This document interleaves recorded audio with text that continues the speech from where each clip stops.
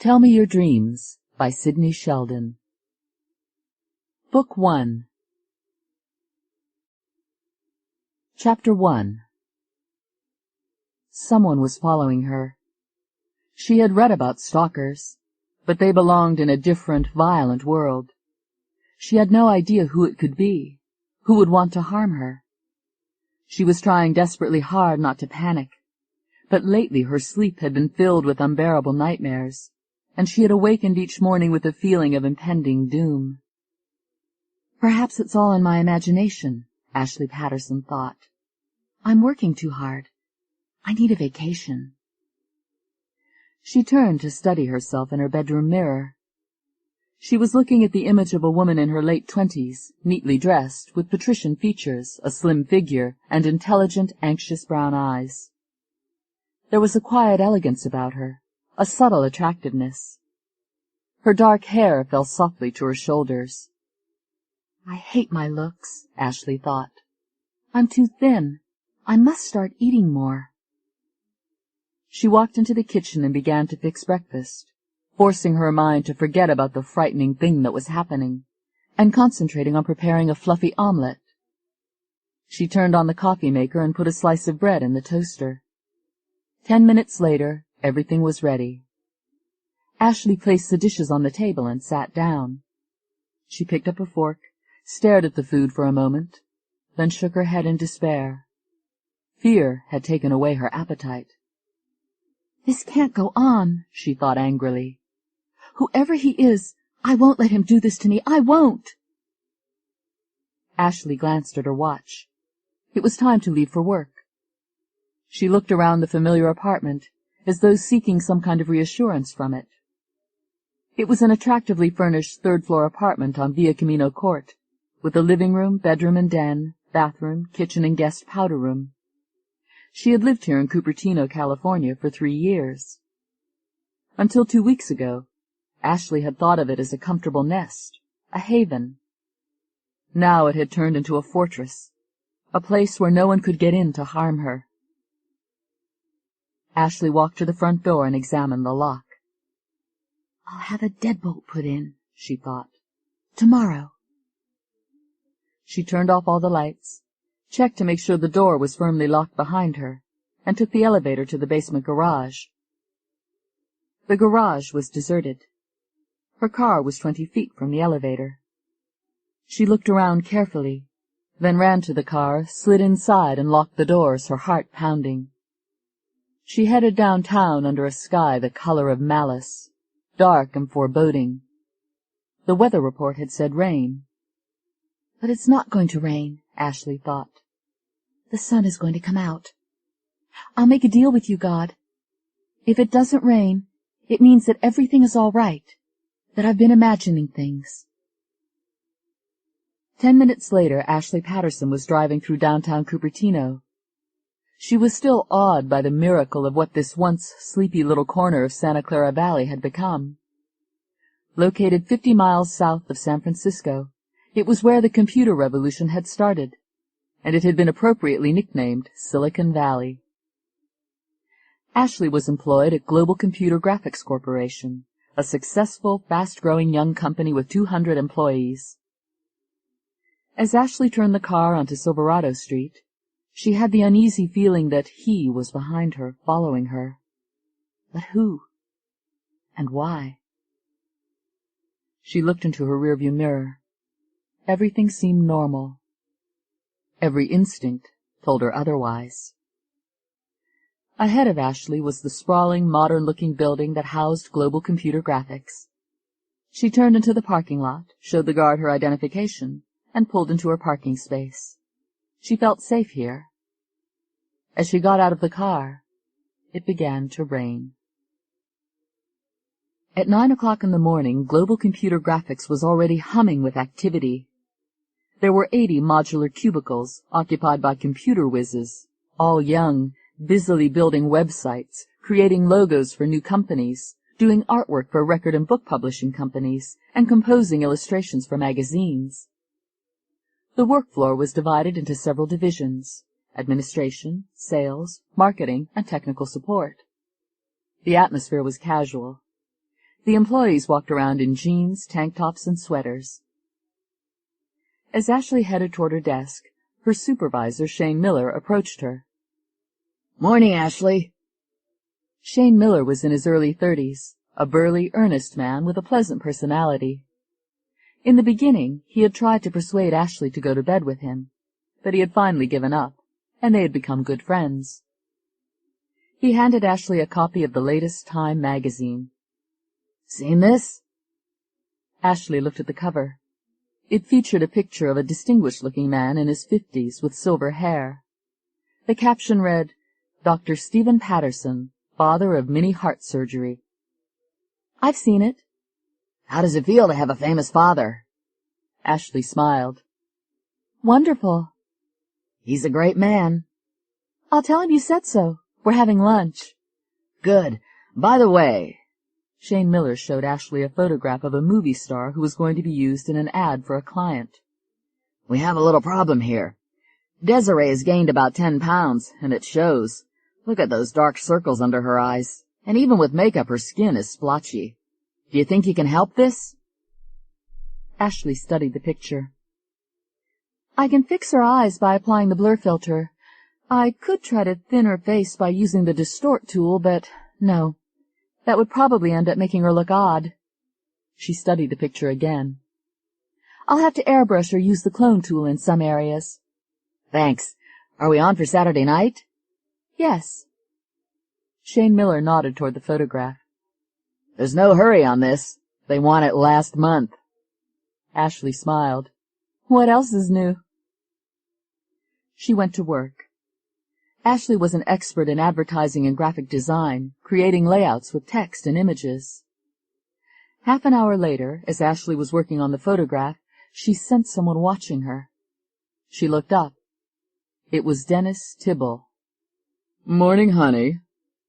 His voice grated on her nerves. Tibble was the company's computer genius. He was known around the plant as the Fixer. Whenever a computer crashed, Tibble was sent for. He was in his early 30s, thin and bald with an unpleasant, arrogant attitude. He had an obsessive personality, and the word around the plant was that he was fixated on Ashley. "Need any help?" "No, thank you." "Hey, what about us having a little dinner Saturday night?" "Thank you, I'm busy." "Going out with the boss again?" Ashley turned to look at him, angry.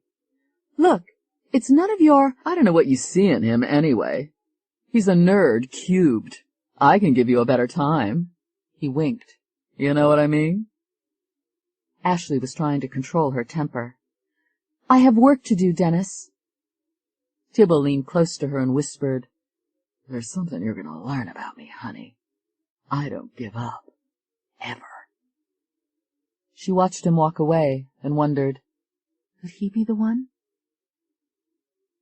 At 12:30, Ashley put her computer in suspend mode and headed for Margarita di Roma, where she was joining her father for lunch. She sat at a corner table in the crowded restaurant, watching her father come toward her. She had to admit that he was handsome. People were turning to stare at him as he walked to Ashley's table. How does it feel to have a famous father? Years earlier, Dr. Stephen Patterson had pioneered a breakthrough in minimally invasive heart surgery. He was constantly invited to lecture at major hospitals around the world. Ashley's mother had died when Ashley was 12, and she had no one but her father. "Sorry I'm late, Ashley." He leaned over and kissed her on the cheek. "That's all right. I just got here." He sat down. "Have you seen Time magazine?" "Yes, Shane showed it to me." He frowned. "Shane? Your boss?" "He's not my boss. He's one of the supervisors." "It's never good to mix business with pleasure, Ashley. You're seeing him socially, aren't you? That's a mistake." "Father, we're just good—" A waiter came up to the table. "Would you like to see a menu?" Dr. Patterson turned to him and snapped. "Can't you see we're in the middle of a conversation?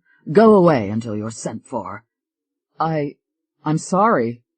The waiter turned and hurried off. Ashley cringed with embarrassment. She had forgotten how savage her father's temper was. He had once punched an intern during an operation for making an error in judgment. Ashley remembered the screaming arguments between her mother and father when she was a little girl. They had terrified her. Her parents had always fought about the same thing, but try as she might, Ashley could not remember what it was. She had blocked it from her mind. Her father went on as though there had been no interruption. Where were we? Oh, yes. Going out with Shane Miller is a mistake. A big mistake. And his words brought back another terrible memory. She could hear her father's voice saying, Going out with Jim Cleary is a mistake. A big mistake. Ashley had just turned 18 and was living in Bedford, Pennsylvania, where she was born. Jim Cleary was the most popular boy in Bedford area high school. He was on the football team, was handsome and amusing, and had a killer smile. It seemed to Ashley that every girl in school wanted to sleep with him. And most of them probably have, she had thought wryly. When Jim Cleary started asking Ashley out, she was determined not to go to bed with him. She was sure he was interested in her only for sex, but as time went on, she changed her mind. She liked being with him, and he seemed to genuinely enjoy her company. That winter, the senior class went for a weekend skiing trip in the mountains. Jim Cleary loved to ski. "We'll have a great time," he assured Ashley. "I'm not going." He looked at her in astonishment. "Why?" "I hate cold weather. Even with gloves, my fingers get numb." "But it will be fun to—" "I'm not going." And he had stayed in Bedford to be with her.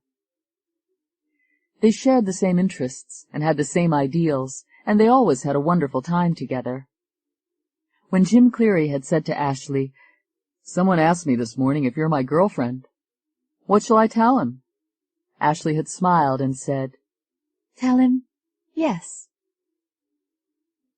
Dr. Patterson was worried. "You're seeing too much of that Cleary boy." "Father, he's very decent, and I love him." "How can you love him? He's a goddamn football player. I'm not going to let you marry a football player. He's not good enough for you, Ashley."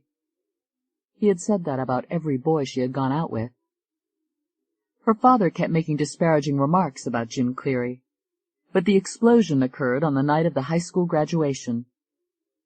Jim Cleary was taking Ashley to an evening graduation party. When he came to pick her up, she was sobbing. "What's the matter? What's happened?" My father told me he's taking me away to London. He's registered me in a college there." Jim Cleary looked at her stunned. "He's doing this because of us, isn't he?" Ashley nodded, miserable. "When do you leave?" "Tomorrow." "No. Ashley, for God's sake, don't let him do this to us. Listen to me. I want to marry you. My uncle offered me a really good job in Chicago with his advertising agency. We'll run away. Meet me tomorrow morning at the railroad station. There's a train leaving for Chicago at 7 a.m. Will you come with me?" She looked at him a long moment and said softly, "Yes." Thinking about it later, Ashley could not remember what the graduation party was like.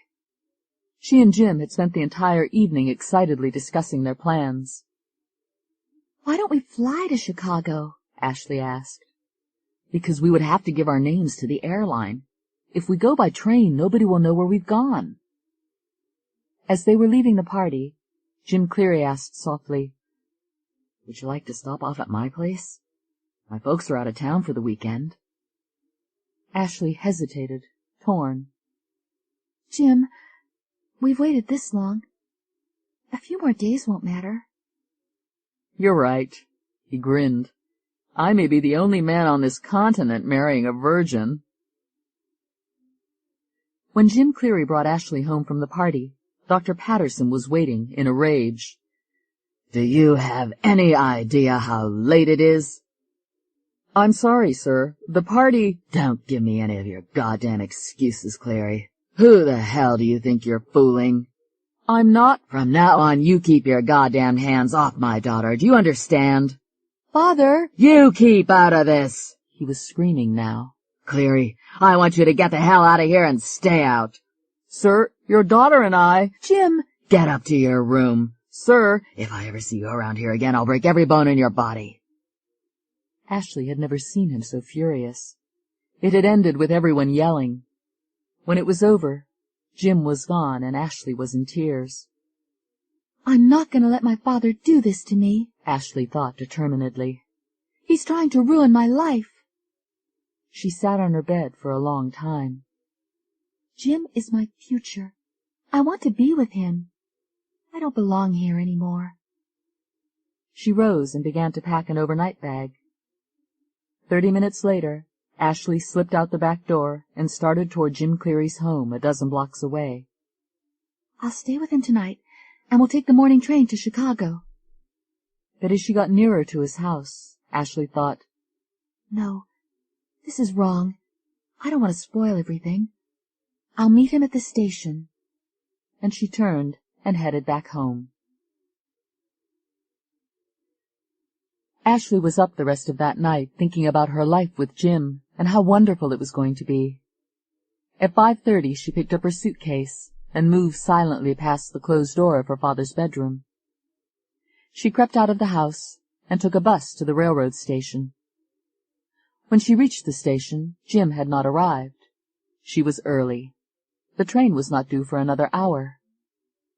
Ashley sat on a bench, eagerly waiting. She thought about her father awakening and finding her gone. He would be furious. But I can't let him live my life. One day he'll really get to know Jim, and he'll see how lucky I am. 6:30, 6:40, 6:45, 6:50. There was still no sign of Jim. Ashley was beginning to panic. What could have happened? She decided to telephone him. There was no answer. 6:55. He'll be coming at any moment. She heard the train whistle in the distance, and she looked at her watch. 6:59. The train was pulling into the station. She rose to her feet and looked around frantically. Something terrible has happened to him. He's had an accident. He's in the hospital. A few minutes later, Ashley stood there watching the train to Chicago pull out of the station, taking all her dreams with it. She waited another half hour and tried to telephone Jim again. When there was still no answer, she slowly headed home, desolate. At noon, Ashley and her father were on a plane to London. She had attended a college in London for 2 years, and when Ashley decided she wanted to be involved in working with computers, she applied for the prestigious MEI Wang Scholarship for Women in Engineering at the University of California at Santa Cruz. She had been accepted, and 3 years later, she was recruited by the Global Computer Graphics Corporation. In the beginning, Ashley had written half a dozen letters to Jim Cleary, but she had torn them all up. His actions and his silence had told her only too clearly how he felt about her. Her father's voice jarred Ashley back to the present. You're a million miles away. What are you thinking about? Ashley studied her father across the table. Nothing. Dr. Patterson signaled the waiter, smiled at him genially, and said, We're ready to look at menus now. It was only when Ashley was on her way back to the office that she remembered she had forgotten to congratulate her father on his cover of Time magazine. When Ashley walked up to her desk, Dennis Tibble was waiting for her. I hear you had lunch with your father. He's an eavesdropping little creep. He makes it his business to know everything that's going on here. Yes, I did. That can't have been much fun. He lowered his voice. Why don't you ever have lunch with me? Dennis, I've told you before I'm not interested. He grinned. You will be. Just wait. There was something eerie about him, something scary. She wondered again whether he could be the one who— She shook her head. No, she had to forget about it, move on. On her way home, Ashley stopped and parked her car in front of the Apple Tree Book House. Before she went in, she studied the reflection in the storefront mirror to see if there was anyone behind her whom she recognized. No one. She went inside the store. A young male clerk walked up to her. "May I help you?" "Yes, Do you have a book on stalkers?" He was looking at her strangely. "Stalkers?" Ashley felt like an idiot. She said quickly, "Yes, I also want a book on, gardening and animals of Africa." "Stalkers and gardening and animals of Africa?" "That's right," she said firmly. "Who knows? Maybe someday I'll have a garden, and I'll take a trip to Africa." When Ashley returned to the car, it began to rain again. As she drove, the rain beat against the windshield, fracturing space and turning the streets ahead into surreal pointillistic paintings. She turned on the windshield wipers. They began to sweep across the window, hissing, "He's gonna get you, gonna get you, gonna get you." Hastily, Ashley turned them off. "No," she thought. "They're saying, 'No one's there, no one's there, no one's there.'" She turned the windshield wipers on again. "He's gonna get you, gonna get you, gonna get you." Ashley parked her car in the garage and pressed the button for the elevator. 2 minutes later, she was heading for her apartment. She reached the front door, put the key in the lock, opened the door, and froze. Every light in the apartment had been turned on. Chapter 2. All around the mulberry bush, the monkey chased the weasel. The monkey thought 'twas all in fun. Hop goes the weasel. Tony Prescott knew exactly why she liked to sing that silly song. Her mum had hated it. "Stop singing that stupid song, do you hear me? You have no voice anyway." "Yes, Mother." And Tony would sing it again and again, under her breath. That had been long ago, but the memory of defying her mother still gave her a glow. Tony Prescott hated working at Global Computer Graphics. She was 22 years old, impish, vivacious, and daring. She was half smoldering, half firecracker. Her face was puckishly heart-shaped. Her eyes were a mischievous brown, her figure alluring. She had been born in London, and she spoke with a delightful British accent. She was athletic and loved sports, particularly winter sports, skiing and bobsledding and ice skating. Going to college in London, Tony had dressed conservatively during the day, but at night she had donned miniskirts and disco gear and made the swinging rounds. She had spent her evenings and nights at the Electric Ballroom on Camden High Street, and at Subterranea and the Leopard Lounge, mixing with the trendy West End crowd. She had a beautiful voice, sultry and sensuous, and at some of the clubs she would go to the piano and play and sing, and the patrons would cheer her. That was when she felt most alive. The routine inside the clubs would always follow the same pattern. "You know you're a fantastic singer, Tony?" "Ta." "Can I buy you a drink?" She smiled. "A Pimm's would be lovely." "My pleasure." And it would end the same way. Her date would lean close to her and whisper in her ear, "Why don't we go up to my flat and have a shag?" "Buzz off!" And Tony would be out of there. She would lie in her bed at night, thinking about how stupid men were and how bloody easy it was to control them.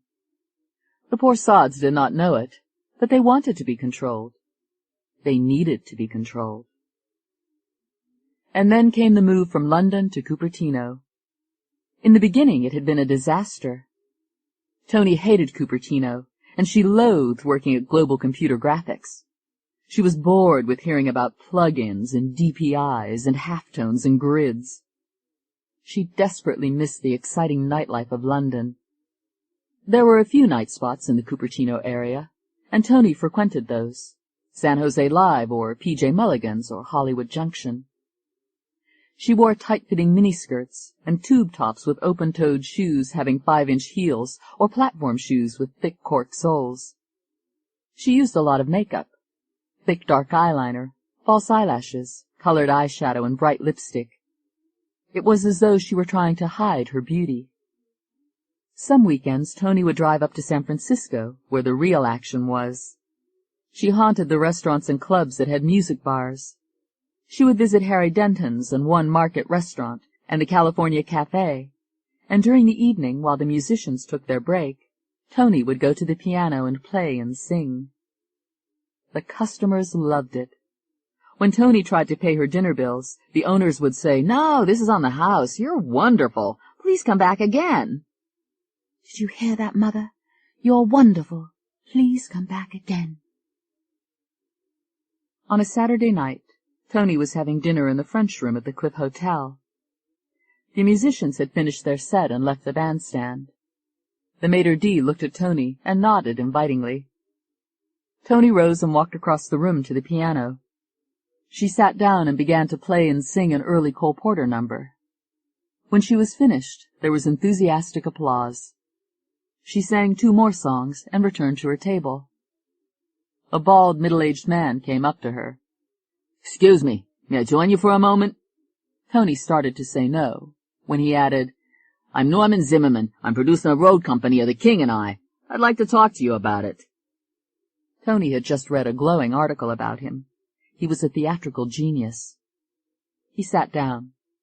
"You have a remarkable talent, young lady. You're wasting your time fooling around in places like this. You should be on Broadway." "Broadway. Did you hear that, Mother?" "I'd like to audition you for—" "I'm sorry. I can't." He looked at her in surprise. "This could open a lot of doors for you. I mean it. I don't think you know how talented you are." "I have a job." "Doing what, may I ask?" "I work at a computer company." "I'll tell you what. I'll start by paying you double whatever you're getting now, and—" Tony said, "I appreciate it, but I can't." Zimmerman sat back in his chair. "You're not interested in show business?" "I'm very interested." "Then what's the problem?" Tony hesitated, then said carefully, "I'd probably have to leave in the middle of the tour." "Because of your husband, or—" "I'm not married." "I don't understand. You said you're interested in show business. This is the perfect showcase for you to—" "I'm sorry. I can't explain." If I did explain, he wouldn't understand, Tony thought miserably. No one would. It's the unholy curse I have to live with. Forever. A few months after Tony started working at Global Computer Graphics, she learned about the Internet, the worldwide open door to meeting men. She was having dinner at the Duke of Edinburgh with Kathy Healy, a friend who worked for a rival computer company. The restaurant was an authentic pub from England that had been torn down, packed in containers, and shipped to California. Tony would go there for Cockney fish and chips, prime ribs with Yorkshire pudding, bangers and mash, and English sherry trifle. "1 foot on the ground," she would say. "I have to remember my roots." Tony looked up at Kathy. "I want you to do me a favor." "Name it." "I want you to help me with the Internet, love. Tell me how to use it." "Tony, the only computer I have access to is at work, and it's against company policy to—" "Sod company policy. You know how to use the Internet, don't you?" "Yes." Tony patted Kathy Healy's hand and smiled. "Great." The following evening, Tony went to Kathy Healy's office, and Kathy introduced Tony to the world of the Internet. After clicking on the Internet icon, Kathy entered her password and waited a moment to connect, then double-clicked another icon and entered the chat room. Tony sat in amazement watching rapid, typed conversations taking place among people all over the globe. "I've got to have that," Tony said. "I'll get a computer for my flat. Would you be an angel and set me up on the Internet?" "Sure, it's easy. All you do is click your mouse into the URL field, the Uniform Resource Locator, and—" "Like the song says, don't tell me, show me." The next night Tony was on the Internet, and from that time on, her life changed. She was no longer bored. The Internet became a magic carpet that flew her all over the world. When Tony got home from work, She would immediately turn on her computer and go online to explore various chat rooms that were available. It was so simple. She accessed the internet, pressed a key, and a window opened on the screen, split into an upper portion and a lower portion. Tony typed in, "Hello, is anyone there?" The lower portion of the screen flashed the words, "Bob, I'm here. I'm waiting for you." She was ready to meet the world. There was Hans in Holland. "Tell me about yourself, Hans." I'm a DJ in Amsterdam at a great club. I'm into hip-hop, rave, world beat, you name it. Tony typed in her reply. "Sounds great. I love to dance. I can go all night long. I live in a horrible little town that has nothing to offer except a few disco nights." Sounds sad. It bloody well is. Why don't you let me cheer you up? What are the chances of our meeting? Ta-ta. She exited the chat room. There was Paul in South Africa. I've been waiting for you to check back in, Tony. I'm here. I'm dying to know all about you, Paul. I'm 32. I'm a doctor at a hospital in Johannesburg. Tony angrily signed off. A doctor. Terrible memories came flooding through her. She closed her eyes a moment, her heart pounding. She took several deep breaths. No more tonight, she thought shakily. She went to bed. The following evening, Tony was back on the internet. Online was Sean from Dublin. Tony, that's a pretty name. Thank you, Sean. Have you ever been to Ireland? No. You'd love it. It's a land of leprechauns. Tell me what you look like, Tony. I'll bet you're beautiful. You're right. I'm beautiful. I'm exciting. And I'm single. What do you do, Sean? I'm a bartender. Tony ended the chat session. Every night was different. There was a polo player in Argentina, an automobile salesman in Japan, a department store clerk in Chicago, a television technician in New York. The internet was a fascinating game, and Tony enjoyed it to the fullest. She could go as far as she wanted, and yet know that she was safe, because she was anonymous. And then one night, in an online chat room, she met Jean-Claude Perron. Bonsoir. I am happy to meet you, Tony. Nice to meet you, Jean-Claude. Where are you? In Quebec City. I've never been to Quebec. Would I like it? Tony expected to see the word yes on the screen. Instead, Jean-Claude typed, I do not know. It depends on what kind of person you are. Tony found his answer intriguing. Really? What kind of person would I have to be to enjoy Quebec? Quebec is like the early North American frontier. It is very French. Quebecois are independent. We do not like to take orders from anyone. Tony typed in, Neither do I. Then you would enjoy it. It is a beautiful city, surrounded by mountains and lovely lakes, a paradise for hunting and fishing. Looking at the typed words appearing on her screen, Tony could almost feel Jean-Claude's enthusiasm. It sounds great. Tell me about yourself. Moi? There is not much to tell. I am 38 years old, unmarried. I just ended a relationship and I would like to settle down with the right woman. Et vous, are you married? Tony typed back, No, I'm looking for someone too. What do you do? I own a little jewelry store. I hope you will come and visit it one day. Is that an invitation? Mais oui, yes. Tony typed in, It sounds interesting. And she meant it. Maybe I'll find a way to go there, Tony thought. Maybe he's the person who can save me. Tony communicated with Jean-Claude Perron almost every night. He had scanned in a picture of himself, and Tony found herself looking at a very attractive, intelligent-looking man. When Jean-Claude saw the photograph of Tony that she scanned in, he wrote, You are beautiful, ma chérie. I knew you would be. Please, come to visit me. I will. Soon. Ta-ta. Tony signed off. On the work floor the next morning, Tony heard Shane Miller talking to Ashley Patterson and thought, "What the hell does he see in her? She's a right git." To Tony, Ashley was a frustrated, spinsterish Miss Goody-Two-Shoes. "She doesn't bloody know how to have any fun," Tony thought. Tony disapproved of everything about her.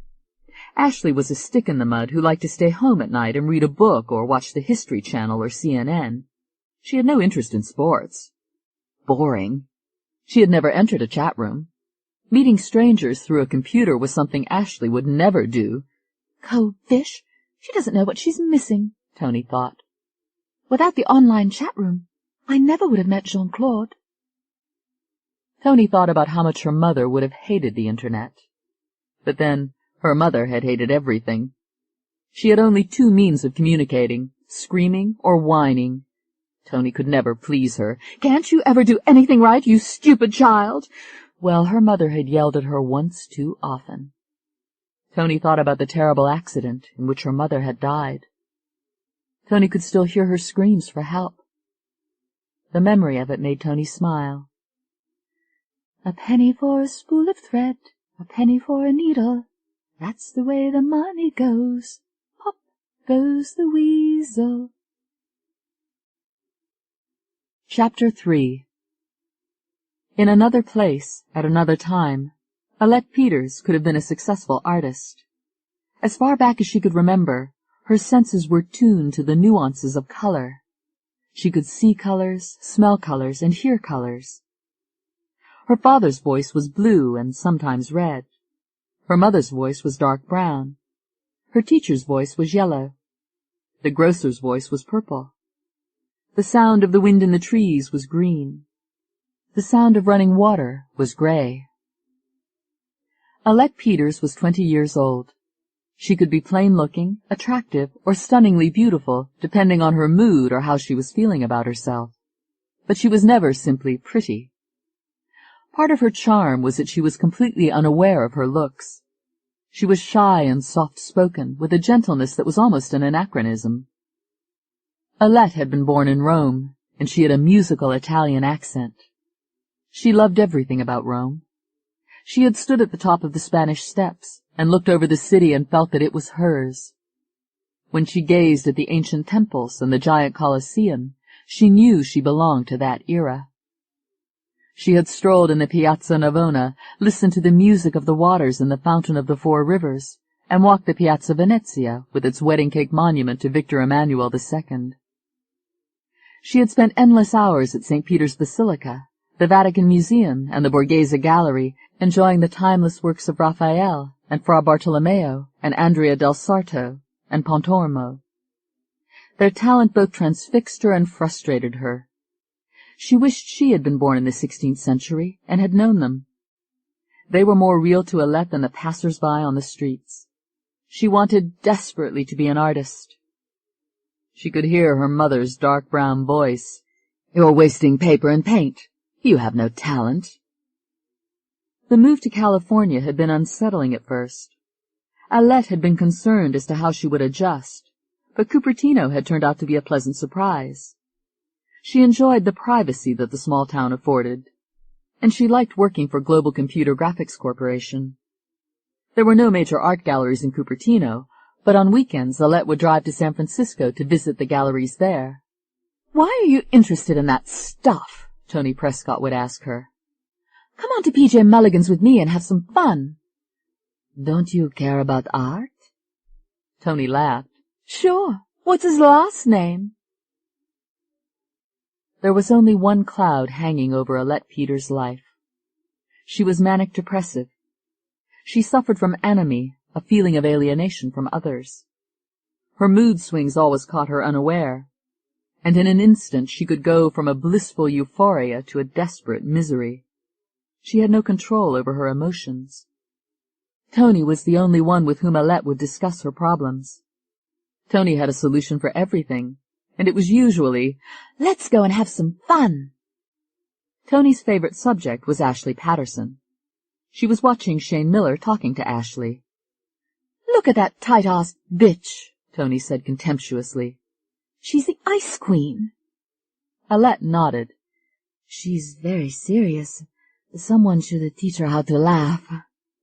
Tony snorted. Someone should teach her how to fuck. One night a week, Alette would go to the mission for the homeless in San Francisco and help serve dinner. There was one little old woman in particular who looked forward to Alette's visits.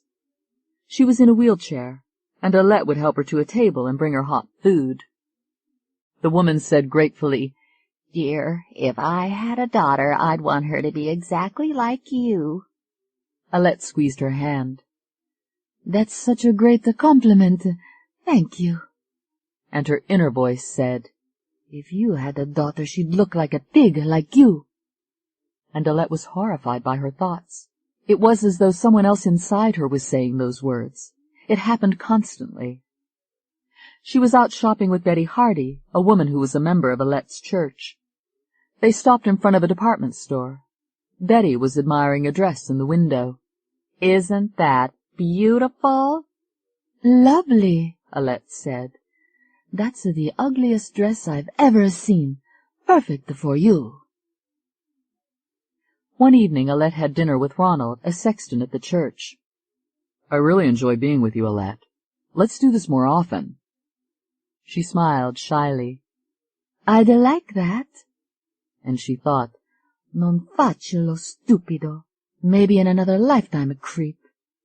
And again she was horrified. "What's wrong with me?" And she had no answer. The smallest slights, whether intended or not, drove Alette into a rage.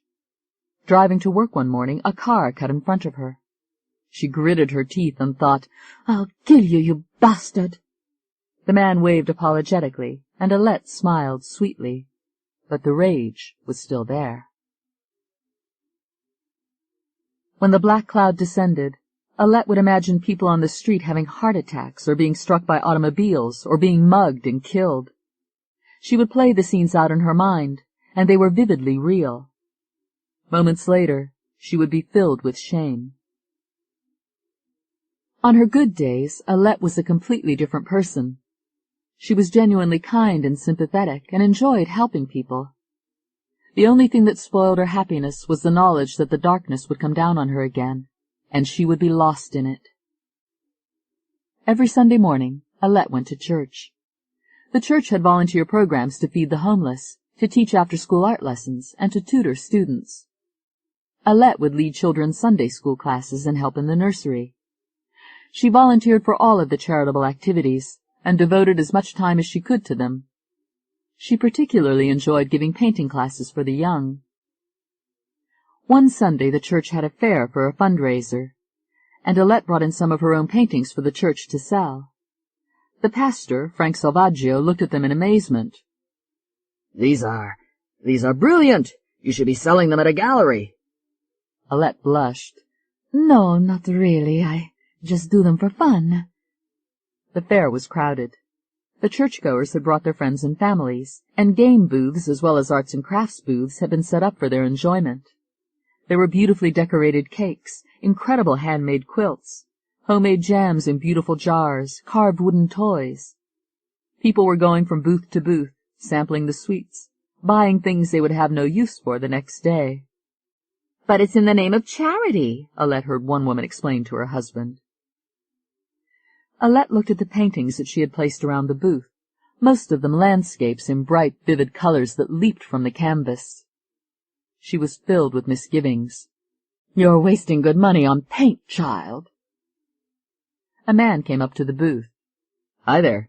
Did you paint these?" His voice was a deep blue. "No, stupid. Michelangelo dropped by and painted them." "You're very talented." "Thank you. What do you know about talent?" A young couple stopped at Alette's booth. "Look at those colors. I have to have that one. You're really good." And all afternoon people came to her booth to buy her paintings and to tell her how much talent she had. And Alette wanted to believe them, but each time the black curtain came down and she thought, "They're all being cheated." An art dealer came by. "These are really lovely. You should merchandise your talent." "I'm just an amateur," Alette insisted, and she refused to discuss it any further. At the end of the day, Alette had sold every one of her paintings. She gathered the money that people had paid her, put it in an envelope, and handed it to Pastor Frank Salvaggio. He took it and said, "Thank you, Alette. You have a great gift, bringing so much beauty into people's lives." Did you hear that, the mother? When Alette was in San Francisco, she spent hours visiting the Museum of Modern Art, and she haunted the De Young Museum to study their collection of American art. Several young artists were copying some of the paintings on the museum's walls. One young man in particular caught Alette's eye. He was in his late 20s, slim and blond with a strong, intelligent face. He was copying Georgia O'Keeffe's Petunias, and his work was remarkably good. The artist noticed Alette watching him. "Hi." His voice was a warm yellow. "Hello," Alette said shyly. The artist nodded toward the painting he was working on. "What do you think?" "Bellissimo. I think it's wonderful." And she waited for her inner voice to say, "For a stupid amateur." but it didn't happen. She was surprised. "It's really wonderful." He smiled. "Thank you. My name is Richard Melton." Alette Peters. "Do you come here often?" Richard asked. "Si, as often as I can. I don't live in San Francisco." "Where do you live?" "In Cupertino." Not, "It's none of your damn business," or "Wouldn't you like to know?" but "In Cupertino." What is happening to me? "That's a nice little town." "I like it." Not, "What the hell makes you think it's a nice little town?" or "What do you know about nice little towns?" but "I like it." He was finished with the painting. "I'm hungry. Can I buy you lunch? Café de Young has pretty good food." Alette hesitated only a moment. "Va bene, I'd like that." Not, "You look stupid," or "I don't have lunch with strangers," but "I'd like that." It was a new, exhilarating experience for Alette. The lunch was extremely enjoyable, and not once did negative thoughts come into Alette's mind. They talked about some of the great artists, and Alette told Richard about growing up in Rome. "I've never been to Rome," he said. "Maybe one day." And Alette thought, "It would be fun to go to Rome with you." As they were finishing their lunch, Richard saw his roommate across the room and called him over to the table. "Gary, I didn't know you were going to be here. I'd like you to meet someone. This is Alette Peters. Gary King." Gary was in his late 20s, with bright blue eyes and hair down to his shoulders. "It's nice to meet you, Gary." "Gary's been my best friend since high school, Alette." "Yeah, I have 10 years of dirt on Richard, so if you're looking for any good stories—" "Gary, don't you have somewhere to go?" "Right." He turned to Alette. "But don't forget my offer. I'll see you two around." They watched Gary leave. Richard said, "Alette." "Yes?" "May I see you again?" "I would like that." Monday morning, Alette told Tony about her experience. "Don't get involved with an artist," Tony warned. "You'll be living on the fruit he paints. Are you going to see him again?" Alette smiled. "Yes, I think he likes me, and I like him. I really like him." It started as a small disagreement and ended up as a ferocious argument. Pastor Frank was retiring after 40 years of service. He had been a very good and caring pastor, and the congregation was sorry to see him leave. There were secret meetings held to decide what to give him as a going-away present. A watch, money, a vacation, a painting. He loved art. "Why don't we have someone do a portrait of him with the church in the background?" They turned to Alette. "Will you do it?" "Of course," she said happily. Walter Manning was one of the senior members of the church and one of its biggest contributors. He was a very successful businessman, but he seemed to resent everyone else's success. He said, "My daughter is a fine painter. Perhaps she should do it." Someone suggested, "Why not have them both do it, and we'll vote on which one to give Pastor Frank?" Alette went to work. The painting took her 5 days, and it was a masterpiece, glowing with the compassion and goodness of her subject. The following Sunday the group met to look at the paintings. There were exclamations of appreciation over Alette's painting. "It's so real he could almost walk off the canvas." "Oh, he's going to love that. That should be in a museum, Alette." Walter Manning unwrapped the canvas painted by his daughter. It was a competent painting, but it lacked the fire of Alette's portrait. "That's very nice," one of the members of the congregation said tactfully, "but I think Alette's is—" "I agree. Alette's portrait is the one." Walter Manning spoke up. "This has to be a unanimous decision. My daughter's a professional artist." He looked at Alette. "Not a dilettante. She did this as a favor. We can't turn her down." "But Walter—" "No, sir, this has to be unanimous. We're either giving him my daughter's painting, or we don't give him anything at all." Alette said, "I like her painting very much. Let's give it to the pastor." Walter Manning smiled smugly and said, "He's going to be very pleased with this." On his way home that evening, Walter Manning was killed by a hit-and-run driver. When Alette heard the news, she was stunned. Chapter 4. Ashley Patterson was taking a hurried shower late for work when she heard the sound. A door opening, closing. She turned off the shower, listening, her heart pounding. Silence. She stood there a moment, her body glistening with drops of water, then hurriedly dried herself and cautiously stepped into the bedroom. Everything appeared to be normal. "It's my stupid imagination again. I've got to get dressed." She walked over to her lingerie drawer, opened it and stared down at it, unbelievingly. Someone had gone through her undergarments. Her bras and pantyhose were all piled together. She always kept them neatly separated. Ashley suddenly felt sick to her stomach. Had he unzipped his pants, picked up her pantyhose and rubbed them against himself? Had he fantasized about raping her and murdering her? She was finding it difficult to breathe. "I should go to the police, but they would laugh at me. You want us to investigate this because you think someone got into your lingerie drawer? Someone has been following me." Have you seen who it is? "No." Has anyone threatened you? "No." Do you know why anyone would want to harm you? "No." It's no use, Ashley thought despairingly. I can't go to the police. Those are the questions they would ask me, and I would look like a fool. She dressed as quickly as she could, suddenly eager to escape from the apartment. "I'll have to move. I'll go somewhere where he can't find me." But even as she thought it, she had the feeling that it was going to be impossible. He knows where I live. He knows where I work. And what do I know about him? Nothing. She refused to keep a gun in the apartment because she hated violence. But I need some protection now, Ashley thought. She went into the kitchen, picked up a steak knife, carried it to her bedroom, and put it in the dresser drawer next to her bed. It's possible that I mixed my lingerie up myself. That's probably what happened. Or is it wishful thinking?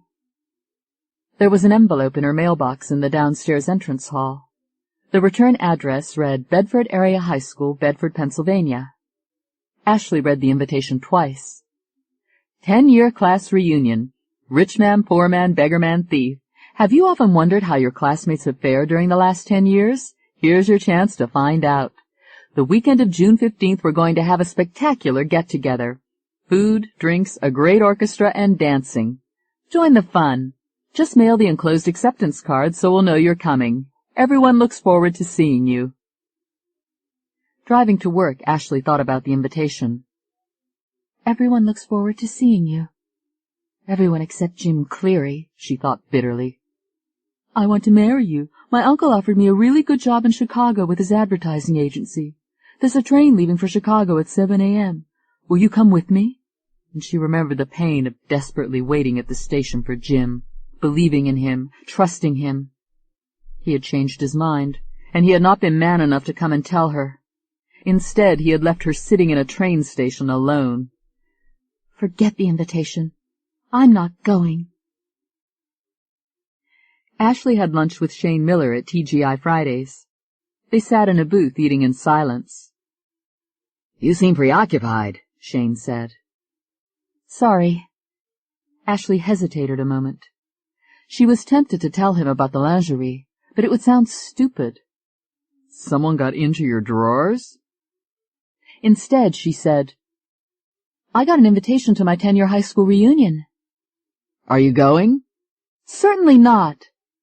It came out stronger than Ashley had intended. Shane Miller looked at her curiously. "Why not? Those things can be fun." Would Jim Cleary be there? Would he have a wife and children? What would he say to her? Sorry I wasn't able to meet you at the train station? Sorry I lied to you about marrying you?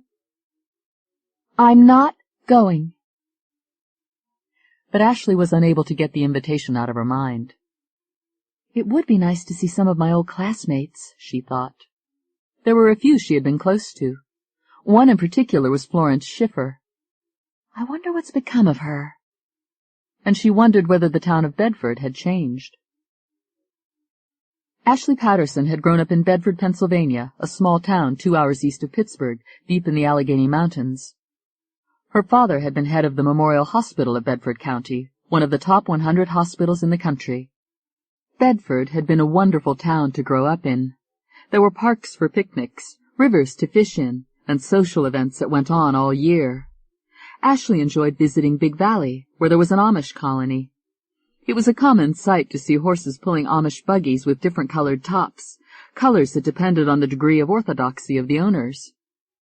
There were Mystery Village evenings, and live theater, and the Great Pumpkin Festival. Ashley smiled at the thought of the good times she had had there.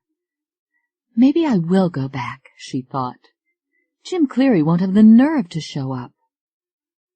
Ashley told Shane Miller of her decision. "It's a week from Friday," she said. "I'll be back Sunday night." "Great. Let me know what time you're getting back. I'll pick you up at the airport." "Thank you, Shane." When Ashley returned from lunch, she walked into her work cubicle and turned her computer on. To her surprise, a sudden hail of pixels began rolling down the screen, creating an image. She stared at it, bewildered. The dots were forming a picture of her. As Ashley watched, horrified, a hand holding a butcher knife appeared at the top of the screen. The hand was racing toward her image, ready to plunge the knife into her chest. Ashley screamed, "No!" She snapped off the monitor and jumped to her feet. Shane Miller had hurried to her side. "Ashley, what is it?" She was trembling. "On the screen." Shane turned on the computer. A picture of a kitten chasing a ball of yarn across a green lawn appeared.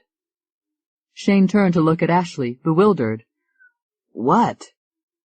It's gone," she whispered. "What's gone?" She shook her head. "Nothing. I've been under a lot of stress lately, Shane. I'm sorry." "Why don't you go have a talk with Dr. Speakman?" Ashley had seen Dr. Speakman before. He was the company's psychologist hired to counsel stressed-out computer whizzes. He was not a medical doctor, but he was intelligent and understanding, and it was helpful to be able to talk to someone. "I'll go," Ashley said. Dr. Ben Speakman was in his 50s, a patriarch at the Fountain of Youth. His office was a quiet oasis at the far end of the building, relaxed and comfortable. "I had a terrible dream last night," Ashley said. She closed her eyes, reliving it. "I was running. I was in a huge garden filled with flowers. They had weird, ugly faces. They were screaming at me. I couldn't hear what they were saying. I just kept running towards something. I don't know what." She stopped and opened her eyes. "Could you have been running away from something? Was something chasing you?" "I don't know. I think I'm being followed, Dr. Speakman. It sounds crazy, but I think someone wants to kill me." He studied her a moment. "Who would want to kill you?" I have no idea." "Have you seen anyone following you?" "No." "You live alone, don't you?" "Yes." "Are you seeing anyone, I mean, romantically?" "No, not right now." "So it's been a while since you I mean, sometimes when a woman doesn't have a man in her life, well, a kind of physical tension can build up. What he's trying to tell me is that I need a good... She could not bring herself to say the word. She could hear her father yelling at her. Don't ever say that word again. People will think you're a little slut. Nice people don't say fuck. Where do you pick up that kind of language? I think you've just been working too hard, Ashley. I don't believe you have anything to worry about. It's probably just tension. Take it a little easier for a while. Get more rest. I'll try.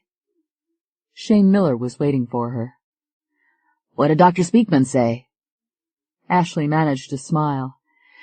He says I'm fine. I've just been working too hard. Well, we'll have to do something about that, Shane said. For openers, why don't you take the rest of the day off? His voice was filled with concern. Thanks. She looked at him and smiled. He was a dear man, a good friend. He can't be the one, Ashley thought. He can't. During the following week, Ashley could think of nothing but the reunion. I wonder if my going is a mistake. What if Jim Cleary does show up?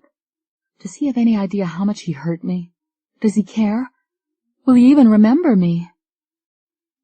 The night before Ashley was to leave for Bedford, she was unable to sleep. She was tempted to cancel her flight. I'm being silly, she thought. The past is the past. When Ashley picked up her ticket at the airport, she examined it and said, I'm afraid there's been some mistake. I'm flying tourist. This is a first-class ticket. Yes, you changed it. She stared at the clerk. I what? You telephoned and said to change it to a first-class ticket. He showed Ashley a slip of paper.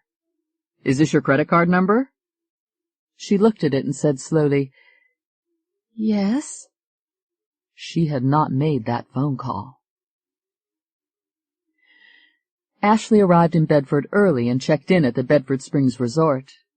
The reunion festivities did not start until 6 o'clock that evening, so she decided to explore the town. She hailed a taxi in front of the hotel. Where to, miss? Let's just drive around. Hometowns were supposed to look smaller when a native returned years later, but to Ashley, Bedford looked larger than she had remembered. The taxi drove up and down familiar streets, passing the offices of the Bedford Gazette and television station WKYE, and a dozen familiar restaurants and art galleries. The Baker's Loaf of Bedford was still there, and Clara's Place, the Fort Bedford Museum, and Old Bedford Village. They passed the Memorial Hospital, a graceful 3-story brick building with a portico. It was there that her father had become famous. She recalled again the terrible screaming fights between her mother and father. They had always been about the same thing. About what? She could not remember. At 5 o'clock, Ashley returned to her hotel room. She changed clothes 3 times before finally deciding on what she was going to wear. She settled on a simple, flattering black dress. When Ashley entered the festively decorated gymnasium of Bedford Area High School, she found herself surrounded by 120 vaguely familiar-looking strangers. Some of her former classmates were completely unrecognizable. Others had changed little. Ashley was looking for one person, Jim Cleary. Would he have changed much? Would he have his wife with him? People were approaching Ashley. Ashley, it's Trent Watterson. You look great. Thanks. So do you, Trent. I want you to meet my wife. Ashley, it is you, isn't it? Yes, Art Davies, remember me? Of course. He was badly dressed and looked ill at ease.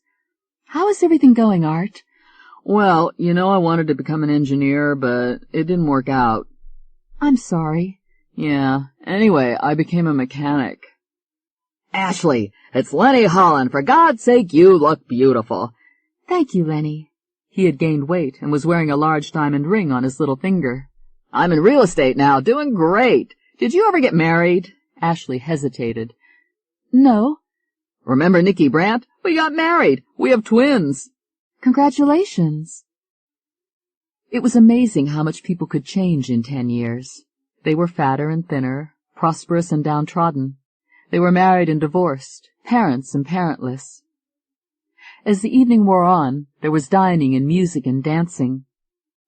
Ashley made conversation with her former classmates and caught up on their lives, but her mind was on Jim Cleary. There was still no sign of him. "He won't come," she decided. "He knows I might be here, and he's afraid to face me." An attractive-looking woman was approaching. "Ashley, I was hoping I'd see you." It was Florence Schiffer. Ashley was genuinely glad to see her. Florence had been one of her closest friends. The two of them found a table in the corner where they could talk. "You look great, Florence," Ashley said. "So do you. Sorry I'm so late. The baby wasn't feeling well. Since I last saw you, I've gotten married and divorced. I'm going out with Mr. Wonderful now. What about you? After the graduation party, you disappeared. I tried to find you, but you'd left town." "I went to London," Ashley said. "My father enrolled me in a college over there. We left here the morning after our graduation." "I tried every way I could think of to reach you. The detectives thought I might know where you were. They were looking for you because you and Jim Cleary were going together." Ashley said slowly, "The detectives?" "Yes, the ones investigating the murder." Ashley felt the blood drain from her face. "What murder?" Florence was staring at her. "My God, you don't know?" "Know what?" Ashley demanded fiercely. "What are you talking about?" "The day after the graduation party, Jim's parents came back and found his body. He had been stabbed to death and castrated."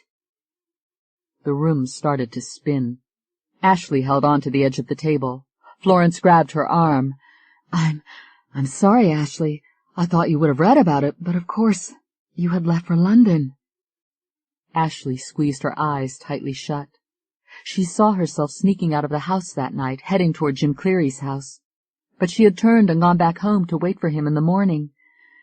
"If only I had gone to him," Ashley thought miserably. "He would still be alive. And all these years I've hated him. Oh, my God, who could have killed him? Who—" She could hear her father's voice.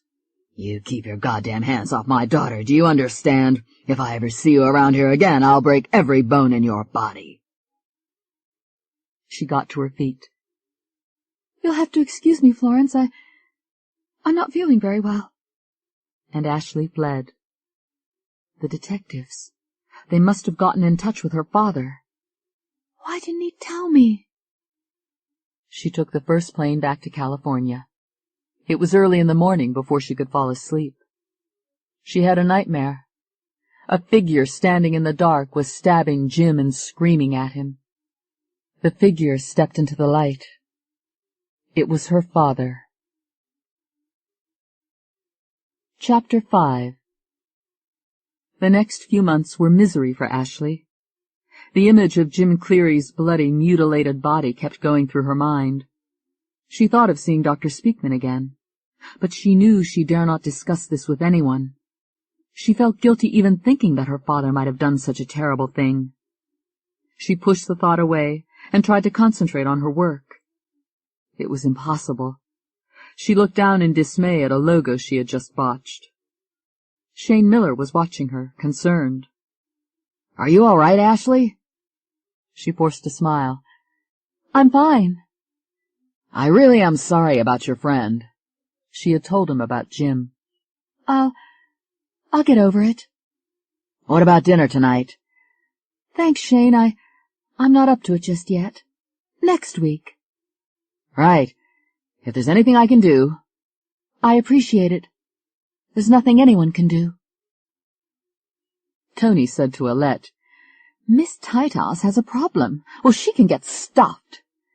"I feel dispiace, sorry for her. She is troubled." "Sod her. We all have our problems, don't we, love?" As Ashley was leaving on a Friday afternoon before a holiday weekend, Dennis Tibble stopped her. "Hey, babe, I need a favor." "I'm sorry, Dennis, Come on, lighten up." He took Ashley's arm. "I need some advice from a woman's point of view."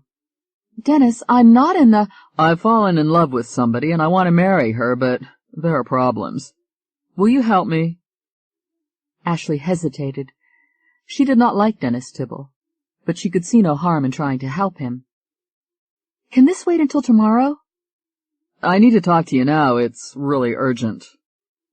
Ashley took a deep breath. All right. Can we go to your apartment? She shook her head. No. She would never be able to make him leave. Will you stop by my place? Ashley hesitated. Very well. That way I can leave when I want to. If I can help him get the woman he's in love with, maybe he'll leave me alone. Tony said to Alette, God, Goody Two-Shoes is going to the twerp's apartment. Can you believe she could be that stupid? Where's her sodding brains? She's just trying to help him. There's nothing wrong with... Oh, come on, Alette. When are you going to grow up? The man wants to bonk her. Non va. Non si va così. I couldn't have said it better myself. Dennis Tibble's apartment was furnished in neo-nightmare. Posters of old horror movies hung from the walls next to pin-ups of naked models and wild animals feeding. Tiny erotic wood carvings were spread out on tables. It's the apartment of a madman, Ashley thought. She could not wait to get out of there. Hey, I'm glad you could come, baby. I really appreciate this. I can't stay long, Dennis, Ashley warned him. Tell me about this woman you're in love with. She's really something. He held out a cigarette. Cigarette? I don't smoke. She watched him light up. How about a drink? I don't drink. He grinned. You don't smoke. You don't drink. That leaves an interesting activity, doesn't it? She said to him sharply, Dennis, if you don't— Only kidding. He walked over to the bar and poured some wine. Have a little wine. That can't hurt you. He handed her the glass. She took a sip of wine. Tell me about Miss Wright. Dennis Tibble sat down on the couch next to Ashley. I've never met anybody like her. She's sexy like you and— Stop it, or I'll leave. Hey, that was meant as a compliment. Anyway, she's crazy about me, but her mother and father are very social, and they hate me. Ashley made no comment. So the thing is, if I push it, she'll marry me, but she'll alienate her family. She's really close to them, and if I marry her, they'll sure as hell disown her. Then one day she'll probably blame me. Do you see the problem? Ashley took another sip of wine. After that, time seemed to vanish in a mist. She awakened slowly, knowing that something was terribly wrong. She felt as though she had been drugged. It was an enormous effort merely to open her eyes. Ashley looked around the room and began to panic. She was lying in a bed, naked, in a cheap hotel room. She managed to sit up, and her head started to pound. She had no idea where she was or how she had gotten there. There was a room service menu on the nightstand, and she reached over and picked it up. The Chicago Loop Hotel. She read it again, stunned.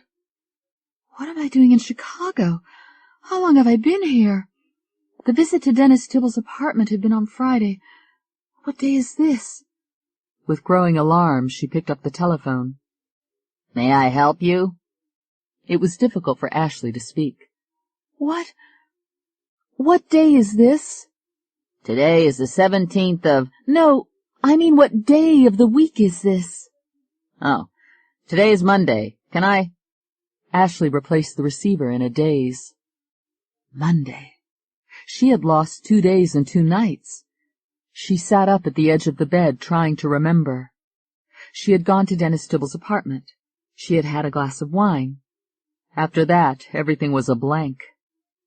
He had put something in her glass of wine that had made her temporarily lose her memory. She had read about incidents where a drug like that had been used. It was called the date rape drug. That was what he had given her. The talk about wanting her advice had been a ruse, and like a fool I fell for it. She had no recollection of going to the airport, flying to Chicago, or checking into this seedy hotel room with Tibble, and worse, no recollection of what had happened in this room. I've got to get out of here, Ashley thought desperately. She felt unclean, as though every inch of her body had been violated. What had he done to her? Trying not to think about it, she got out of bed, walked into the tiny bathroom, and stepped into the shower. She let the stream of hot water pound against her body, trying to wash away whatever terrible, dirty things had happened to her. What if he had gotten her pregnant?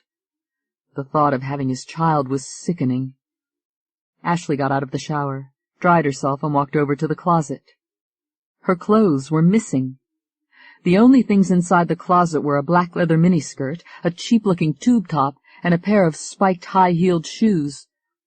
She was repelled by the thought of putting on the clothes, but she had no choice. She dressed quickly and glanced in the mirror. She looked like a prostitute. Ashley examined her purse.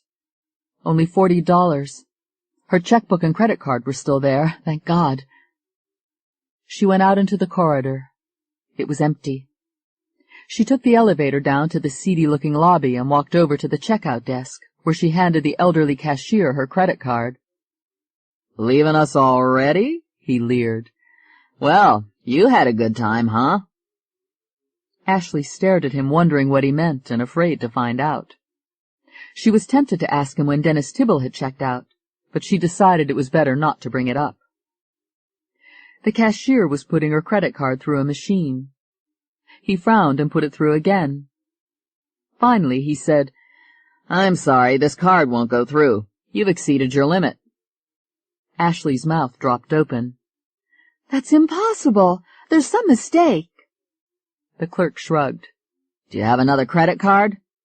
"No, I don't. Will you take a personal check?" He was eyeing her outfit disapprovingly. "I guess so, if you have some ID." "I need to make a telephone call." "Telephone booth in the corner." "San Francisco Memorial Hospital. Dr. Stephen Patterson." "One moment, please." "Dr. Patterson's office." "Sarah, this is Ashley. I need to speak to my father." "I'm sorry, Miss Patterson. He's in the operating room and—" Ashley's grip tightened on the telephone. "Do you know how long he'll be there?" "It's hard to say. I know he has another surgery scheduled after—" Ashley found herself fighting hysteria. "I need to talk to him. It's urgent. Can you get word to him, please? As soon as he gets a chance, have him call me." She looked at the telephone number in the booth and gave it to her father's receptionist. "I'll wait here until he calls." "I'll be sure to tell him." She sat in the lobby for almost an hour, willing the telephone to ring. People passing by stared at her or ogled her, and she felt naked in the tawdry outfit she was wearing. When the phone finally rang, it startled her. She hurried back into the phone booth. "Hello?" "Ashley?" It was her father's voice. "Oh, Father, "What's wrong?" I'm in Chicago and—" "What are you doing in Chicago?" "I can't go into it now. I need an airline ticket to San Jose. I don't have any money with me. Can you help me?" "Of course. Hold on." 3 minutes later, her father came back on the line. "There's an American Airlines plane leaving O'Hare at 10:40 a.m., flight 407. There will be a ticket waiting for you at the check-in counter. I'll pick you up at the airport in San Jose and—" "No!" She could not let him see her like this. I'll go to my apartment to change." "All right. I'll come down and meet you for dinner. You can tell me all about it then." "Thank you, Father. Thank you." On the plane going home, Ashley thought about the unforgivable thing Dennis Tibble had done to her. "I'm going to have to go to the police," she decided. "I can't let him get away with this. How many other women has he done this to?" When Ashley got back to her apartment, she felt as though she had returned to a sanctuary. She could not wait to get out of the tacky outfit she was wearing. She stripped it off as quickly as she could. She felt as though she needed another shower before she met her father. She started to walk over to her closet and stopped. In front of her on the dressing table was a burned cigarette butt. They were seated at a corner table in a restaurant at the Oaks. Ashley's father was studying her, concerned. "What were you doing in Chicago?" I don't know." He looked at her, puzzled. "You don't know?" Ashley hesitated, trying to make up her mind whether to tell him what had happened. Perhaps he could give her some advice. She said carefully, "Dennis Tibble asked me up to his apartment to help him with a problem." Dennis Tibble? That snake? Long ago, Ashley had introduced her father to the people she worked with. How could you have anything to do with him? Ashley knew instantly that she had made a mistake. Her father had always overreacted to any problems she had, especially when it involved a man. If I ever see you around here again, Cleary, I'll break every bone in your body. "It's not important," Ashley said. I want to hear it. Ashley sat still for a moment, filled with a sense of foreboding. "Well, I had a drink at Dennis's apartment and—" As she talked, she watched her father's face grow grim. There was a look in his eyes that frightened her. She tried to cut the story short. No, her father insisted.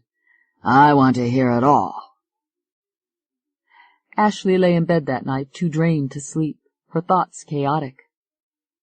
"If what Dennis did to me becomes public, it will be humiliating. Everyone at work will know what happened. But I can't let him do this to anyone else. I have to tell the police." People had tried to warn her that Dennis was obsessed with her, but she had ignored them. Now, looking back on it, she could see all the signs. Dennis had hated to see anyone else talking to her. He was constantly begging her for dates. He was always eavesdropping. "At least I know who the stalker is," Ashley thought. At 8:30 in the morning, as Ashley was getting ready to leave for work, the telephone rang. She picked it up. "Hello?" Ashley, it's Shane. Have you heard the news? "What news?" It's on television. They just found Dennis Tibble's body. For an instant, the earth seemed to shift. "Oh, my God, what happened?" According to the sheriff's office, somebody stabbed him to death and then castrated him. Chapter 6. Deputy Sam Blake had earned his position in the Cupertino Sheriff's Office the hard way. He had married the sheriff's sister, Serena Dowling, a virago with a tongue sharp enough to fell the forests of Oregon. Sam Blake was the only man Serena had ever met who was able to handle her. He was a short, gentle, mild-mannered person with the patience of a saint. No matter how outrageous Serena's behavior, he would wait until she had calmed down and then have a quiet talk with her. Blake had joined the sheriff's department because Sheriff Matt Dowling was his best friend. They had gone to school together and grown up together. Blake enjoyed police work and was exceedingly good at it. He had a keen, inquiring intelligence and a stubborn tenacity. The combination made him the best detective on the force.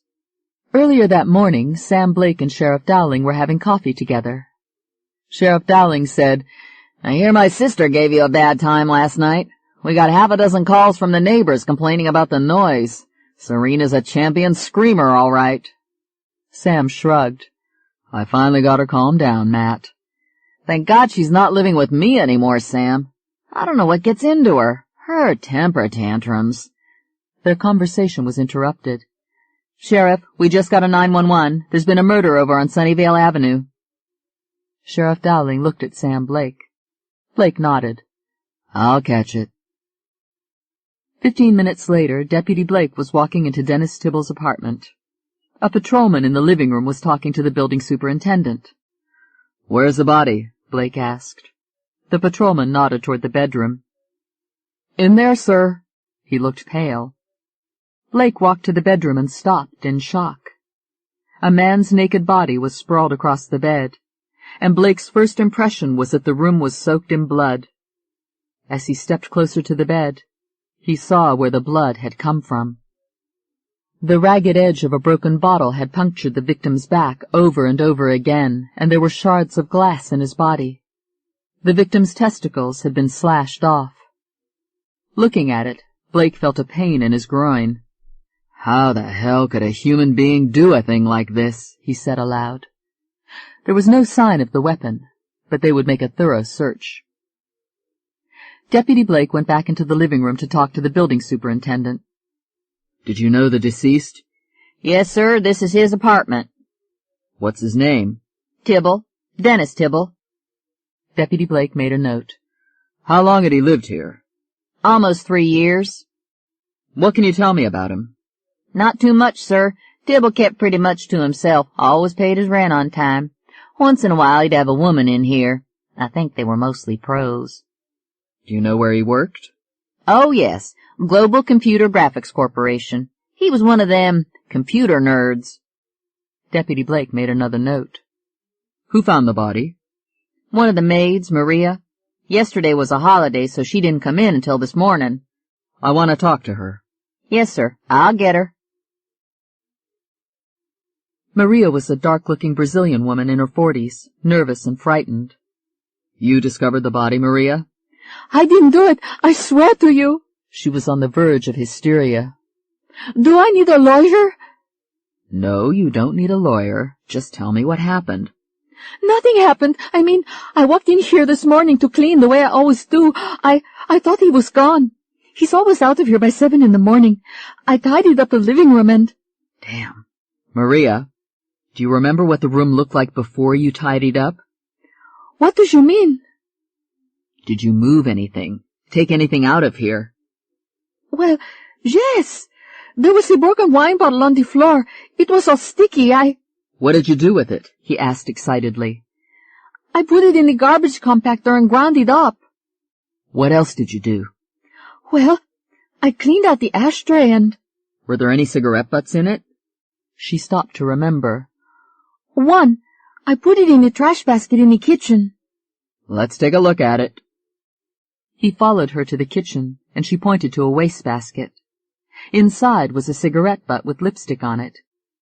Carefully, Deputy Blake scooped it up in a coin envelope. He led her back to the living room. Maria, do you know if anything is missing from the apartment? Does it look as if any valuables are gone? She looked around. I don't think so. Mr. Tibble, he liked to collect those little statues.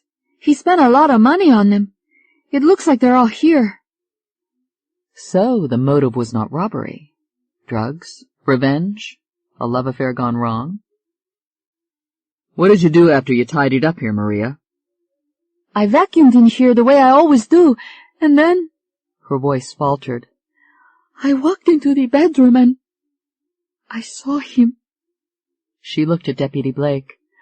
I swear I didn't do it. The coroner and his assistants arrived in a coroner's wagon with a body bag.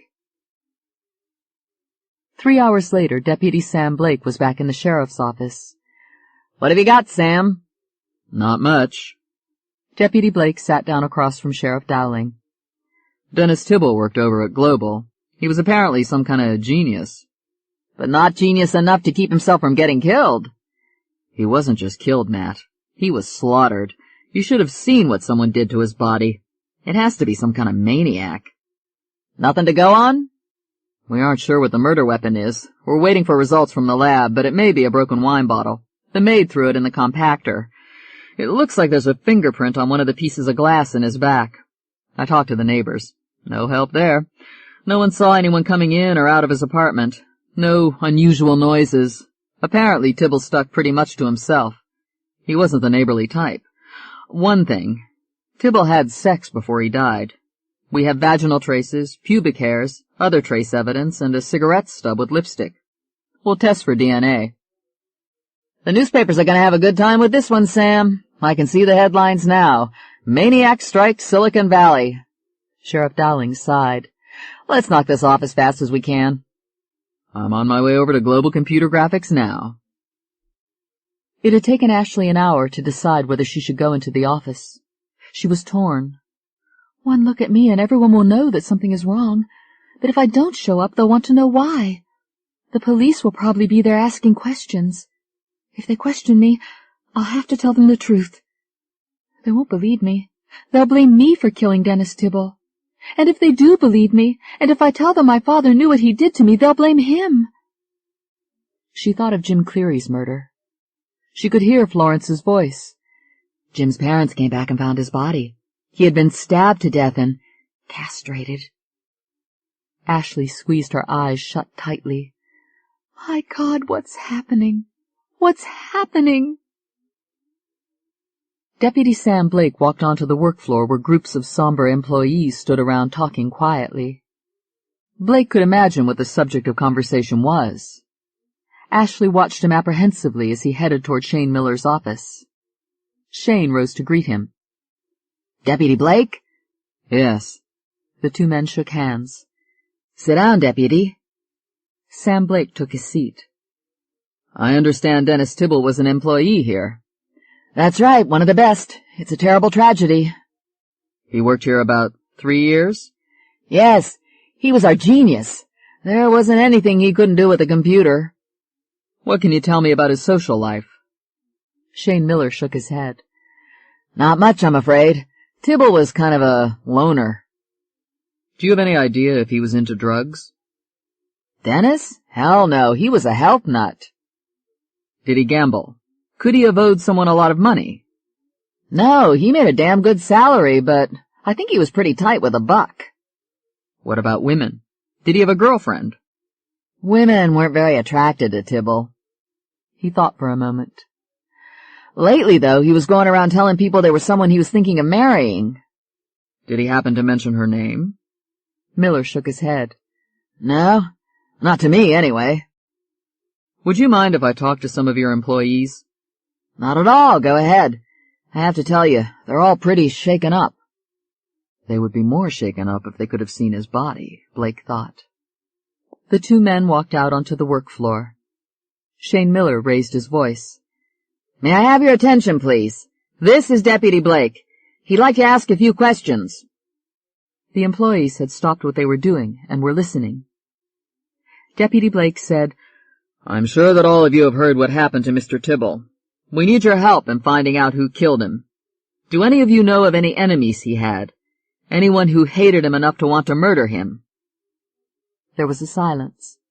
Blake went on. "There was a woman he was interested in marrying. Did he discuss her with any of you?" Ashley was finding it difficult to breathe. Now was the time to speak up. Now was the time to tell the deputy what Tibble had done to her. But Ashley remembered the look on her father's face when she had told him about it. They would blame him for the murder. Her father could never kill anyone. He was a doctor. He was a surgeon. Dennis Tibble had been castrated. Deputy Blake was saying, "And none of you saw him after he left here on Friday?" Tony Prescott thought, "Go ahead. Tell him, Miss Goody Two-Shoes. Tell him you went to his apartment. Why don't you speak up?" Deputy Blake stood there a moment trying to hide his disappointment. "Well, if any of you remembers anything that might be helpful, I'd appreciate it if you'd give me a call. Mr. Miller has my number. Thank you." They watched as he moved toward the exit with Shane. Ashley felt faint with relief. Deputy Blake turned to Shane. "Was there anyone here he was particularly close to?" "No, not really," Shane said. "I don't think Dennis was close to anybody. He was very attracted to one of our computer operators, but he never got anywhere with her." Deputy Blake stopped. "Is she here now?" "Yes, but—" "I'd like to talk to her." "All right. You can use my office." They walked back into the room, and Ashley saw them coming. They were headed straight for her cubicle. She could feel her face redden. "Ashley, Deputy Blake would like to talk to you." So he knew. He was going to ask her about her visit to Tibble's apartment. "I've got to be careful," Ashley thought. The deputy was looking at her. "Do you mind, Miss Patterson?" She found her voice. "No, not at all." She followed him into Shane Miller's office. "Sit down." They both took chairs. "I understand that Dennis Tibble was fond of you." I suppose. Careful. Yes. "Did you go out with him?" Going to his apartment would not be the same as going out with him. No. "Did he talk to you about this woman he wanted to marry?" She was getting in deeper and deeper. Could he be taping this? Maybe he already knew she had been in Tibble's apartment. They could have found her fingerprints. Now was the time to tell the deputy what Tibble had done to her. But if I do, Ashley thought in despair, it will lead to my father, and they'll connect that to Jim Cleary's murder. Did they know about that, too? But the police department in Bedford would have no reason to notify the police department in Cupertino. Or would they?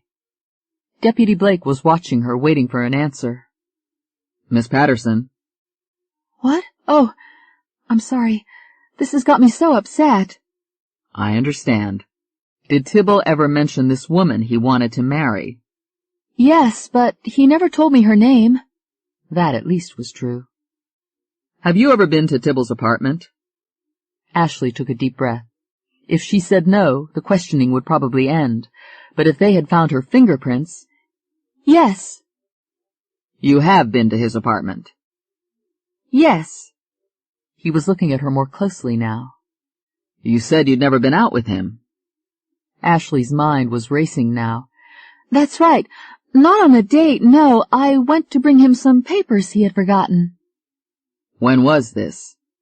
She felt trapped. It was about a week ago. And that's the only time you've been to his place? That's right. Now if they had her fingerprints, she would be in the clear. Deputy Blake sat there studying her, and she felt guilty. She wanted to tell him the truth. Maybe some burglar had broken in and killed him. The same burglar who had killed Jim Cleary 10 years earlier and 3,000 miles away. If you believed in coincidences. If you believed in Santa Claus. If you believed in the Tooth Fairy. Damn you, Father. Deputy Blake said, This is a terrible crime. There doesn't seem to be any motive. But you know, in all the years I've been on the force, I've never seen a crime without a motive. There was no response. Do you know if Dennis Tibble was into drugs? I'm sure he wasn't. So, what do we have? It wasn't drugs. He wasn't robbed. He didn't owe anybody money. That kind of leaves a romantic situation, doesn't it? Someone who was jealous of him. Or a father who wanted to protect his daughter. I'm as puzzled as you are, Deputy.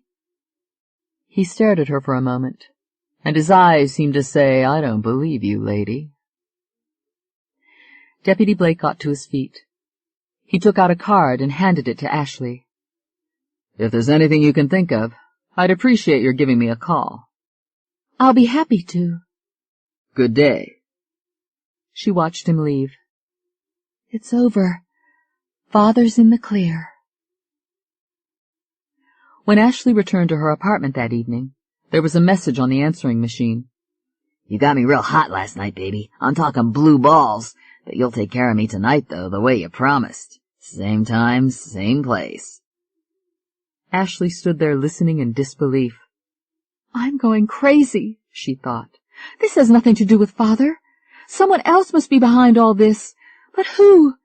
And why? 5 days later, Ashley received a statement from the credit card company. 3 items caught her attention. A bill from the Mod Dress Shop for $450. A bill from the Circus Club for $300. A bill from Louie's restaurant for $250. She had never heard of the dress shop, the club, or the restaurant. Chapter 7.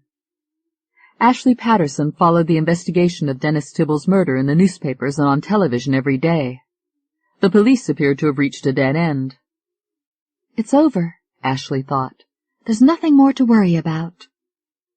That evening, Deputy Sam Blake appeared at her apartment. Ashley looked at him, her mouth suddenly dry. I hope I'm not bothering you, Deputy Blake said. I was on my way home, and I just thought I'd drop in for a minute. Ashley swallowed. No, come in.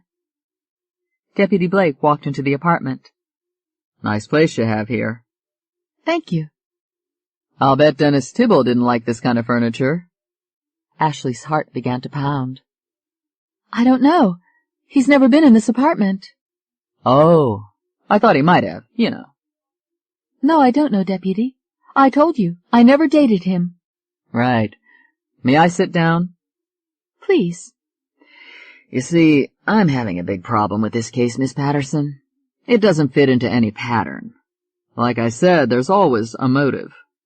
I've talked to some of the people over at Global Computer Graphics, and no one seems to have known Tibble very well. He kept pretty much to himself. Ashley listened, waiting for the blow to fall. In fact, from what they tell me, you're the only one he was really interested in. Had he found out something? Or was he on a fishing expedition? Ashley said carefully, "He was interested in me, Deputy, but I was not interested in him. I made that quite clear to him." He nodded. Well, I think it was nice of you to deliver those papers to his apartment. Ashley almost said, "What papers?" and then suddenly remembered. It was no trouble. It was on my way." Right. Someone must have hated Tibble a lot to do what they did. Ashley sat there tense, saying nothing. Do you know what I hate? Deputy Blake said. Unsolved murders. They always leave me frustrated. Because when a murder goes unsolved, I don't think it means that the criminals were that smart. I think it means that the police weren't smart enough. Well, so far I've been lucky. I've solved all the crimes that have come my way. He got to his feet. I don't intend to give up on this one. If you can think of anything that will be helpful, you'll call me, won't you, Miss Patterson? Yes, of course. Ashley watched him leave, and she thought, did he come here as a warning? Does he know more than he's telling me? Tony was more absorbed than ever in the Internet. She enjoyed her chats with Jean-Claude the most, but that did not stop her from having other chat-room correspondence. At every chance, she sat in front of her computer, and the typed messages flew back and forth, spilling onto the computer screen. Tony, where have you been? I've been in the chat room waiting for you. I'm worth waiting for, love. Tell me about yourself. What do you do? I work at a pharmacy. I can be good to you. Do you do drugs? Sod off. Is that you, Tony? The answer to your dreams. Is it Mark? Yes. You haven't been on the Internet lately. I've been busy. I'd like to meet you, Tony. Tell me, Mark, what do you do? I'm a librarian. Isn't that exciting, all those books and everything? When can we meet? Why don't you ask Notre Damus? Hello, Tony. My name is Wendy. Hello, Wendy. You sound like fun. I enjoy life. Maybe I can help you enjoy it more. What did you have in mind? Well, I hope you're not one of those narrow-minded people who are afraid to experiment and try exciting new things. I'd like to show you a good time. Thanks, Wendy. You don't have the equipment I need. And then Jean-Claude Perron came back on. Bonne nuit, comment ça va? How are you? I'm great. How about you? I've missed you. I wish very much to meet you in person. I want to meet you too. Thanks for sending me your photograph. You're a good-looking bloke. And you are beautiful. I think it is very important for us to get to know each other. Is your company coming to Quebec for the computer convention? What? Not that I know of. When is it? In 3 weeks. Many big companies will be coming. I hope you will be here. I hope so too. Can we meet in the chat room tomorrow at the same time? Of course. Until tomorrow. À demain. The following morning, Shane Miller walked up to Ashley. Ashley, have you heard about the big computer convention coming up in Quebec City? She nodded. Yes, it sounds interesting. I was just debating whether we should send a contingent up there. All the companies are going, Ashley said. Symantec, Microsoft, Apple. Quebec City is putting on a big show for them. A trip like that could be kind of a Christmas bonus. Shane Miller smiled at her enthusiasm. Let me check it out. The following morning, Shane Miller called Ashley into his office. How would you like to spend Christmas in Quebec City? We're going? That's great, Ashley said enthusiastically.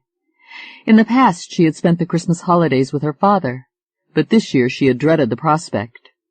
You'd better take plenty of warm clothes. Don't worry, I will. I'm really looking forward to this, Shane. Tony was in the Internet chat room. Jean-Claude, the company is sending a group of us to Quebec City. Formidable. I am so pleased. When will you arrive? In 2 weeks. There will be 15 of us. Merveilleux. I feel as though something very important is going to happen. So do I. Something very important. Ashley anxiously watched the news every night, but there were still no new developments in the Dennis Tibble murder. She began to relax. If the police could not connect her with the case, there was no way they could find a connection to her father. Half a dozen times she steeled herself to ask him about it, but each time she backed off. What if he were innocent? Could he ever forgive her for accusing him of being a murderer?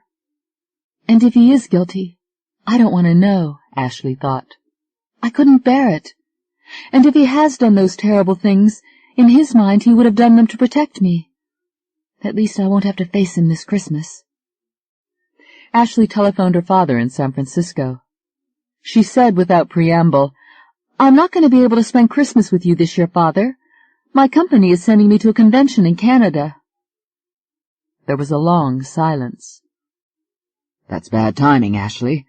You and I have always spent Christmas together. I can't help— You're all I have, you know. Yes, Father, and you're all I have. That's what's important. Important enough to kill for? Where is this convention? In Quebec City. It's— Ah, lovely place. I haven't been there in years.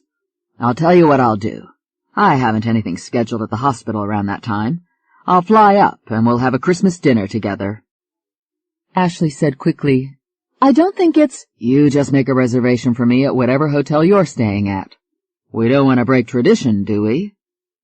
She hesitated and said slowly, No, Father. How can I face him? Alette was excited. She said to Tony, I've never been to Quebec City. Do they have museums there? Of course they have museums there, Tony told her. They have everything, a lot of winter sports, skiing, skating. Alette shuddered. I hate the cold weather. No sports are for me. Even with the gloves, my fingers get numb. I will stick to the museums. On the 21st of December, the group from Global Computer Graphics arrived at the Jean Lesage International Airport in Saint-Foy and were driven to the storied Chateau Frontenac in Quebec City. It was below zero outside, and the streets were blanketed with snow. Jean-Claude had given Tony his home telephone number. She called as soon as she checked into her room. I hope I'm not calling too late. Mais non, I cannot believe you are here. When may I see you? Well, we're all going to the convention center tomorrow morning, but I could slip away and have lunch with you. Bon. There is a restaurant, Le Paris-Brest, on the Grande Allée Est. Can you meet me there at 1 o'clock? I'll be there. The Centre des Congrès de Québec on René Lévesque Boulevard is a 4-story, glass-and-steel, state-of-the-art building that can accommodate thousands of conventioneers. At 9 o'clock in the morning, the vast halls were crowded with computer experts from all over the world, exchanging information on up-to-the-minute developments. They filled multimedia rooms, exhibit halls, and video conferencing centers. There were half a dozen seminars going on simultaneously. Tony was bored. All talk and no action, she thought.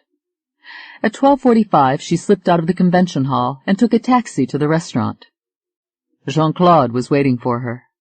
He took her hand and said warmly, Tony, I am so pleased you could come. So am I. I will try to make certain that your time here is very agreeable, Jean-Claude told her. This is a beautiful city to explore. Tony looked at him and smiled.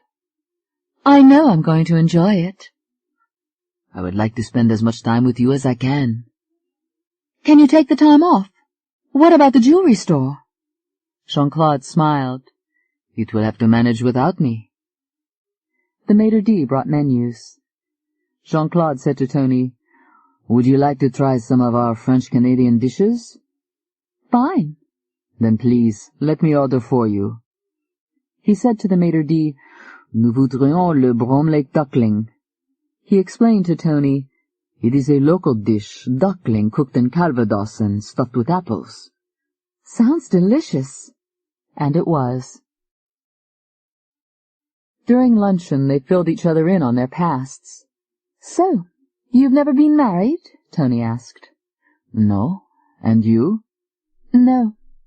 "You have not found the right man." "Oh, God, wouldn't it be wonderful if it were that simple?" "No." They talked of Quebec City and what there was to do there. "Do you ski?" Tony nodded. "I love it." "Ah bon, moi aussi. And there is snowmobiling, ice skating, wonderful shopping."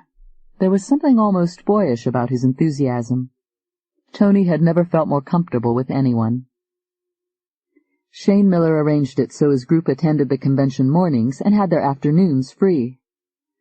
"I don't know what to do here," Alette complained to Tony. "It's freezing. What are you going to do?" "Everything." Tony grinned. "A più tardi." Tony and Jean-Claude had lunch together every day, and every afternoon Jean-Claude took Tony on a tour. She had never seen any place like Quebec City.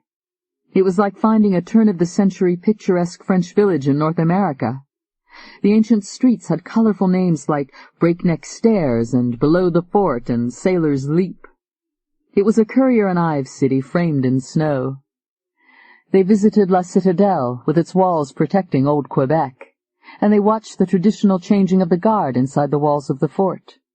They explored the shopping streets, Saint-Jean, Cartier, Côte de la Fabrique, and wandered through the Quartier Petit Champlain. "This is the oldest commercial district in North America," Jean-Claude told her. "It's super!"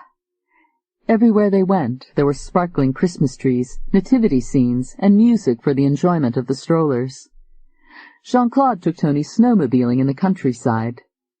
As they raced down a narrow slope, he called out, "Are you having a good time?" Tony sensed that it was not an idle question. She nodded and said softly, "I'm having a wonderful time." Alette spent her time at museums. She visited the Basilica of Notre Dame and the Good Shepherd Chapel and the Augustine Museum, but she had no interest in anything else that Quebec City offered.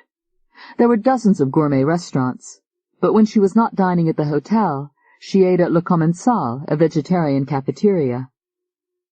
From time to time, Alette thought about her artist friend Richard Melton in San Francisco, and wondered what he was doing, and if he would remember her. Ashley was dreading Christmas. She was tempted to call her father and tell him not to come. "But what excuse can I give? You're a murderer? I don't want to see you?" And each day Christmas was coming closer. "I would like to show you my jewelry store," Jean-Claude told Tony. "Would you care to see it?" Tony nodded. "Love to." Parent Jewelers was located in the heart of Quebec City, on Rue Notre Dame.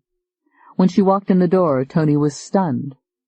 On the Internet, Jean-Claude had said, "I have a little jewelry store."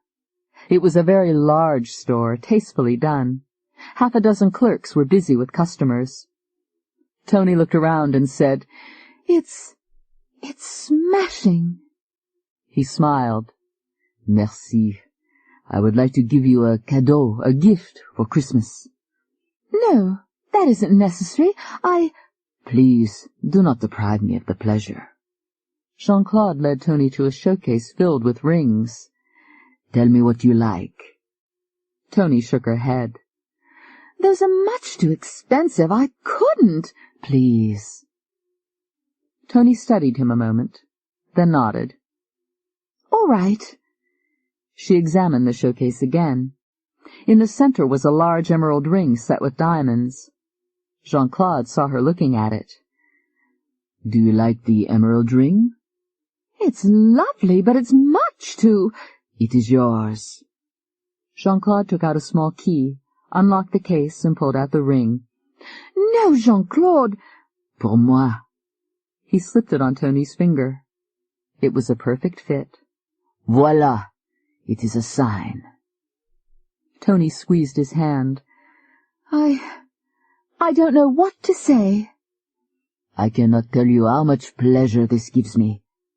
There is a wonderful restaurant here called Pavillon. Would you like to have dinner there tonight?" "Anywhere you say." I will call for you at 8 o'clock.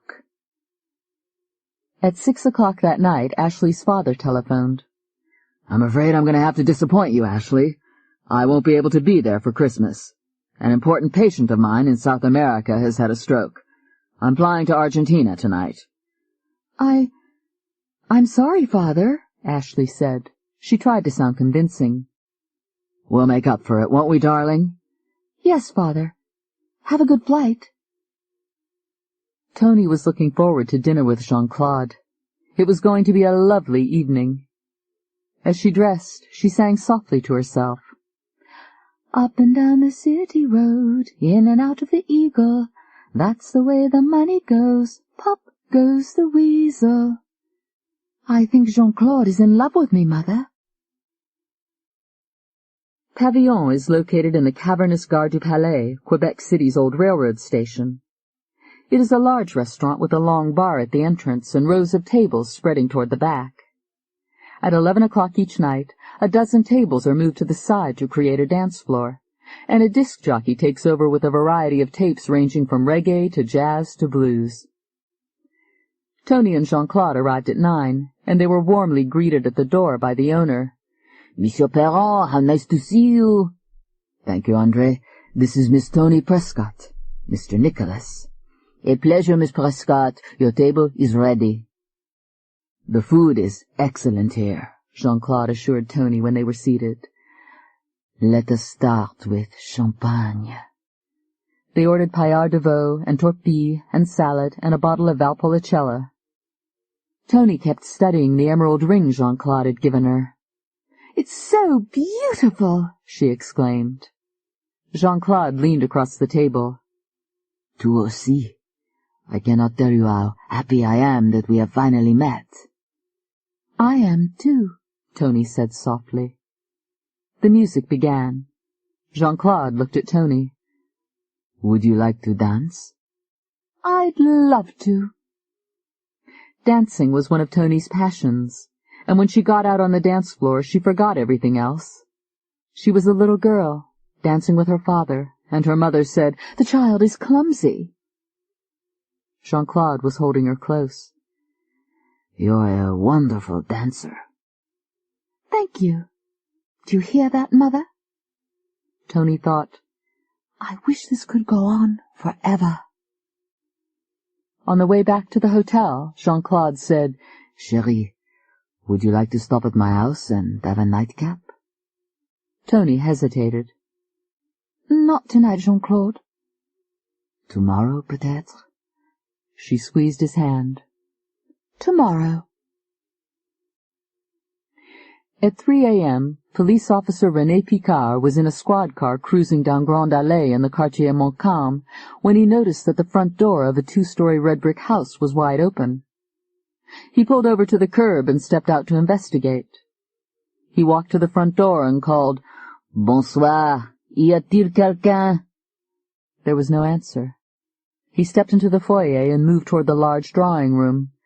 C'est la police. Y a-t-il quelqu'un? There was no response. The house was unnaturally quiet. Unbuttoning his gun holster, Officer Picard began to go through the downstairs rooms, calling out as he moved from room to room. The only response was an eerie silence. He returned to the foyer. There was a graceful staircase leading to the floor above. Allô? Nothing. Officer Picard started up the stairs.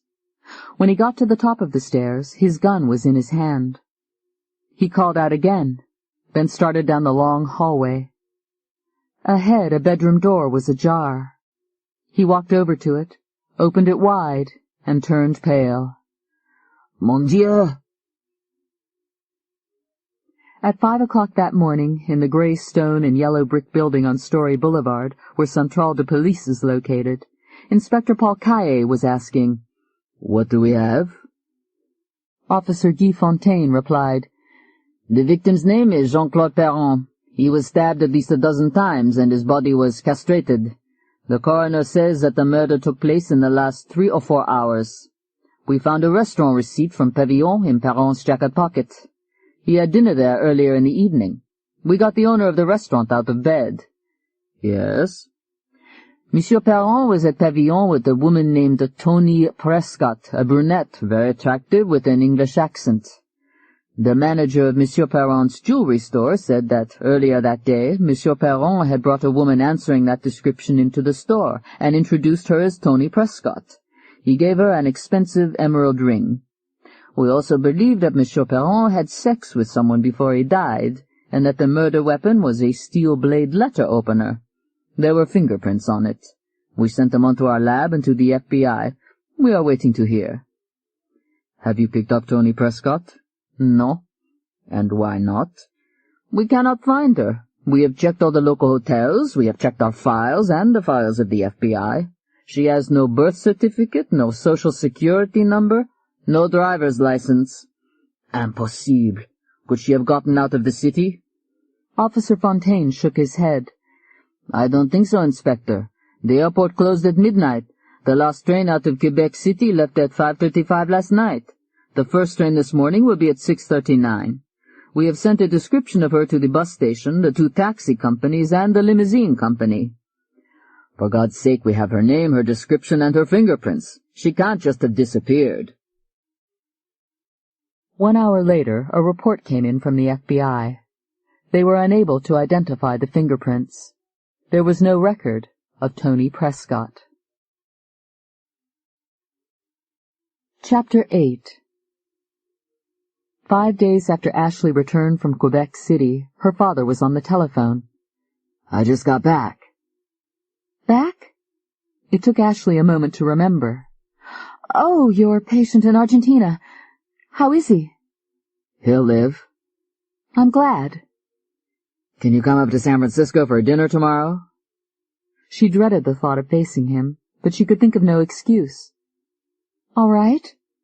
I'll see you at Restaurant Lulu, 8 o'clock. Ashley was waiting at the restaurant when her father walked in. Again she saw the admiring glances of recognition on people's faces. Her father was a famous man. Would he risk everything he had just to... He was at the table. It's good to see you, sweetheart. Sorry about our Christmas dinner. She forced herself to say, So am I. She was staring at the menu, not seeing it, trying to get her thoughts together. What would you like? I'm not really hungry, she said. You have to eat something. You're getting too thin. I'll have the chicken. She watched her father as he ordered, and she wondered if she dared to bring up the subject. How was Quebec City? It was very interesting, Ashley said. It's a beautiful place. We must go there together sometime. She made a decision and tried to keep her voice as casual as possible. Yes. By the way, last June I went to my 10-year high school reunion in Bedford. He nodded. Did you enjoy it? No. She spoke slowly, choosing her words carefully. I found out that the day after you and I left for London, Jim Cleary's body was found. He had been stabbed and castrated. She sat there watching him, waiting for a reaction. Dr. Patterson frowned. Cleary? Oh, yes, that boy who was panting after you. I saved you from him, didn't I? What did that mean? Was it a confession? Had he saved her from Jim Cleary by killing him? Ashley took a deep breath and went on. Dennis Tibble was murdered the same way. He was stabbed and castrated. She watched her father pick up a roll and carefully butter it. When he spoke, he said, I'm not surprised, Ashley. Bad people usually come to a bad end. And this was a doctor, a man dedicated to saving lives. I'll never understand him, Ashley thought. I don't think I want to. By the time dinner was over, Ashley was no closer to the truth. Tony said, I really enjoyed Quebec City, Alette. I'd like to go back someday. Did you have a good time? Alette said shyly, I enjoyed the museums. Have you called your boyfriend in San Francisco yet? He's not my boyfriend. I'll bet you want him to be, don't you? Forse, perhaps. Why don't you call him? I don't think it would be proper to call him. They arranged to meet at the De Young Museum. I really missed you, Richard Melton said. How was Quebec? Va bene. I wish I'd been there with you. Maybe one day, Alette thought hopefully. How is the painting coming along? Not bad. I just sold one of my paintings to a really well-known collector. Fantastic! She was delighted, and she could not help thinking, it's so different when I'm with him. If it were anyone else, I would have thought, who is tasteless enough to pay money for your paintings, or don't give up your day job, or 100 other cruel remarks. But I don't do that with Richard. It gave Alette an incredible feeling of freedom, as though she had found a cure for some debilitating disease. They had lunch at the museum. What would you like? Richard asked. They have great roast beef here. I am a vegetarian. I'll just have a salad. Thank you. Okay. A young, attractive waitress came over to the table. Hello, Richard. Hi, Bernice. Unexpectedly, Alette felt a pang of jealousy. Her reaction surprised her. Are you ready to order? Yes, Miss Peters is going to have a salad, and I'm going to have a roast beef sandwich. The waitress was studying Alette. Is she jealous of me? Alette wondered. When the waitress left, Alette said, She's very pretty. Do you know her well? Immediately she blushed. I wish I hadn't asked that.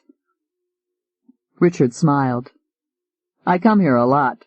When I first came here, I didn't have much money. I'd order a sandwich and Bernice would bring me a banquet. She's great. She seems very nice, Alette said, and she thought, she has fat thighs. After they had ordered, they talked about artists. One day I want to go to Giverny, Alette said, where Monet painted. Did you know Monet started out as a caricaturist? No. It's true. Then he met Boudin, who became his teacher and persuaded him to start painting out of doors. There's a great story about that. Monet got so hooked on painting out of doors that when he decided to paint a picture of a woman in the garden with a canvas over 8 feet high, he had a trench dug in the garden so he could raise or lower the canvas by pulleys. The picture is hanging at the Musée d'Orsay in Paris. The time went by swiftly and happily. After lunch, Alette and Richard walked around looking at the various exhibits. There were more than 40,000 objects in the collection, everything from ancient Egyptian artifacts to contemporary American paintings. Alette was filled with the wonderment of being with Richard and her complete lack of negative thoughts. Que cosa significa? A uniformed guard approached them. Good afternoon, Richard. Afternoon, Brian. This is my friend, Alette Peters. Brian Hill. Brian said to Alette, Are you enjoying the museum? Oh, yes, it's wonderful. Richard's teaching me to paint, Brian said. Alette looked at Richard. You are? Richard said modestly, Oh, I'm just guiding him a little bit. He's doing more than that, miss. I've always wanted to be a painter. That's why I took this job at the museum, because I love art. Anyway, Richard comes here a lot and paints. When I saw his work, I thought, I want to be like him. So I asked him if he'd teach me, and he's been great. Have you seen any of his paintings? I have, Alette said. They're wonderful. When they left him, Alette said, It's lovely of you to do that, Richard. I like to do things for people. And he was looking at Alette. When they were walking out of the museum, Richard said, My roommate is at a party tonight. Why don't we stop up at my place? He smiled. I have some paintings I'd like to show you. Alette squeezed his hand. Not yet, Richard. Whatever you say. I'll see you next weekend? Yes. and he had no idea how much she was looking forward to it. Richard walked Alette to the parking lot where she had parked her car. He waved goodbye as she drove off. As Alette was going to sleep that night, she thought, "It's like a miracle. Richard has freed me." She fell asleep, dreaming of him. At 2:00 in the morning, Richard Melton's roommate, Gary, returned from a birthday party. The apartment was dark. He switched on the lights in the living room. "Richard?" He started toward the bedroom. At the door, he looked inside and was sick to his stomach. "Calm down, son." Detective Whittier looked at the shivering figure in the chair. "Now let's go over it again. Did he have any enemies? Someone mad enough at him to do this?" Gary swallowed. "No, everyone liked Richard." "Someone didn't. How long have you and Richard lived together?" 2 years. "Were you lovers?" "For God's sake," Gary said indignantly. "No, we were friends. We lived together for financial reasons." Detective Whittier looked around the small apartment. "Sure as hell wasn't a burglary," he said. "There's nothing here to steal. Was your roommate seeing anyone romantically?" "No. Well, yes.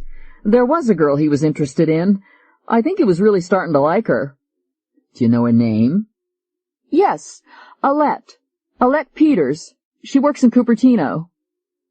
Detective Whittier and Detective Reynolds looked at each other. "Cupertino?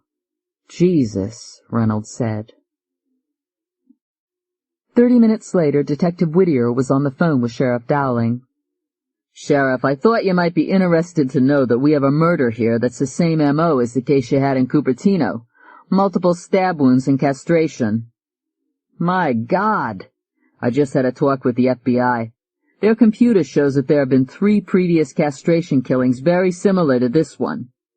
The first one happened in Bedford, Pennsylvania, about 10 years ago. The next one was a man named Dennis Tibble. That was your case. Then there was the same M.O. in Quebec City, and now this one." "It doesn't make sense. Pennsylvania, Cupertino, Quebec City, San Francisco. Is there any link?" "We're trying to find one. Quebec requires passports. The FBI is doing a cross-check to see if anyone who was in Quebec City around Christmas was in any of the other cities at the times of the murders." When the media got wind of what was happening, their stories were splashed across the front pages across the world. Serial killer loose. 4 hommes brutalement tués et castrés. Wir suchen für ein Mann, der kastriert seine Opfer. Maniac di omicidal sulos precrespo di uccisione. On the networks, self-important psychologists analyzed the killings. And all the victims were men. Because of the way they were stabbed and castrated, it is undoubtedly the work of a homosexual who... So if the police can find a connection between the victims, they will probably discover that it was the work of a lover the men had all scorned. But I would say they were random killings committed by someone who had a dominating mother. Saturday morning, Detective Whittier called Deputy Blake from San Francisco. "Deputy, I have an update for you." "Go ahead." "I just got a call from the FBI. Cupertino was listed as a residence of an American who was in Quebec on the date of the Perron murder." "That's interesting. What's his name?" "Her. Patterson. Ashley Patterson." At 6:00 that evening, Deputy Sam Blake rang the bell at Ashley Patterson's apartment. Through the closed door, he heard her call out cautiously, "Who is it?" "Deputy Blake. I'd like to talk to you, Miss Patterson." There was a long silence, then the door opened. Ashley was standing there looking wary. "May I come in?" "Yes, of course. Is this about Father? I must be careful." Ashley led the deputy to a couch. "What can I do for you, Deputy?" "Would you mind answering a few questions?" Ashley shifted uncomfortably. I don't know. Am I under suspicion for something?" He smiled reassuringly. "Nothing like that, Miss Patterson. This is just routine. We're investigating some murders." "I don't know anything about any murders," she said quickly. Too quickly? You were in Quebec City recently, weren't you? Yes. Are you acquainted with Jean-Claude Perron? Jean-Claude Perron? She thought for a moment. No, I've never heard of him. Who is he? He owns a jewelry store in Quebec City. Ashley shook her head. I didn't do any jewelry shopping in Quebec. You worked with Dennis Tybalt. Ashley felt the fear beginning to rise again. This was about her father. She said cautiously, I didn't work with him. He worked for the same company. Of course. You go into San Francisco occasionally, don't you, Miss Patterson? Ashley wondered where this was leading. Careful. From time to time, yes. Did you ever meet an artist there named Richard Melton? No, I don't know anyone by that name. Deputy Blake sat there studying Ashley, frustrated. Miss Patterson, would you mind coming down to headquarters and taking a polygraph test? If you want to, you can call your lawyer and— I don't need a lawyer. I'll be glad to take a test. The polygraph expert was a man named Keith Rawson, and he was one of the best. He had had to cancel a dinner date, but he was happy to oblige Sam Blake. Ashley was seated in a chair wired to the polygraph machine. Rawson had already spent 45 minutes chatting with her, getting background information and evaluating her emotional state. Now he was ready to begin. Are you comfortable? Yes. Good. Let's start. He pressed a button. What's your name? Ashley Patterson. Rawson's eyes kept darting between Ashley and the polygraph printout. How old are you, Miss Patterson? 28. Where do you live? 10964 Via Camino Court in Cupertino. Are you employed? Yes. Do you like classical music? Yes. Do you know Richard Melton? No. There was no change on the graph. Where do you work? At Global Computer Graphics Corporation. Do you enjoy your job? Yes. Do you work 5 days a week? Yes. Have you ever met Jean-Claude Perron? No. Still no change on the graph. Did you have breakfast this morning? Yes. Did you kill Dennis Tybalt? No. The questions continued for another 30 minutes and were repeated 3 times in a different order. When the session was over, Keith Rawson walked into Sam Blake's office and handed him the polygraph test. Clean as a whistle. There's a less than 1% chance that she's lying. You've got the wrong person. Ashley left police headquarters giddy with relief. Thank God it's over. She had been terrified that they might ask questions that would involve her father, but that had not happened. No one can connect father with any of this now. She parked her car in the garage and took the elevator up to her apartment floor. She unlocked the door, went inside, and carefully locked the door behind her. She felt drained and at the same time elated. A nice hot bath, Ashley thought. She walked into the bathroom and turned dead white. On her bathroom mirror someone had scrawled in bright red lipstick, "You will die." Chapter 9. She was fighting hysteria. Her fingers were trembling so hard that she dialed 3 times trying to reach the number. She took a deep breath and tried again. 2992101. The phone began to ring. Sheriff's office. Deputy Blake, please, hurry. Deputy Blake has gone home. Can someone else? No, would you ask him to call me? This is Ashley Patterson. I need to talk to him right away. Let me put you on hold, miss, and I'll see if I can reach him. Deputy Sam Blake was patiently listening to his wife, Serena, screaming at him. My brother works you like a horse day and night, and he doesn't give you enough money to support me decently. Why don't you demand a raise? Why? They were at the dinner table. Would you pass the potatoes, dear? Serena reached over and slammed the dish of potatoes in front of her husband. The trouble is that they don't appreciate you. You're right, dear. May I have some gravy? Aren't you listening to what I'm saying? She yelled. Every word, my love. This dinner is delicious. You're a great cook. How can I fight you, you bastard, if you won't fight back? He took a mouthful of veal. It's because I love you, darling. The telephone rang. Excuse me. He got up and picked up the receiver. Hello? Yes. Put her through. Miss Patterson? He could hear her sobbing. Something terrible has happened. You've got to come over here right away. I'm on my way. Serena got to her feet. What? You're going out? We're in the middle of dinner. It's an emergency, darling. I'll be back as soon as I can. She watched him strap on his gun. He leaned over and kissed her. Wonderful dinner. Ashley opened the door for him the instant he arrived. Her cheeks were tear-stained. She was shivering. Sam Blake stepped into the apartment, looking around warily. Is anyone else here? Someone was here. She was fighting for self-control. Look. She led him to the bathroom. Deputy Blake read the words on the mirror out loud. You will die. He turned to Ashley. Do you have any idea who could have written that? No, Ashley said. This is my apartment. No one else has a key. And someone has been coming in here.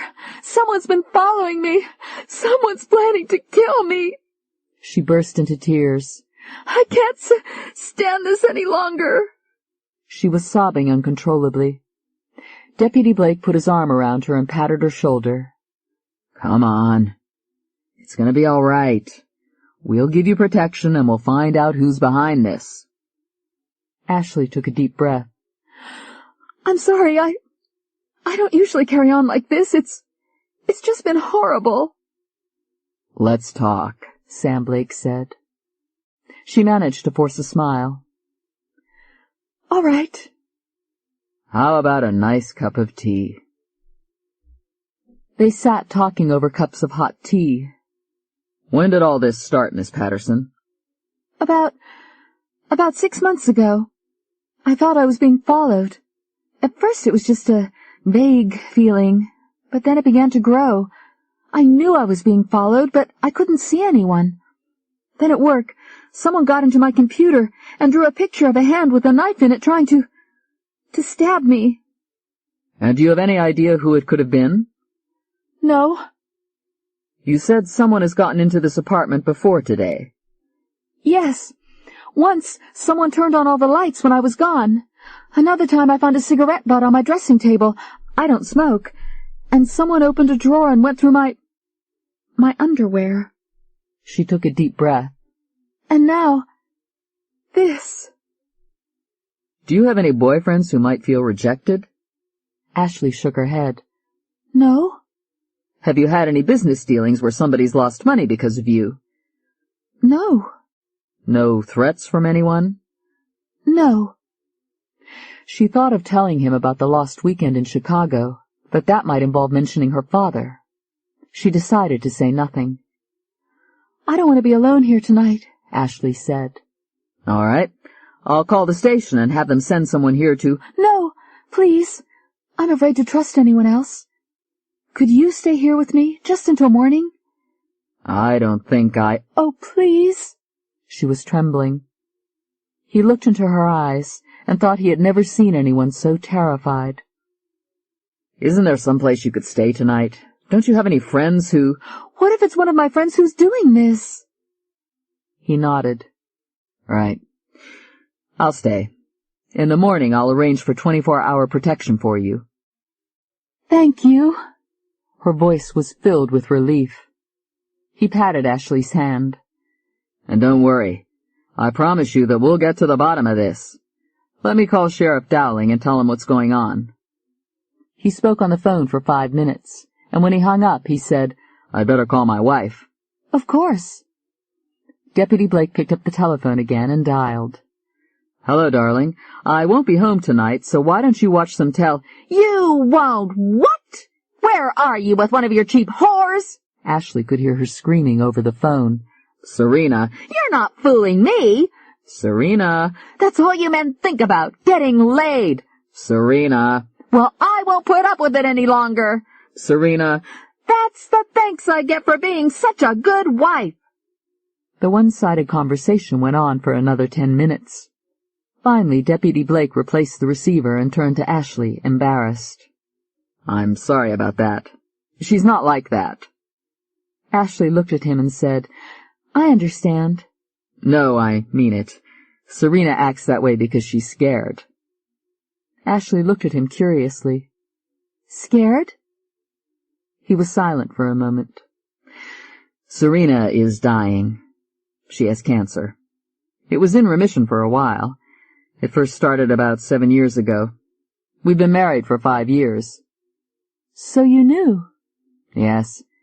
It didn't matter. I love her." He stopped. "It's gotten worse lately.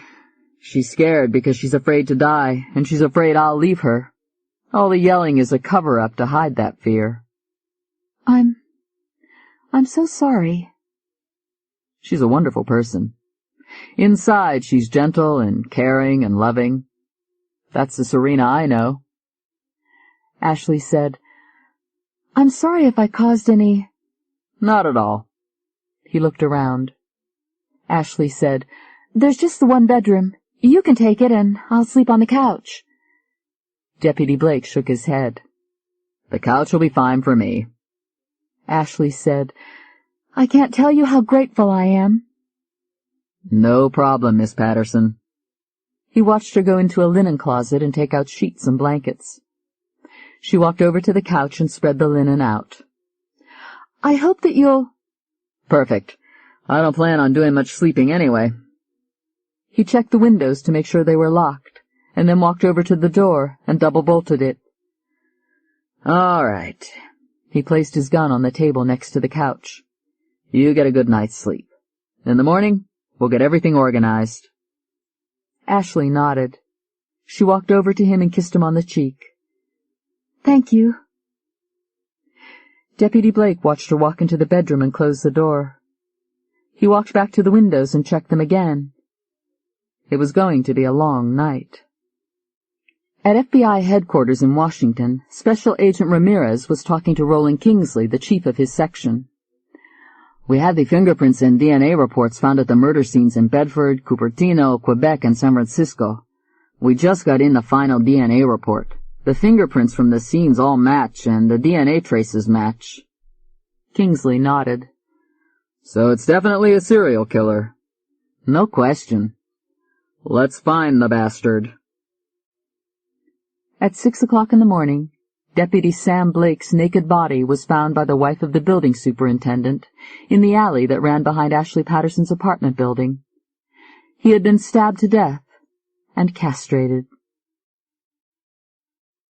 Chapter 10. There were 5 of them: Sheriff Dowling, 2 plainclothes detectives, and 2 uniformed policemen. They stood in the living room watching Ashley sitting in a chair weeping hysterically. Sheriff Dowling said, "You're the only one who can help us, Miss Patterson." Ashley looked up at the men and nodded. She took several deep breaths. I'll try." "Let's start at the beginning. Deputy Blake spent the night here?" Yes, I asked him to.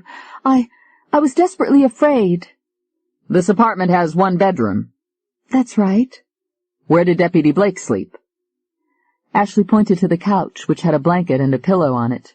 He spent the night there." "What time did you go to bed?" Ashley thought for a moment. It must have been around midnight. I was nervous. We had some tea and talked for a while, and I felt calmer.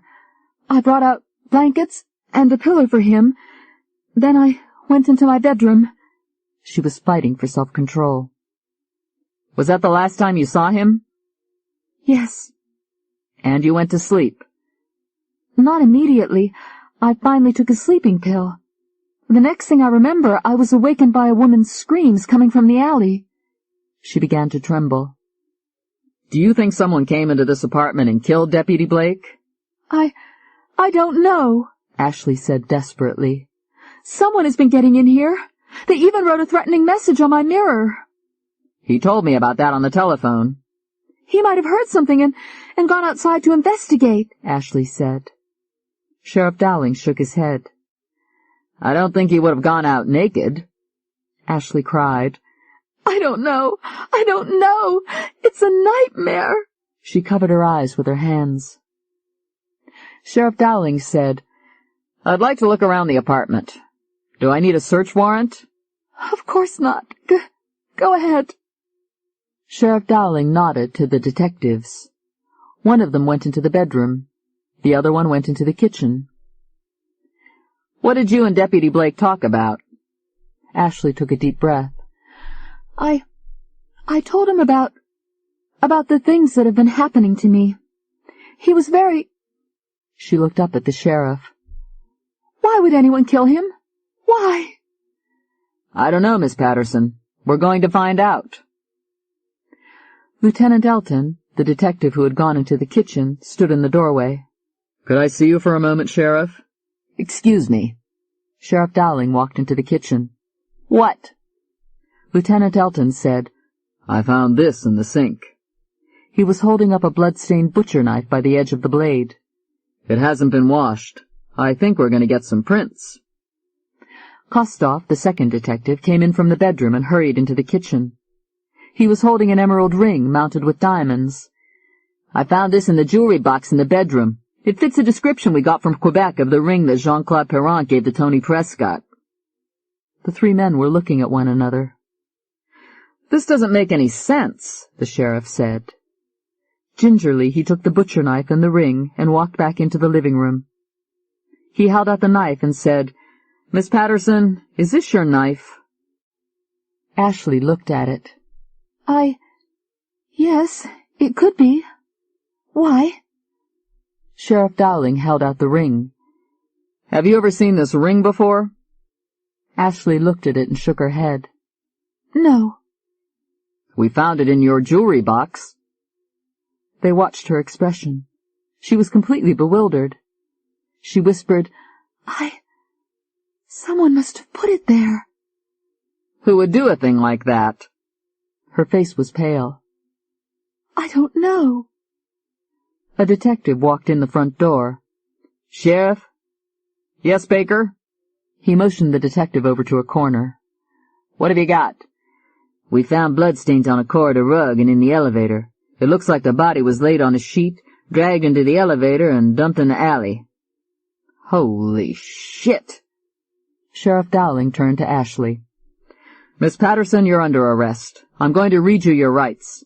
You have the right to remain silent. If you give up the right to remain silent, anything you say may be used against you in a court of law. You are entitled to an attorney. If you cannot afford an attorney, one will be appointed to you by the courts.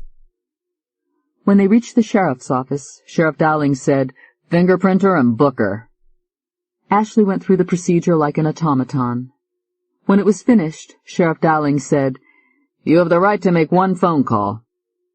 Ashley looked up at him and said dully, I have no one to call. I can't call my father. Sheriff Dowling watched Ashley being led into a cell. I'll be goddamned if I understand it. Did you see her polygraph test? I would swear she's innocent. Detective Kostoff walked in. We ran an ultraviolet light over his body and the sheet he was wrapped in. We got a positive result for semen and vaginal stains. Sheriff Dowling groaned. Hold it. He had been putting off the moment when he would have to give his sister the news. It had to be done now. He sighed and said, I'll be back. 20 minutes later, he was at Sam's house. Well, this is an unexpected pleasure, Serena said. Is Sam with you? No, Serena. I have to ask you a question. This was going to be difficult. She was looking at him curiously. Yes? Did you and Sam have sex within the last 24 hours? The expression on her face changed. What? No! Why do you want to... Sam's not coming back, is he? I hate to tell you this, but he left me for her, didn't he? I knew it would happen. I don't blame him. I was a terrible wife to him. Serena, Sam's dead. I was always yelling at him. I really didn't mean it. I remember. He took her by the arms. Serena, Sam's dead. One time we were going out to the beach and— He was shaking her. Listen to me. Sam is dead. And we were going to have a picnic. As he looked at her, he realized that she had heard him. So we're at the beach, and this man comes up and says, "Give me your money," and Sam says, "Let me see your gun." Sheriff Dowling stood there and let her talk. She was in a state of shock, in complete denial. "That was Sam. Tell me about this woman he went away with. Is she pretty? Sam tells me I'm pretty all the time, but I know I'm not. He says it to make me feel good because he loves me. He'll never leave me. He'll be back. You'll see. He loves me." She went on talking. Sheriff Dowling went to the phone and dialed a number. "Get a nurse over here." He went over and put his arms around his sister. "Everything's going to be all right." "Did I tell you about the time that Sam and I—" 15 minutes later, a nurse arrived. "Take good care of her," Sheriff Dowling said. There was a conference in Sheriff Dowling's office. "There's a call for you on line 1. Sheriff Dowling picked up the phone. "Yeah? Sheriff, this is Special Agent Ramirez at FBI headquarters in Washington. We have some information for you on the serial killer case. We didn't have any prints on file for Ashley Patterson because she had no criminal record, and before 1988 the DMV didn't require thumbprints in the state of California to get a driver's license." "Go ahead." "In the beginning we thought it had to be a computer glitch, but we checked it out and—" For the next 5 minutes, Sheriff Dowling sat there listening, an incredulous expression on his face. When he finally spoke, he said, "Are you sure there's no mistake? It doesn't seem— All of them? I see. Thank you very much." He replaced the receiver and sat there for a long moment. Then he looked up. "That was the FBI lab in Washington. They finished cross-checking the fingerprints on the bodies of the victims. Jean-Claude Perrant in Quebec was seeing an Englishwoman named Tony Prescott when he was murdered." "Yes." "Richard Melton in San Francisco was seeing an Italian lady named Olette Peters when he was killed." They nodded. "And last night Sam Blake was with Ashley Patterson." "Right." Sheriff Dowling took a deep breath. "Ashley Patterson." "Yes." "Tony Prescott." "Yes." "Olette Peters." "Yes." They're all the same fucking person. Book 2 Chapter 11 Robert Crowther, the real estate broker from Bryant & Crowther, opened the door with a flourish and announced, "Here's the terrace. You can look down on Coit Tower from here." He watched the young husband and wife step outside and walk over to the balustrade. The view from there was magnificent. The city of San Francisco spread out far below them in a spectacular panorama. Robert Crowther saw the couple exchange a glance and a secret smile, and he was amused. They were trying to hide their excitement. The pattern was always the same. Prospective buyers believed that if they showed too much enthusiasm, the price would go up. For this duplex penthouse, Crowther thought wryly, the price is high enough already. He was concerned about whether the couple could afford it. The man was a lawyer, and young lawyers did not make that much. They were an attractive couple, obviously very much in love. David Singer was in his early 30s, blond and intelligent-looking, with an engaging boyishness about him. His wife, Sandra, was lovely-looking and warm. Robert Crowther had noticed the bulge around her stomach, and had said, "The second guest room would be perfect for a nursery. There's a playground a block away and 2 schools in the neighborhood."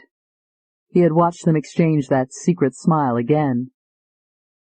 The duplex penthouse consisted of an upstairs master bedroom with a bath and a guest room. On the first floor was a spacious living room, a dining room, a library, a kitchen, a second guest bedroom, and 2 bathrooms. Almost every room had a view of the city. Robert watched the 2 of them as they walked through the apartment again. They stood in a corner whispering. "I love it," Sandra was saying to David. "And it would be great for the baby. But, darling, can we afford it? It's $600,000. "Plus maintenance," David added. "The bad news is that we can't afford it today. The good news is that we're going to be able to afford it on Thursday. The genie is coming out of the magic bottle, and our lives are going to change." "I know," she said happily. "Isn't it wonderful?" "Should we go ahead with it?" Sandra took a deep breath. "Let's go for it." David grinned, waved a hand, and said, "Welcome home, Mrs. Singer." Arm in arm, they walked over to where Robert Crowther was waiting. "We'll take it," David told him. "Congratulations! It's one of the choicest residences in San Francisco. You're going to be very happy here." "I'm sure we are." "You're lucky. I have to tell you, we have a few other people who are very interested in it." "How much of a down payment will you want?" "A deposit of $10,000 now will be fine. I'll have the papers drawn up. When you sign, we'll require another $60,000. Your bank can work out a schedule of monthly payments on a 20 or 30-year mortgage." David glanced at Sandra. "Okay. I'll have the papers prepared."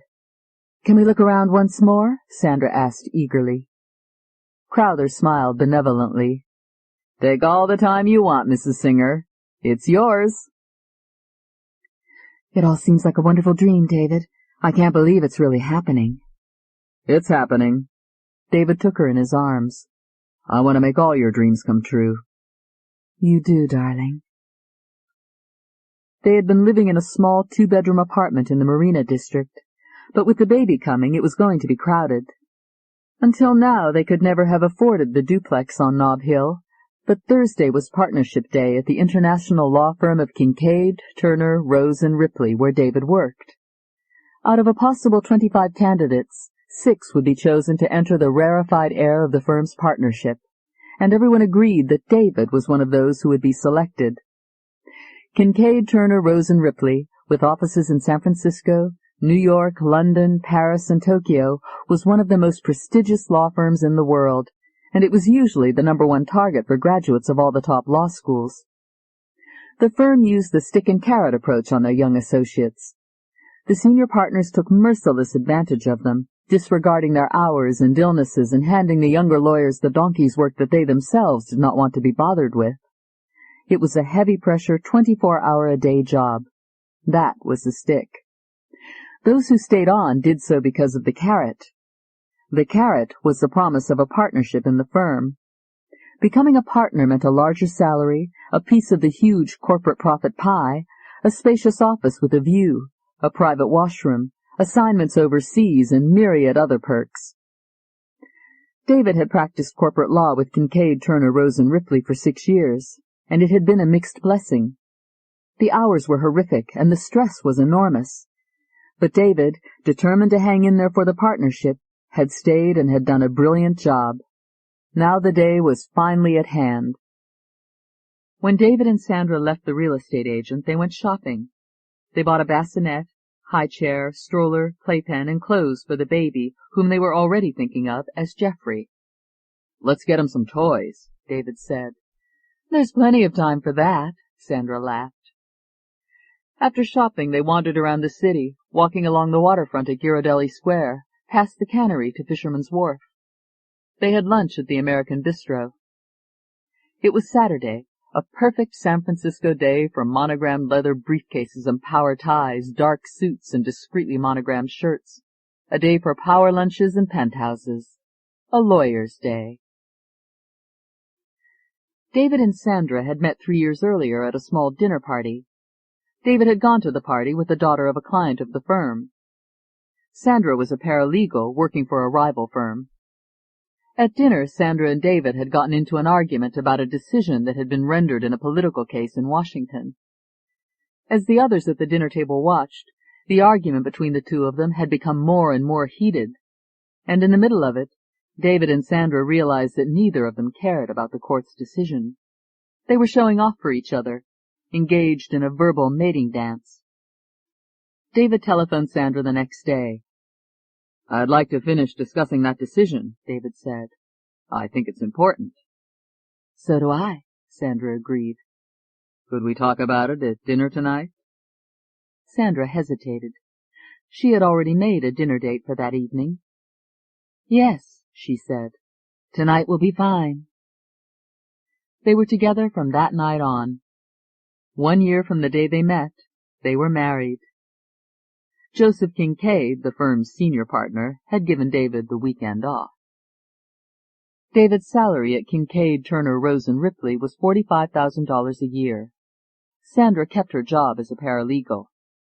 But now, with the baby coming, their expenses were about to go up. "I'll have to give up my job in a few months," Sandra said.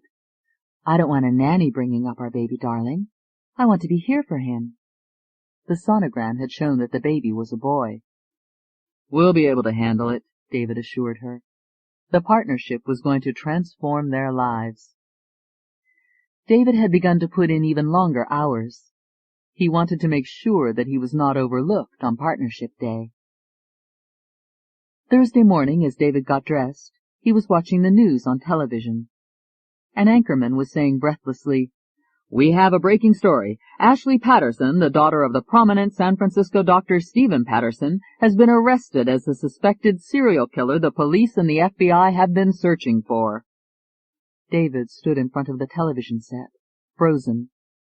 "Last night, Santa Clara County Sheriff Matt Dowling announced Ashley Patterson's arrest for a series of murders that included bloody castrations. Sheriff Dowling told reporters, 'There's no doubt that we have the right person. The evidence is conclusive.'" Dr. Stephen Patterson. David's mind went back, remembering the past.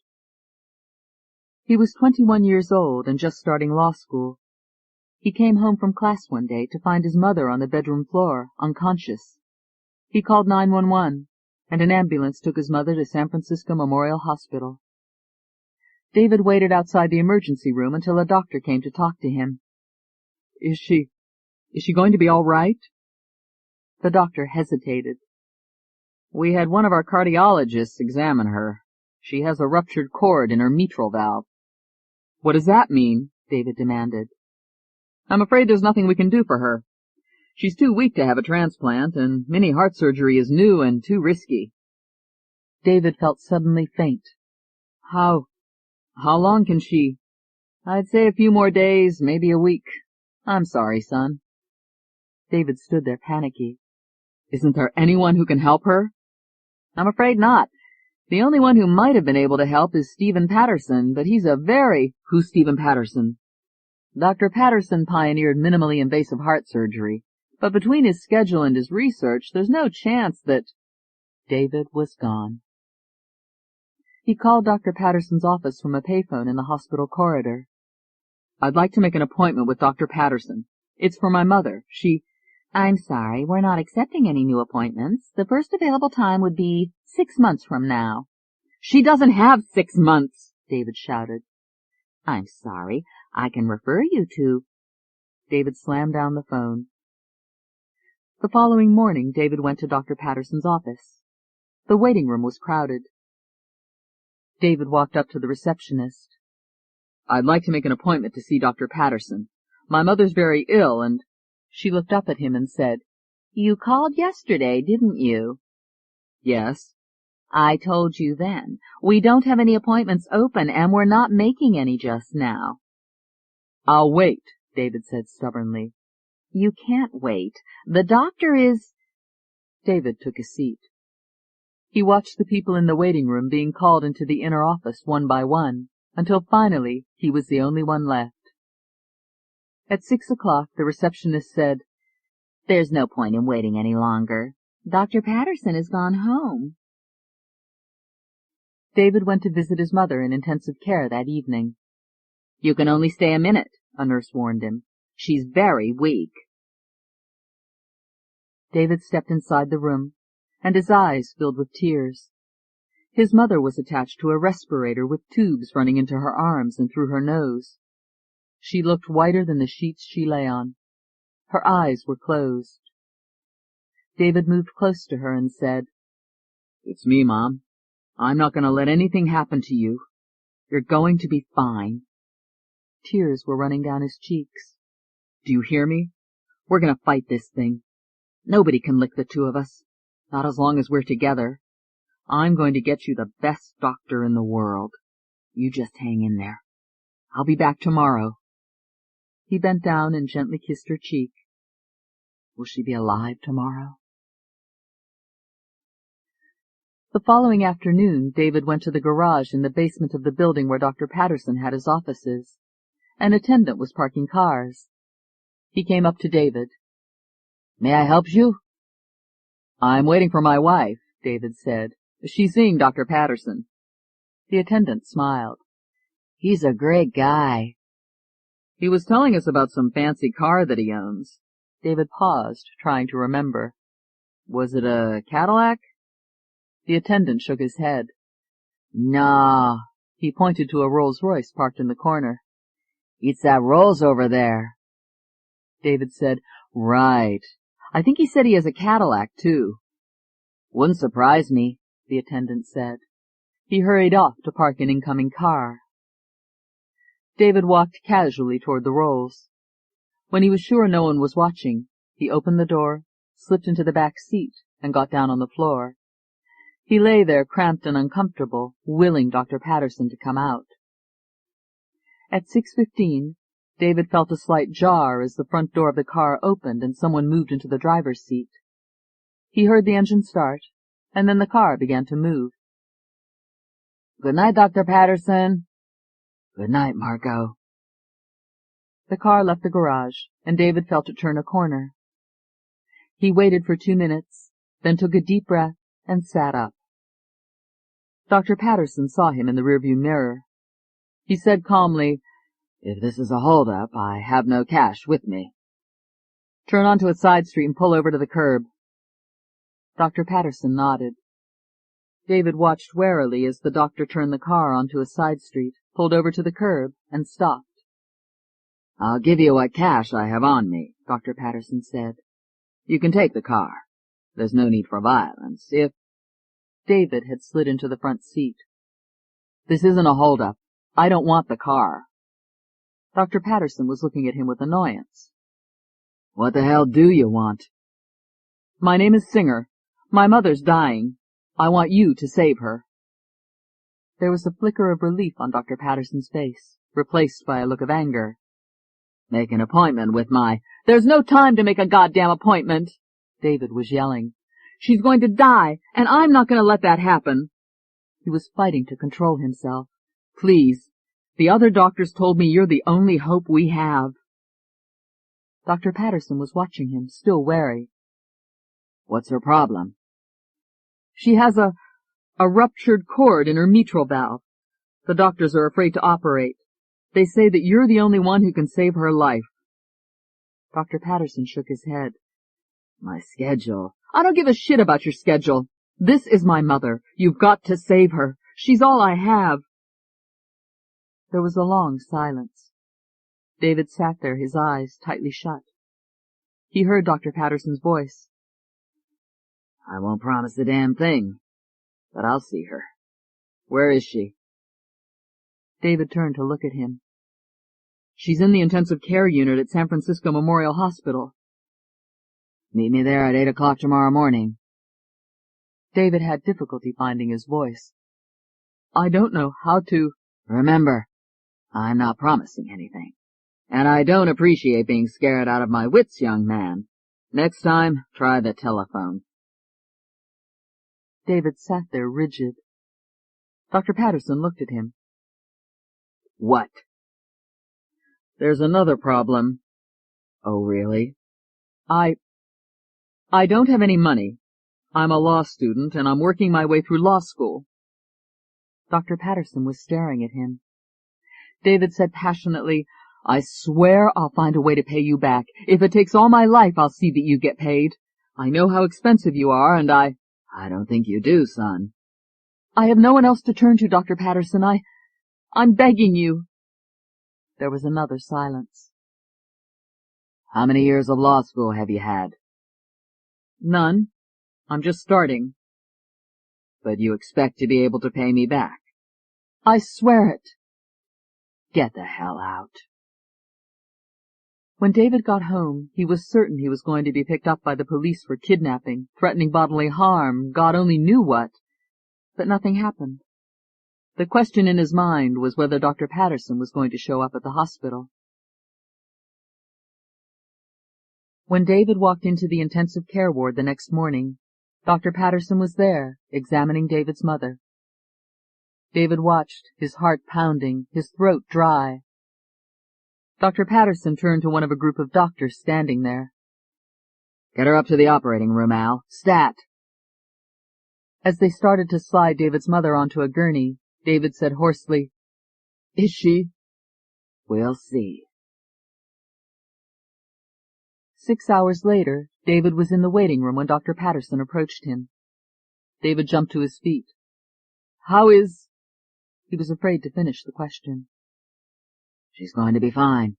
Your mother's a strong lady." David stood there filled with an overpowering sense of relief.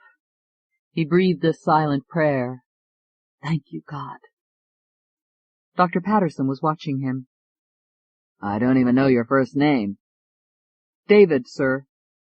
"Well, David, sir, do you know why I decided to do this?" "No." 2 reasons. Your mother's condition was a challenge for me. I like challenges. The second reason was you.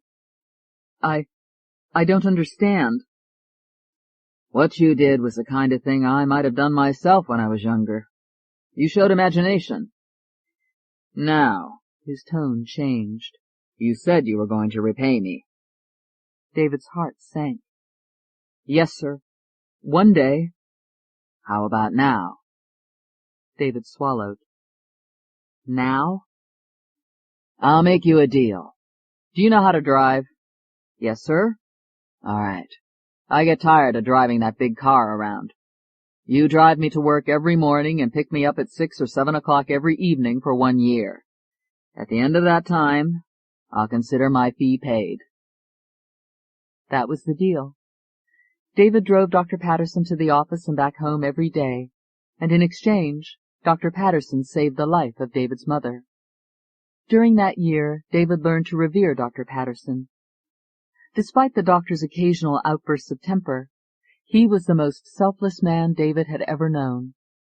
He was heavily involved in charity work and donated his spare time to free clinics. Driving to and from the office or hospital, he and David had long talks. "What kind of law are you studying, David?" "Criminal law." "Why?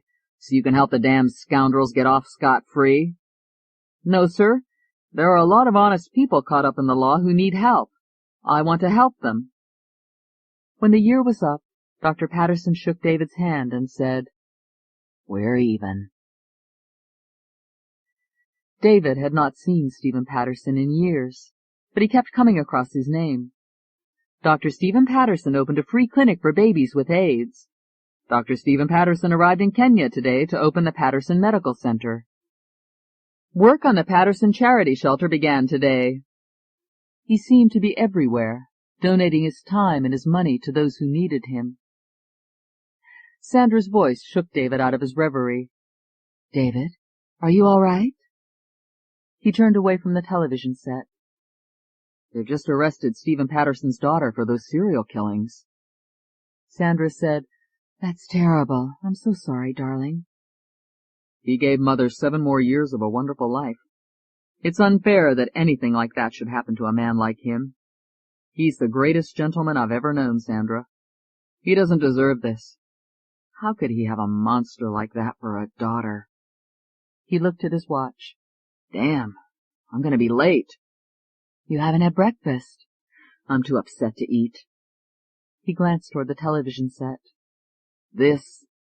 And today's partnership day." "You're going to get it. There's no question about it." "There's always a question about it, honey. Every year someone who's supposed to be a shoo-in winds up in the loser's box." She hugged him and said, "They'll be lucky to have you." He leaned over and kissed her. "Thanks, baby. I don't know what I'd do without you." "You'll never have to. You'll call me as soon as you get the news, won't you, David?" "Of course I will. We'll go out and celebrate." And the words reverberated in his mind. Years ago he had said to someone else, "We'll go out and celebrate." And he had killed her. The offices of Kincaid, Turner, Rose, and Ripley occupied 3 floors in the Transamerica Pyramid in downtown San Francisco. When David Singer walked through the doors, he was greeted with knowing smiles. It seemed to him that there was even a different quality in the good mornings. They knew they were addressing a future partner in the firm. On the way to his small office, David passed the newly decorated office that would belong to one of the chosen partners, and he could not resist looking inside. It was a large, beautiful office with a private washroom, a desk and chairs facing a picture window with a magnificent view of the bay. He stood there a moment, drinking it in. When David walked into his office, his secretary, Holly, said, "Good morning, Mr. Singer." There was a lilt in her voice. "Good morning, Holly." "I have a message for you." "Yes?" "Mr. Kincaid would like to see you in his office at 5 o'clock.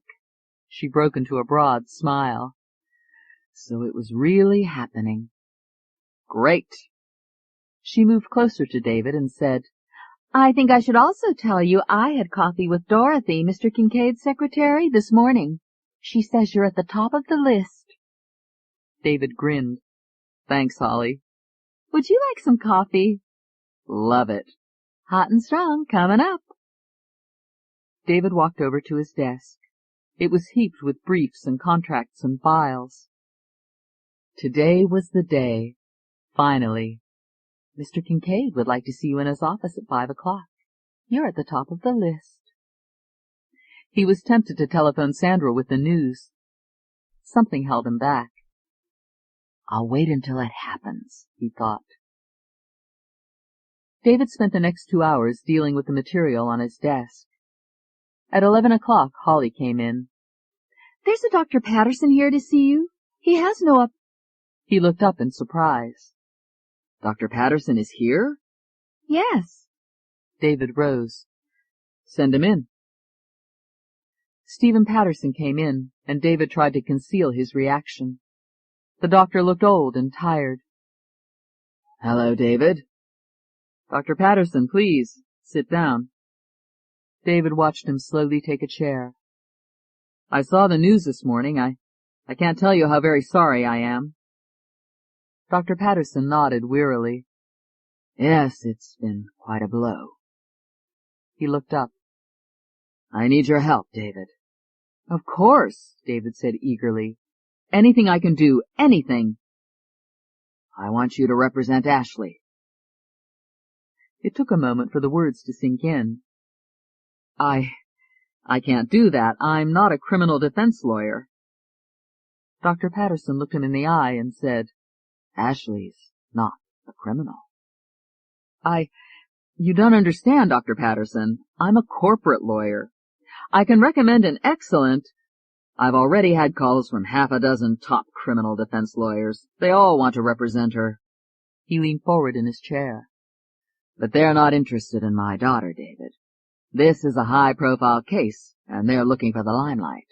They don't give a damn about her. I do. She's all I have."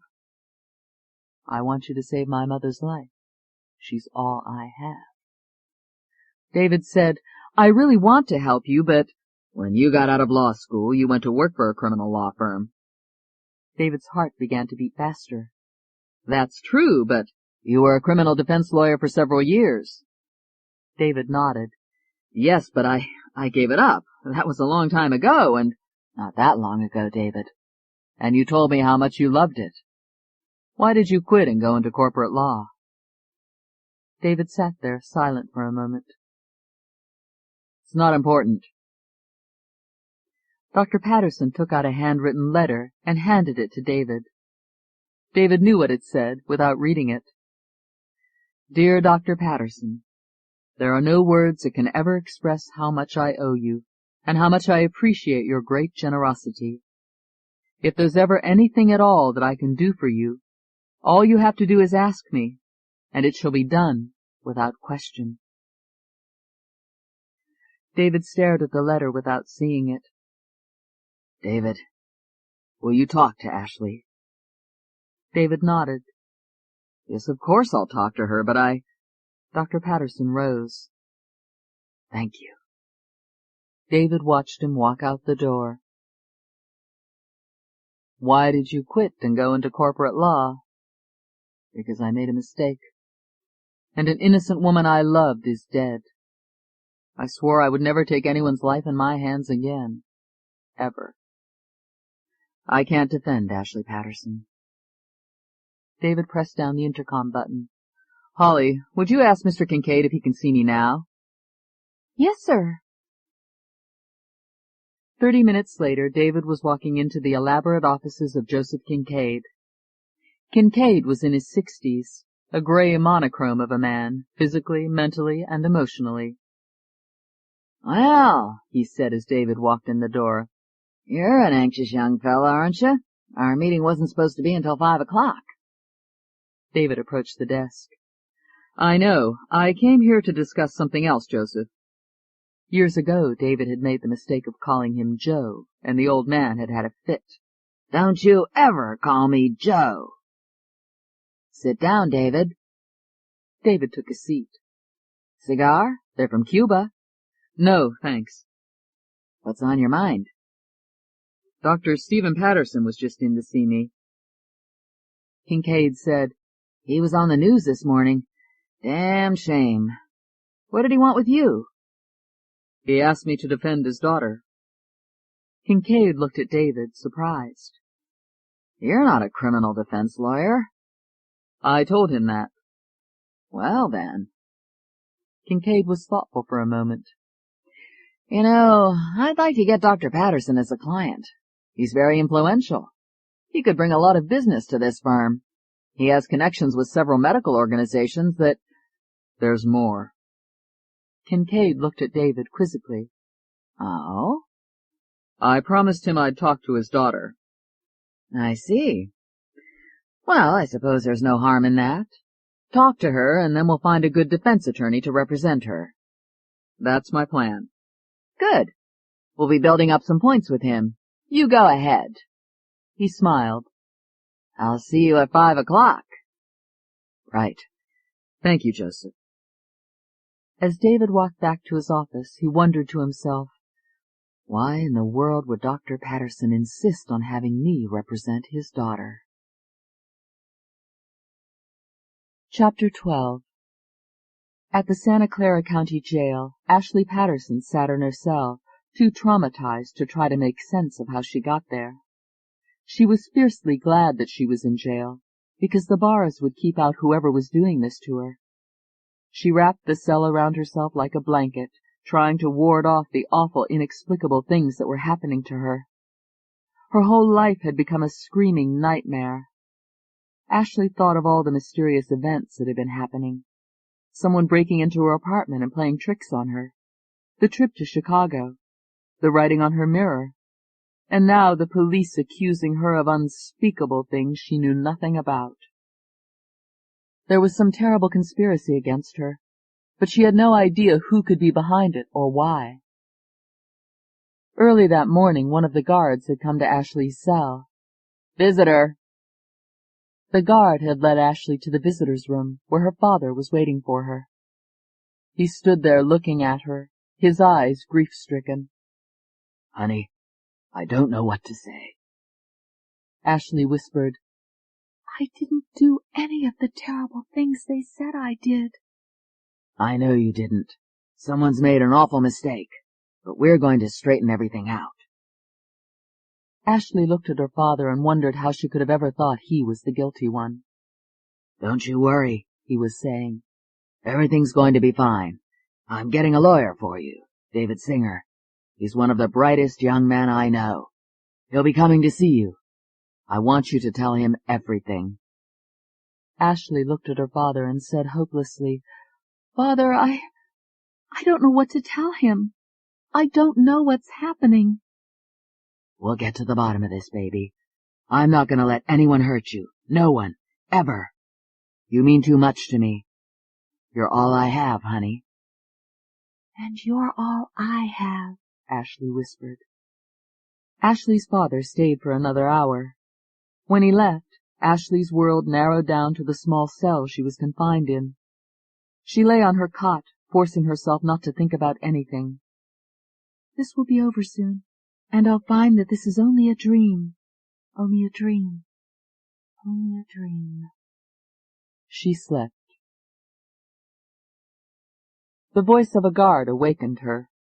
You have a visitor. She was taken to the visitor's room, and Shane Miller was there waiting. He rose as Ashley entered. Ashley! Her heart began to pound. Oh, Shane! She had never been so glad to see anyone in her life. Somehow she had known that he would come and free her, that he would arrange for them to let her go. Shane, I'm so glad to see you. I'm glad to see you, Shane said awkwardly. He looked around the drab visitor's room. Although I must say, not under these circumstances. When I heard the news, I couldn't believe it. What happened?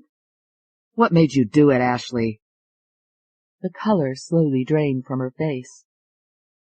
What made me? Do you think that I? Never mind, Shane said quickly. Don't say any more. You shouldn't talk to anyone but your attorney. Ashley stood there staring at him. He believed she was guilty. Why did you come here? Well, I hate to do this now, but under the circumstances, the company is terminating you. I mean, naturally, we can't afford to be connected with anything like this. It's bad enough that the newspapers have already mentioned that you work for Global. You understand, don't you? There's nothing personal in this. Driving down to San Jose, David Singer decided what he was going to say to Ashley Patterson. He would find out what he could from her, and then turn the information over to Jesse Quiller, one of the best criminal defense lawyers in the country. If anyone could help Ashley, it was Jesse. David was ushered into the office of Sheriff Dowling. He handed the sheriff his card. I'm an attorney. I'm here to see Ashley Patterson, and she's expecting you. David looked at him in surprise. She is? Yeah. Sheriff Dowling turned to a deputy and nodded. The deputy said to David, This way. He led David into the visitor's room, and a few minutes later Ashley was brought in from her cell. Ashley Patterson was a complete surprise to David. He had met her once years ago when he was in law school chauffeuring her father. She had struck David as being an attractive, intelligent young girl. Now he found himself looking at a beautiful young woman with frightened eyes. She took a seat across from him. Hello, Ashley. I'm David Singer. My father told me you would be coming. Her voice was shaky. I just came to ask a few questions. She nodded. Before I do, I want you to know that anything you tell me is privileged. It will just be between the two of us. But I need to know the truth. He hesitated. He had not intended to go this far, but he wanted to be able to give Jesse Quiller all the information he could to persuade him to take the case. Did you kill those men? No! Ashley's voice rang with conviction. I'm innocent! David pulled a sheet of paper from his pocket and glanced at it. Were you acquainted with a Jim Cleary? Yes, we were going to be married. I would have had no reason to harm Jim. I loved him. David studied Ashley a moment, then looked at the sheet of paper again. What about Dennis Tibble? Dennis worked at the company I worked for. I saw him the night he was murdered, but I had nothing to do with that. I was in Chicago. David was watching Ashley's face. You have to believe me. I had no reason to kill him. David said, All right. He glanced at the sheet again. What was your relationship with Jean-Claude Perron? The police asked me about him. I had never even heard of him. How could I have killed him when I didn't even know him? She looked at David pleadingly. Don't you see? They have the wrong person. They've arrested the wrong person. She began to weep. I haven't killed anyone. Richard Melton? I don't know who he is either. David waited while Ashley regained control of herself. What about Deputy Blake? Ashley shook her head.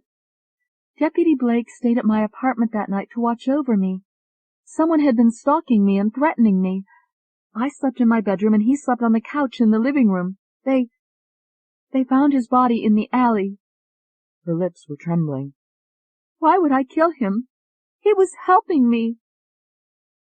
David was studying Ashley, puzzled. Something's very wrong here, David thought.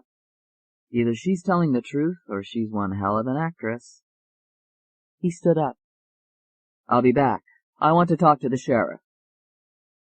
2 minutes later, he was in the sheriff's office. Well, did you talk to her? Sheriff Dowling asked. Yes. I think you've gotten yourself in a box, Sheriff. What does that mean, Counselor? It means you might have been too eager to make an arrest. Ashley Patterson doesn't even know 2 of the people you're accusing her of killing. A small smile touched Sheriff Dowling's lips. She fooled you too, huh? She sure as hell fooled us. What are you talking about? I'll show you, mister. He opened a file folder on his desk and handed David some papers. These are copies of coroner's reports, FBI reports, DNA reports, and Interpol reports on the 5 men who were murdered and castrated. Each victim had had sex with a woman before he was murdered. There were vaginal traces and fingerprints at each of the murder scenes. There were supposed to have been 3 different women involved. Well, the FBI collated all this evidence, and guess what they came up with? The 3 women turned out to be Ashley Patterson. Her DNA and fingerprints are positive on every one of the murders. David was staring at him in disbelief. Are you sure? Yeah, unless you want to believe that Interpol, the FBI, and 5 different coroner's offices are out to frame your client. It's all there, mister. One of the men she killed was my brother-in-law. Ashley Patterson's going to be tried for first-degree murder, and she's going to be convicted. Anything else? Yes. David took a deep breath. I'd like to see Ashley Patterson again. They brought her back to the visitor's room. When she walked inside, David asked angrily, Why did you lie to me? What? I didn't lie to you. I'm innocent. They have enough evidence against you to burn you a dozen times over. I told you I wanted the truth. Ashley looked at him for a full minute, and when she spoke, she said in a quiet voice, I told you the truth. I have nothing more to say.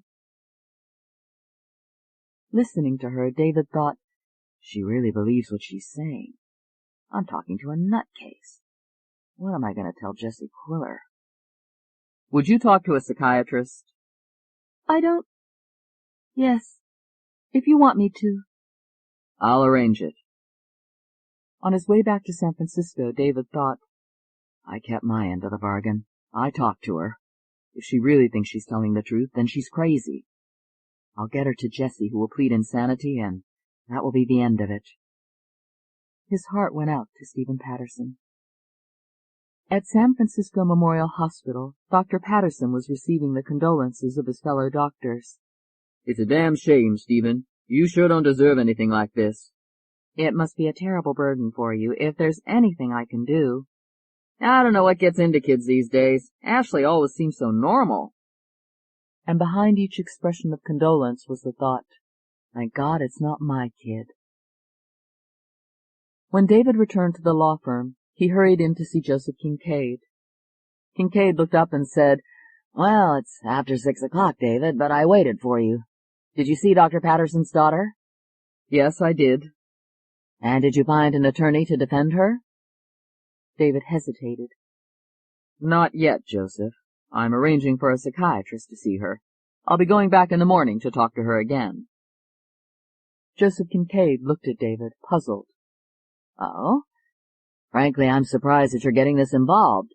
Naturally, we can't have this firm associated with anything as ugly as this trial is going to be. I'm not really involved, Joseph. It's just that I owe a great deal to her father. I made him a promise. There's nothing in writing, is there? No. So it's only a moral obligation. David studied him a moment, started to say something, then stopped. Yes, it's only a moral obligation. Well, when you're through with Miss Patterson, come back and we'll talk. Not a word about the partnership. When David got home that evening, the apartment was in darkness. Sandra? There was no answer. As David started to turn on the lights in the hallway, Sandra suddenly appeared from the kitchen, carrying a cake with lit candles. "Surprise!" She saw the look on David's face and stopped. "Is something wrong, darling?" "Didn't you get it, David? Did they give it to someone else?" "No, no," he said reassuringly. "Everything's fine." Sandra put down the cake and moved closer to him. "Something's wrong." "It's just that there's been a delay." "Wasn't your meeting with Joseph Kincaid today?" "Yes. Sit down, honey. We have to talk." They sat down on the couch, and David said, "Something unexpected has come up. Stephen Patterson came to see me this morning." "He did? What about?"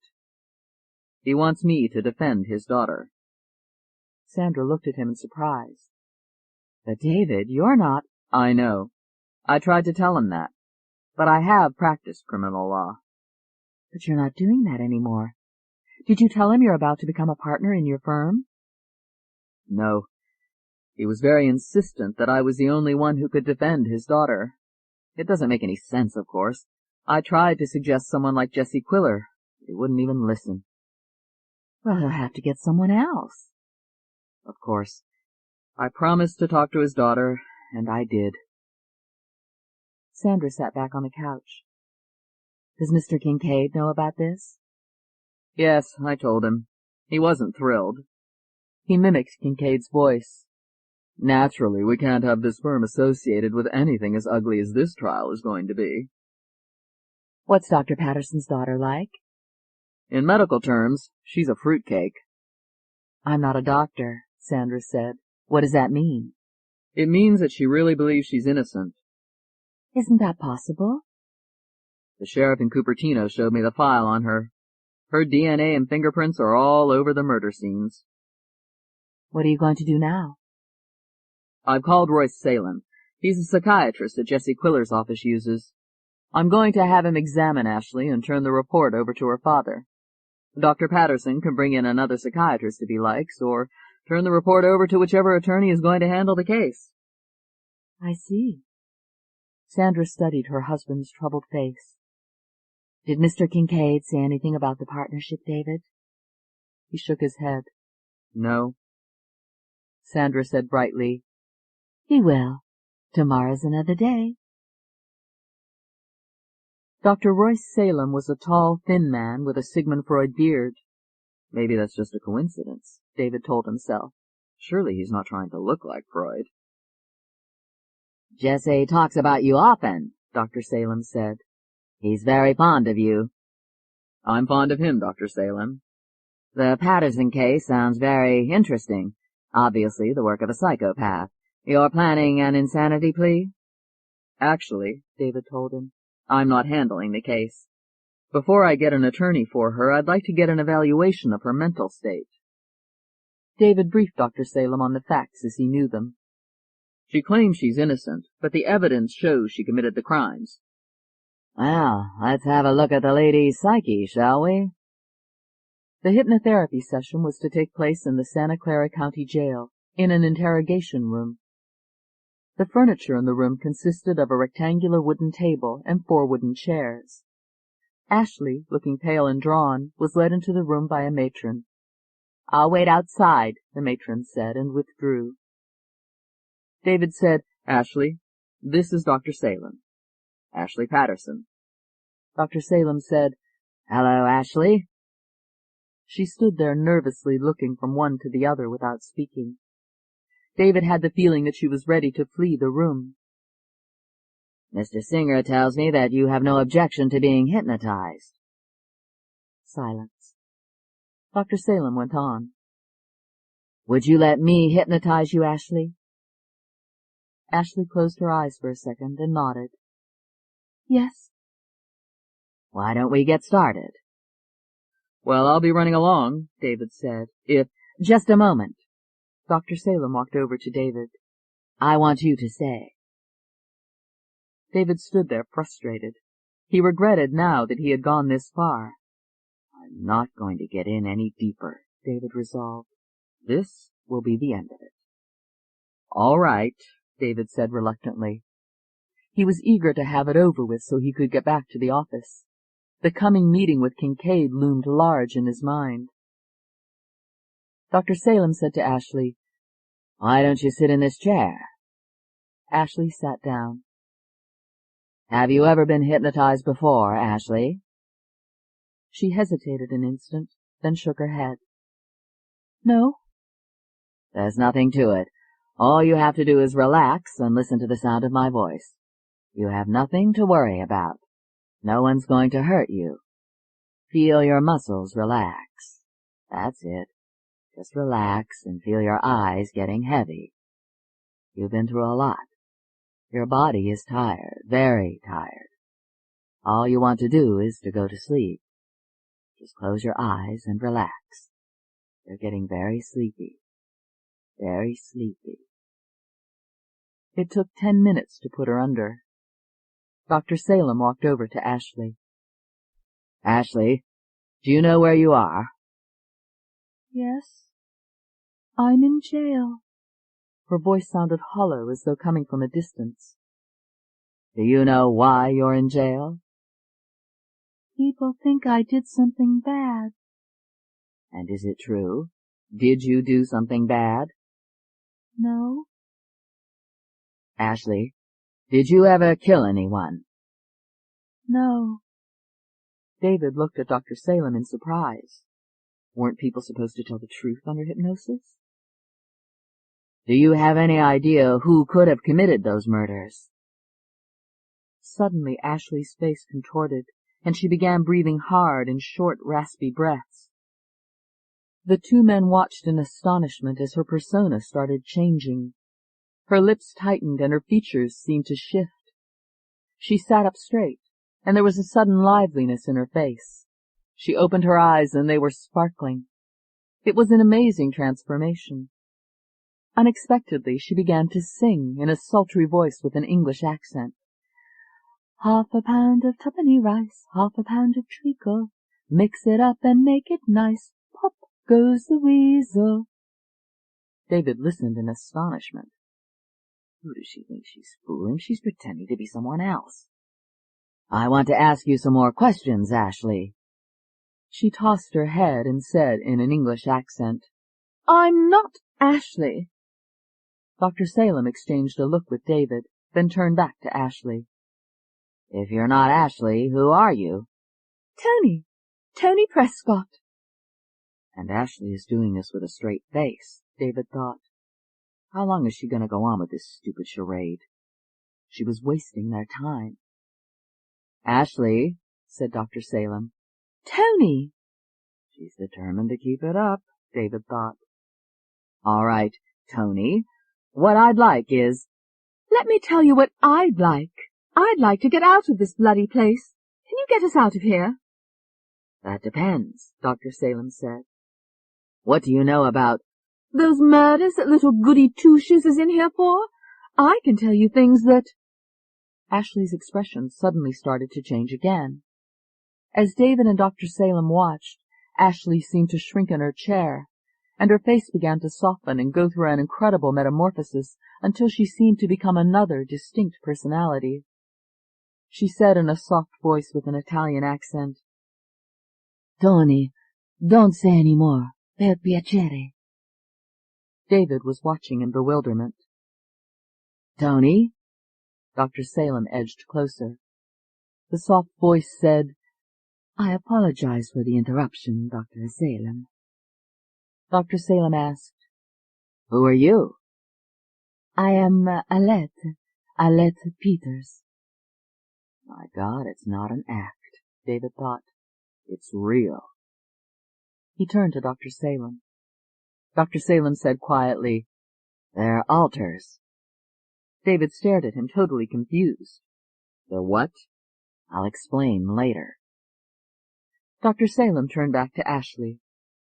Alette, how many of you are in there?" "Beside Ashley, only Tony and me," Alette answered. "You have an Italian accent." "Yes, I was born in Rome. Have you ever been to Rome?" "No, I've never been to Rome." I can't believe I'm hearing this conversation, David thought. È molto bello. I'm sure. Do you know Tony? Sì, naturalmente. She has an English accent. Tony was born in London.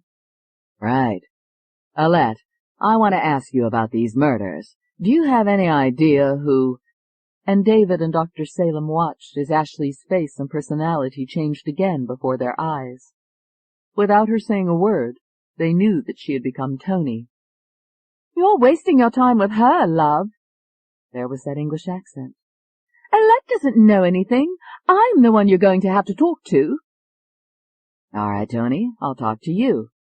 I have some questions for you. I'm sure you do, but I'm tired. She yawned. Miss Tightass has kept us up all night. I've got to get some sleep. Not now, Tony. Listen to me. You have to help us to— Her face hardened. Why should I help you? What has Miss Goody-Two-Shoes done for Alette or me? All she ever does is keep us from having fun. Well, I'm sick of it, and I'm sick of her. Do you hear me? She was screaming, her face contorted. Dr. Salem said, I'm going to bring her out of it. David was perspiring. Yes. Dr. Salem leaned close to Ashley. Ashley, everything is fine. Close your eyes now. They're very heavy, very heavy. You're completely relaxed. Ashley, your mind is at peace. Your body is relaxed. You're going to wake up at the count of 5, completely relaxed. 1. He looked over at David and then back at Ashley. 2. Ashley began to stir.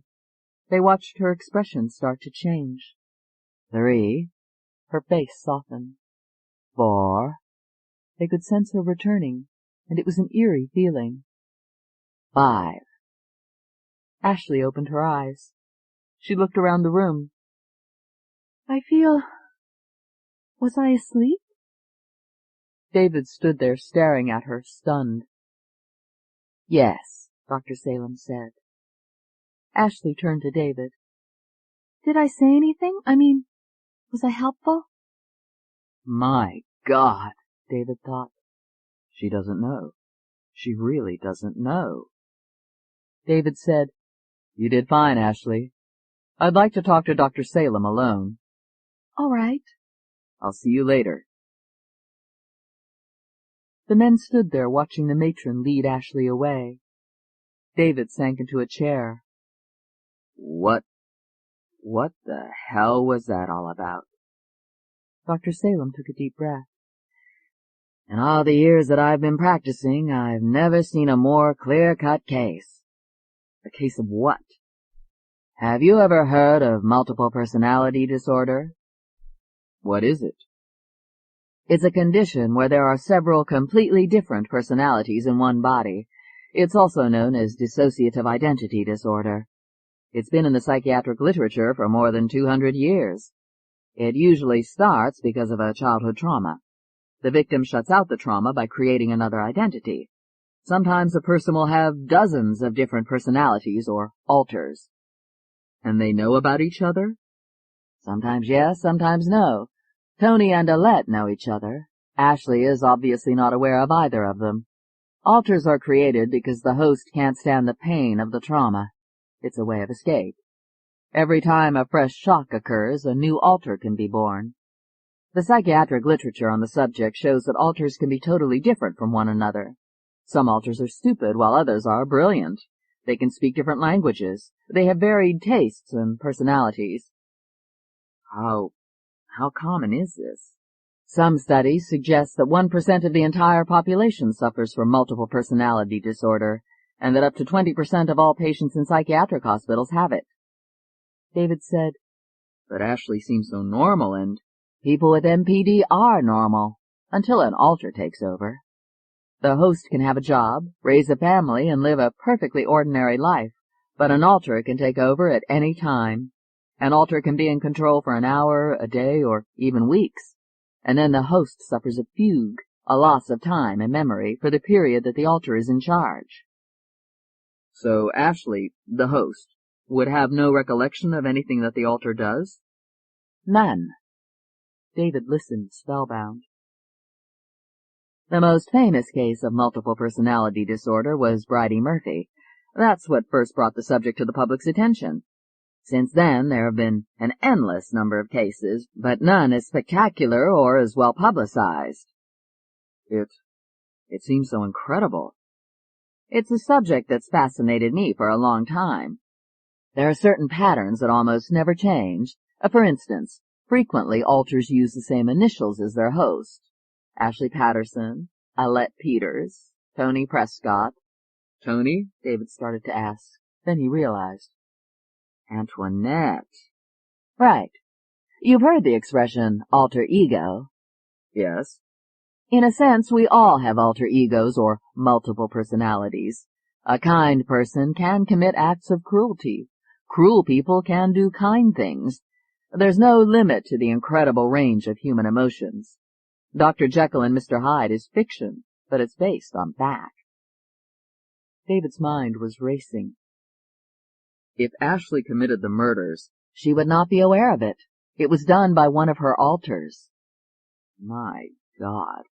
How can I explain that in court? Dr. Salem looked at David curiously. I thought you said you weren't going to be her attorney. David shook his head. I'm not. I mean, I don't know. At this point, I'm a multiple personality myself. David was silent for a moment. Is this curable? Often, yes.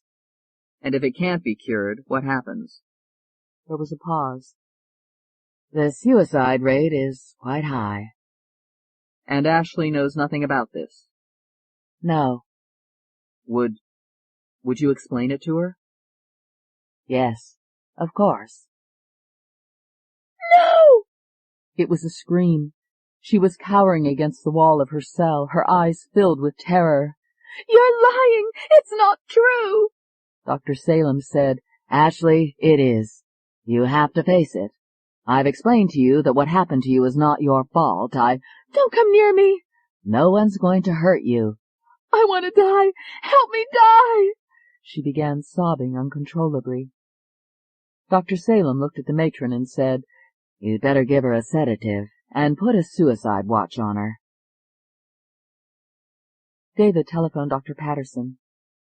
I need to talk to you. I've been waiting to hear from you, David.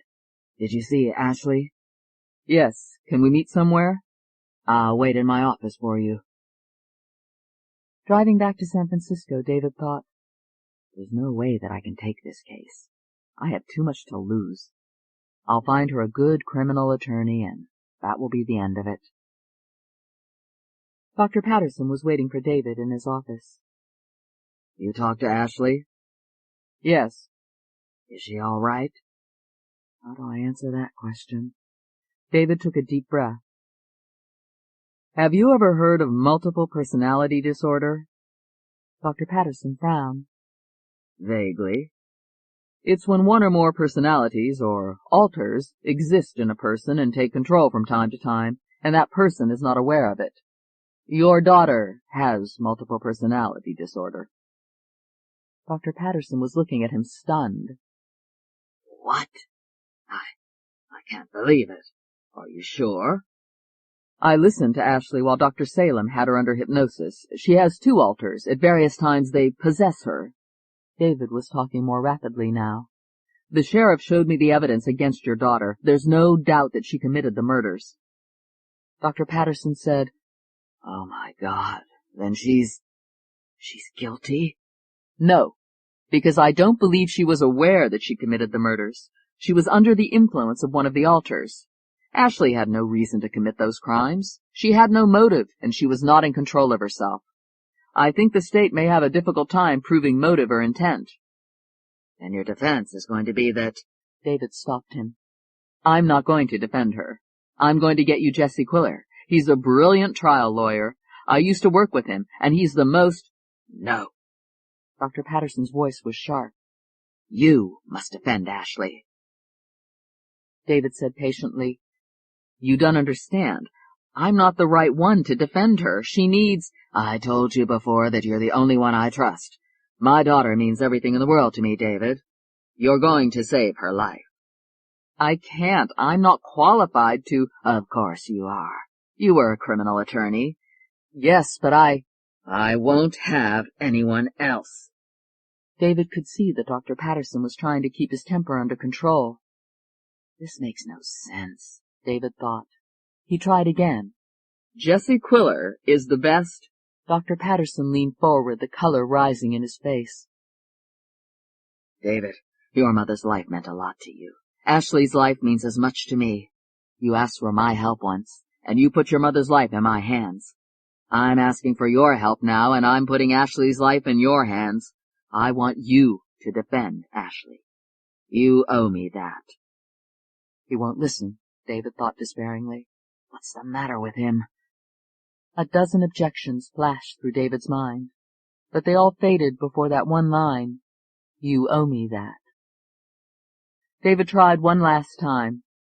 Dr. Patterson. Yes or no, David? Chapter 13. When David got home, Sandra was waiting for him. Good evening, darling. He took her in his arms and thought, My God, she's lovely. What idiot said that pregnant women weren't beautiful?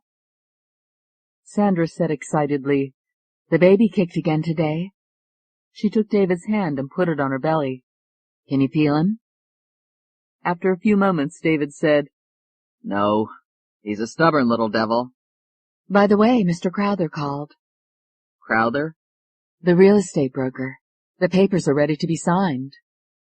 David felt a sudden sinking feeling. Oh. I want to show you something, Sandra said eagerly. Don't go away. David watched her hurry into the bedroom and thought, What am I going to do? I have to make a decision. Sandra came back into the room holding up several samples of blue wallpaper. We're doing the nursery in blue, and we'll do the living room of the apartment in blue and white, your favorite colors. Which color wallpaper do you like, the lighter shade or the darker? David forced himself to concentrate. The lighter looks good. I like it too. The only problem is that the rug is going to be a dark blue. Do you think they should match? I can't give up the partnership. I've worked too hard for it. It means too much. David, do you think they should match? He looked at her. What? Oh, yes. Whatever you think, honey. I'm so excited. It's going to be beautiful. There's no way we can afford it if I don't get the partnership. Sandra looked around the little apartment. We can use some of this furniture, but I'm afraid we're going to need a lot of new things. She looked at him anxiously. We can handle it, can't we, darling? I don't want to go overboard. Right, David said absently. She snuggled against his shoulder. It's going to be like a whole new life, isn't it? The baby and the partnership and the penthouse. I went by there today. I wanted to see the playground in the school. The playground's beautiful. It had slides and swings and jungle gyms. I want you to come with me Saturday to look at it. Jeffrey's going to adore it. Maybe I can convince Kincaid that this would be a good thing for the firm. The school looks nice. It's just a couple blocks from our condo, and it's not too large. I think that's important. David was listening to her now and thought, I can't let her down. I can't take away her dreams. I'll tell Kincaid in the morning that I'm not taking the Patterson case. Patterson will have to find someone else. We'd better get ready, darling. We're due at the Quillers at 8 o'clock. This was the moment of truth. David felt himself tense. There's something we have to talk about. Yes? I went to see Ashley Patterson this morning. Oh? Tell me about it. Is she guilty? Did she do those terrible things? Yes and no. Spoken like a lawyer. What does that mean? She committed the murders, but she's not guilty. David! Ashley has a medical condition called multiple personality disorder. Her personality is split so that she does things without knowing she's doing them. Sandra was staring at him. How horrible. There are 2 other personalities. I've heard them. You've heard them? Yes, and they're real. I mean, she's not faking. And she has no idea that she... None. Then is she innocent or guilty? That's for the courts to decide. Her father won't talk to Jesse Quiller, so I'll have to find some other attorney. But Jesse's perfect. Why won't he talk to him? David hesitated. He wants me to defend her. But you told him you can't, of course. Of course. Then? He won't listen. What did he say, David? He shook his head. It doesn't matter. What did he say?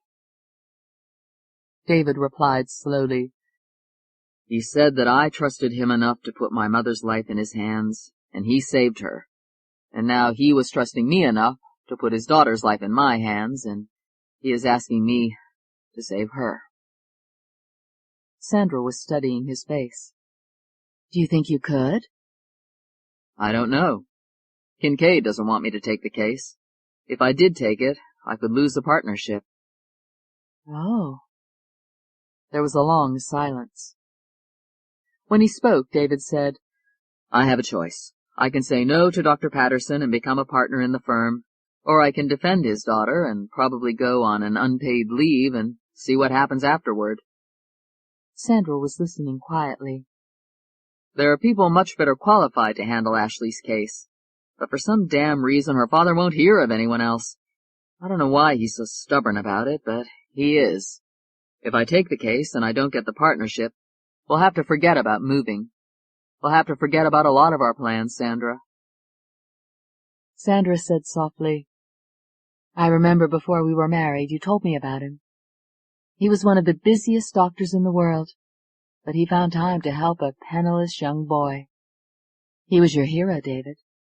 You said that if we ever had a son, you would want him to grow up to be like Stephen Patterson. David nodded. When do you have to decide? I'm seeing Kincaid first thing in the morning. Sandra took his hand and said, You don't need that much time. Dr. Patterson saved your mother. You're going to save his daughter. She looked around and smiled. Anyway, we can always do this apartment over in blue and white. Jesse Quiller was one of the top criminal defense attorneys in the country.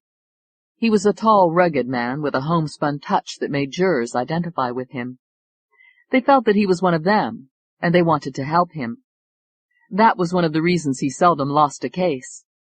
The other reasons were that he had a photographic memory and a brilliant mind. Instead of vacationing, Quiller used his summers to teach law, and years earlier David had been one of his pupils. When David graduated, Quiller invited him to join his criminal law firm, and 2 years later, David had become a partner. David loved practicing criminal law and excelled at it. He made sure that at least 10% of his cases were pro bono. 3 years after becoming a partner, David had abruptly resigned and gone to work for Kincaid, Turner, Rose, and Ripley to practice corporate law. Over the years, David and Quiller had remained close friends. They and their wives had dinner together once a week. Jesse Quiller had always fancied tall, sylph-like, sophisticated blondes. Then he had met Emily and fallen in love with her. Emily was a prematurely gray dumpling of a woman from an Iowa farm, the exact opposite of other women Quiller had dated. She was a caretaker, Mother Earth. They made an unlikely couple, but the marriage worked because they were deeply in love with each other. Every Tuesday the Singers and the Quillers had dinner and then played a complicated card game called Liverpool. When Sandra and David arrived at the Quillers' beautiful home on Hayes Street, Jesse met them at the door. He gave Sandra a hug and said, "Come in, we've got the champagne on ice. It's a big day for you, huh? The new penthouse and the partnership, or is it the partnership and the penthouse?" David and Sandra looked at each other. "Emily's in the kitchen fixing a celebration dinner." He looked at their faces. "I think it's a celebration dinner. Am I missing something?" David said, "No, Jesse, it's just that we may have a little problem." "Come on in. Fix you a drink?" He looked at Sandra. "No, thanks.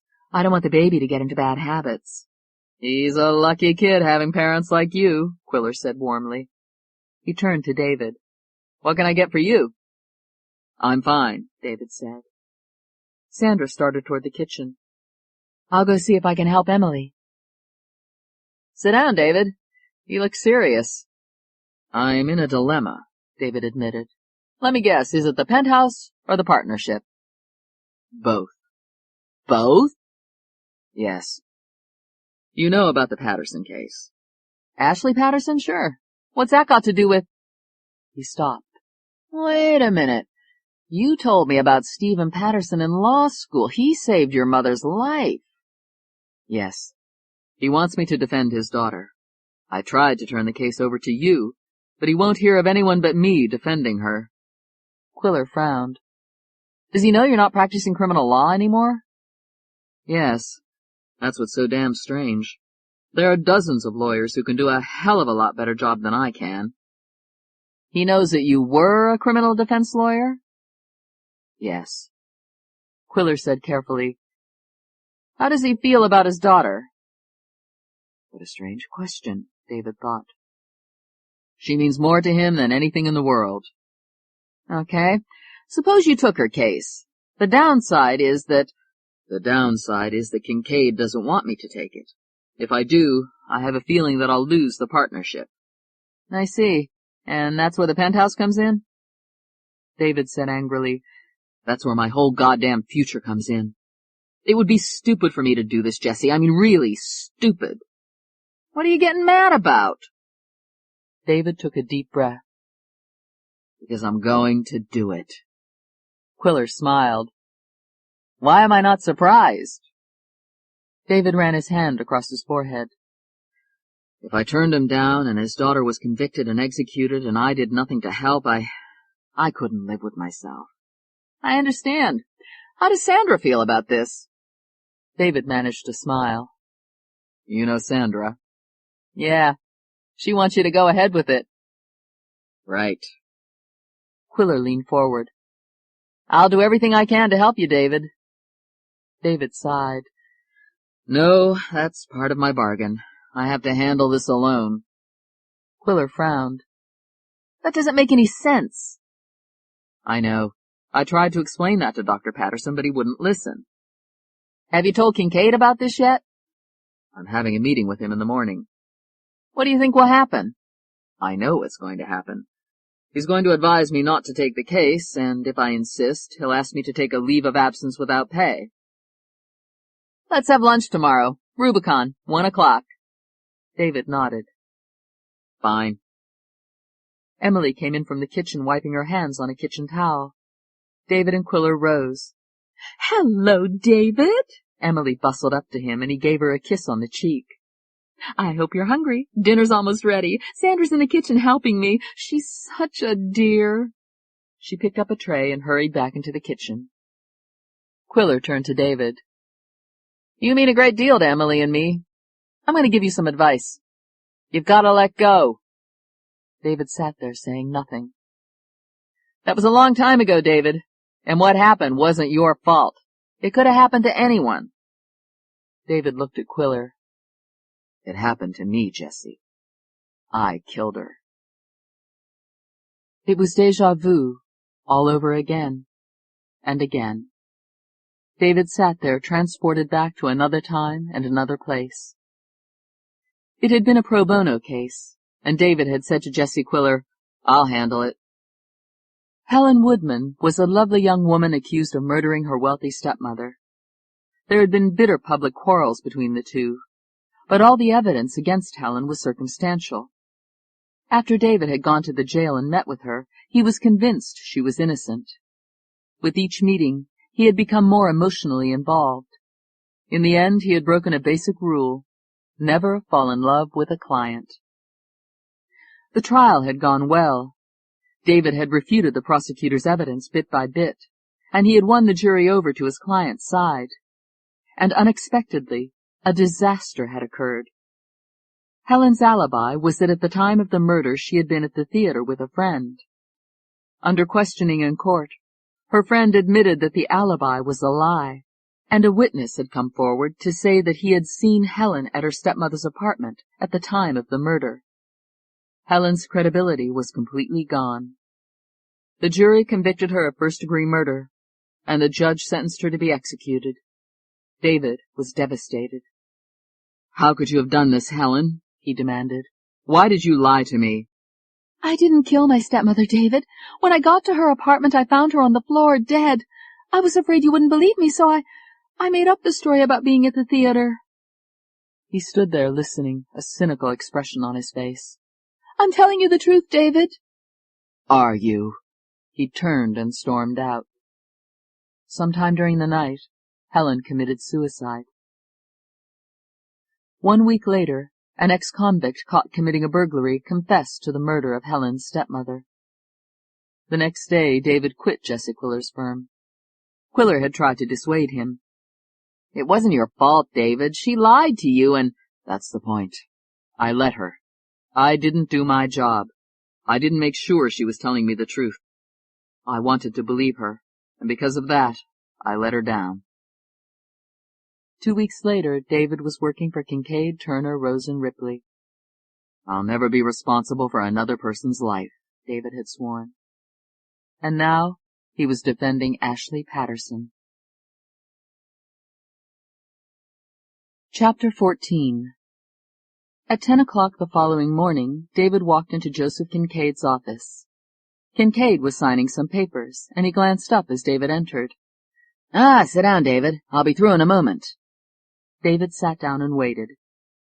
When Kincaid had finished, he smiled and said, Well, you have some good news, I trust. Good news for whom? David wondered. You have a very bright future here, David, and I'm sure you wouldn't want to do anything to spoil that. The firm has big plans for you. David was silent, trying to find the right words. Kincaid said, Well, have you told Dr. Patterson that you'd find another lawyer for him? No. I've decided that I'm going to defend her. Kincaid's smile faded. Are you really going to defend that woman, David? She's a vicious, sick murderer. Anyone who defends her will be tarred with the same brush. I'm not doing this because I want to, Joseph. I'm obligated. I owe Dr. Patterson a great deal, and this is the only way I can ever repay him. Kincaid sat there silent. If you've really decided to go ahead with this, then I suggest that it would be appropriate for you to take a leave of absence. Without pay, of course. Goodbye, partnership. After the trial, naturally, you'll come back to us and the partnership will be waiting for you. David nodded. Naturally. I'll have Collins take over your workload. I'm sure you'll want to begin concentrating on the trial. 30 minutes later, the partners of Kincaid, Turner, Rose, and Ripley were in a meeting. We can't afford to have this firm be involved in a trial like that, Henry Turner objected. Joseph Kincaid was quick to respond. We're not really involved, Henry. We're giving the boy a leave of absence. Albert Rose spoke up. I think we should cut him loose. Not yet. That would be short-sighted. Dr. Patterson could be a cash cow for us. He knows everybody, and he'll be grateful to us for letting him borrow David. No matter what happens at the trial, it's a win-win situation. If it goes well, we get the doctor as a client and make Singer a partner. If the trial goes badly, we'll drop Singer and see if we can't keep the good doctor. There's really no downside. There was a moment of silence. Then John Ripley grinned. Good thinking, Joseph. When David left Kincaid's office, he went to see Stephen Patterson. He had telephoned ahead, and the doctor was waiting for him. Well, David? My answer is going to change my life, David thought. And not for the better. I'm going to defend your daughter, Dr. Patterson.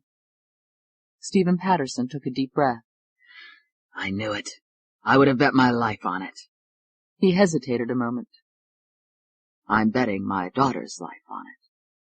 My firm has given me a leave of absence. I'm going to get help from one of the best trial lawyers in the— Dr. Patterson raised a hand.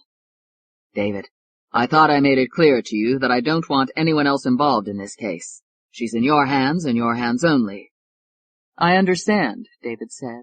But Jessie Quiller is— Dr. Patterson got to his feet. I don't want to hear anything more about Jessie Quiller or any of the rest of them. I know trial lawyers, David. They're interested in the money and the publicity. This isn't about money or publicity. This is about Ashley. David started to speak, then stopped. There was nothing he could say. The man was fanatic on the subject. I can use all the help I can get, David thought. Why won't he let me? Have I made myself clear? David nodded. Yes. I'll take care of your fee and your expenses, of course. No, this is pro bono. Dr. Patterson studied him a moment, then nodded. Quid pro quo? Quid pro quo. David managed to smile. Do you drive? David, if you're on a leave of absence, you'll need some expense money to keep you going. I insist. As you wish, David said. At least we'll eat during the trial. Jessie Quiller was waiting for David at Rubicon. How did it go? David sighed. It was predictable. I'm on a leave of absence, no salary. Those bastards, how can they— I can't blame them, David interrupted. They're a very conservative firm. What are you going to do now? What do you mean? What do I mean? You're handling the trial of the century. You don't have an office to work in anymore. You don't have access to research files or case files, criminal law books, or a fax machine, and I've seen that outdated computer that you and Sandra have. It won't be able to run the legal software you'll need or get you on the internet. I'll be all right, David said.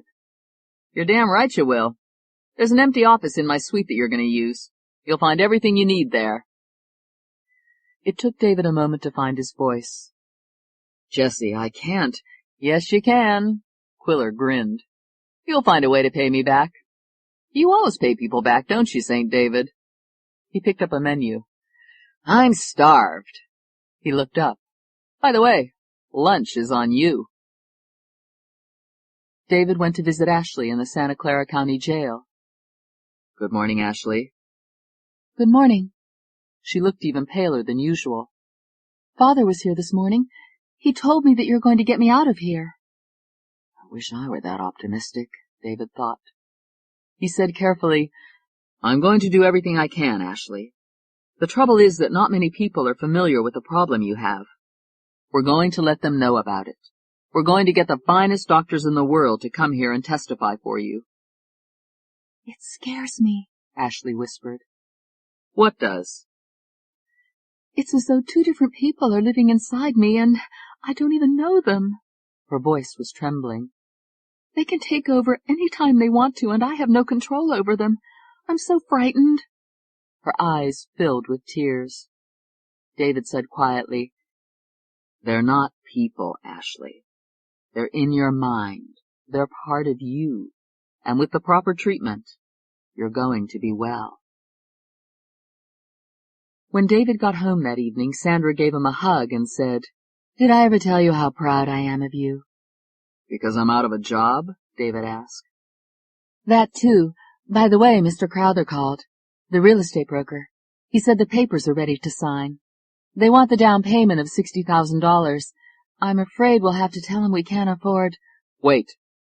I have that much in the company pension plan. With Dr. Patterson giving us some expense money, maybe we can still swing this. It doesn't matter, David. We don't want to spoil the baby with a penthouse anyway. Well, I have some good news.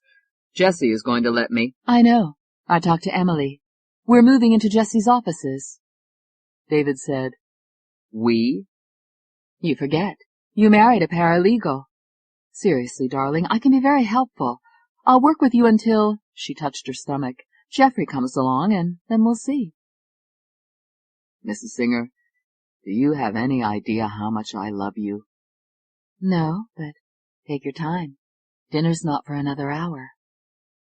An hour isn't enough time, David told her. She put her arms around him and murmured, Why don't you get undressed, Tiger? What? He pulled back and looked at her, worried. What does Dr. Bailey say? The doctor says if you don't get undressed in a hurry, I should attack you. David grinned. His word's good enough for me. The following morning, David moved into the back office of Jessie Quiller's suite.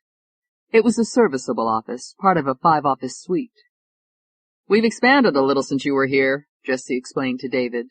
I'm sure you'll find everything. The law library is next door. You've got faxes, computers, everything you need. If there's anything you don't see, just ask. Thanks, David said. I can't tell you how much I appreciate this, Jessie. Jessie smiled. You're going to pay me back, remember? Sandra arrived a few minutes later. I'm ready, she said. Where do we begin? We begin by looking up every case we can find on multiple personality trials. There's probably a ton of stuff on the internet.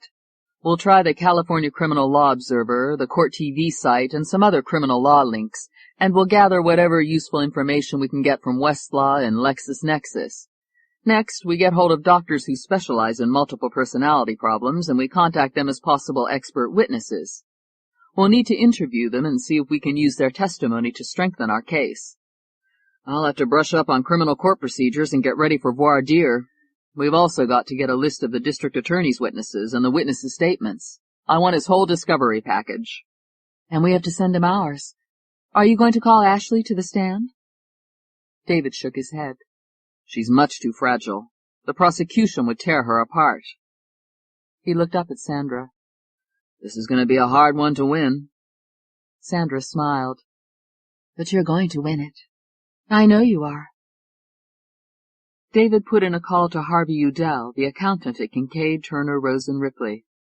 Harvey. David Singer. Hello, David. I hear you're leaving us for a little while. Yes. That's an interesting case you're taking on. The papers are full of it. What can I do for you? David said, I have $60,000 in my pension plan there, Harvey. I wasn't going to take it out this early, but Sandra and I just bought a penthouse, and I'm going to need the money for a down payment. A penthouse? Well, congratulations. Thanks. How soon can I get the money? There was a brief hesitation. Can I get back to you? Of course. David gave him his telephone number. I'll call you right back. Thanks. Harvey Udell replaced the receiver and then picked up the telephone again. Tell Mr. Kincaid I'd like to see him. 30 minutes later, he was in Joseph Kincaid's office. What is it, Harvey? I got a call from David Singer, Mr. Kincaid. He's bought a penthouse, and he needs the $60,000 he has in his pension fund for a down payment. In my opinion, we're not obligated to give him the money now. He's on leave, and he's not— I wonder if he knows how expensive it is to maintain a penthouse. Probably not. I'll just tell him we can't— Give him the money. Harvey looked at him in surprise. But we don't have to. Kincaid leaned forward in his chair. We're going to help him dig a hole for himself, Harvey. Once he puts a down payment on that penthouse, we own him. Harvey Udell telephoned David. I've good news for you, David. That money you have in the pension plan, you're taking it out early, but there's no problem. Mr. Kincaid says to give you anything you want. Mr. Crowther, David Singer. I've been waiting to hear from you, Mr. Singer. The down payment on the penthouse is on its way. You'll have it tomorrow. Wonderful. As I told you, we have some other folks who are anxious to get it, but I have the feeling that you and your wife are the right owners for it. You're going to be very happy there. All it will take, David thought, is a few dozen miracles. Ashley Patterson's arraignment took place in the Superior Court of the County of Santa Clara on North First Street in San Jose. The legal wrangling about jurisdiction had gone on for weeks. It had been complicated because the murders had taken place in 2 countries and 2 different states.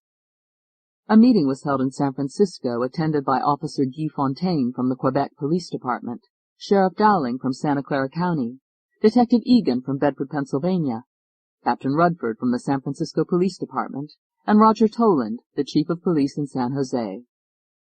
We would like to try her in Quebec because we have absolute evidence of her guilt. There's no way she can win a trial there. Detective Egan said, For that matter, so do we, Officer Fontaine. Jim Cleary's was the first murder she committed, and I think that should take precedence over the others. Captain Rudford of the San Francisco Police said, Gentlemen, there's no doubt that we can all prove her guilt. But 3 of these murders took place in California, and she should be tried here for all of them. That gives us a much stronger case. I agree, Sheriff Dowling said. And 2 of them took place in Santa Clara County, so this is where the jurisdiction should lie. They spent the next 2 hours arguing the merits of their positions, and in the end, it was decided that the trial for the murders of Dennis Tibble, Richard Melton, and Deputy Sam Blake would be held at the Hall of Justice in San Jose. They agreed that the murders in Bedford and Quebec would be put on hold. On the day of arraignment, David stood at Ashley's side. The judge on the bench said, "How do you plead?" "Not guilty, and not guilty by reason of insanity." The judge nodded. "Very well. Your Honor, we're requesting bail at this time." The attorney from the prosecutor's office jumped in. "Your Honor, we strongly object. The defendant is accused of 3 savage murders and faces the death penalty. If she were given the opportunity, she would flee the country." "That's not true," David said. "There's no—" The judge interrupted.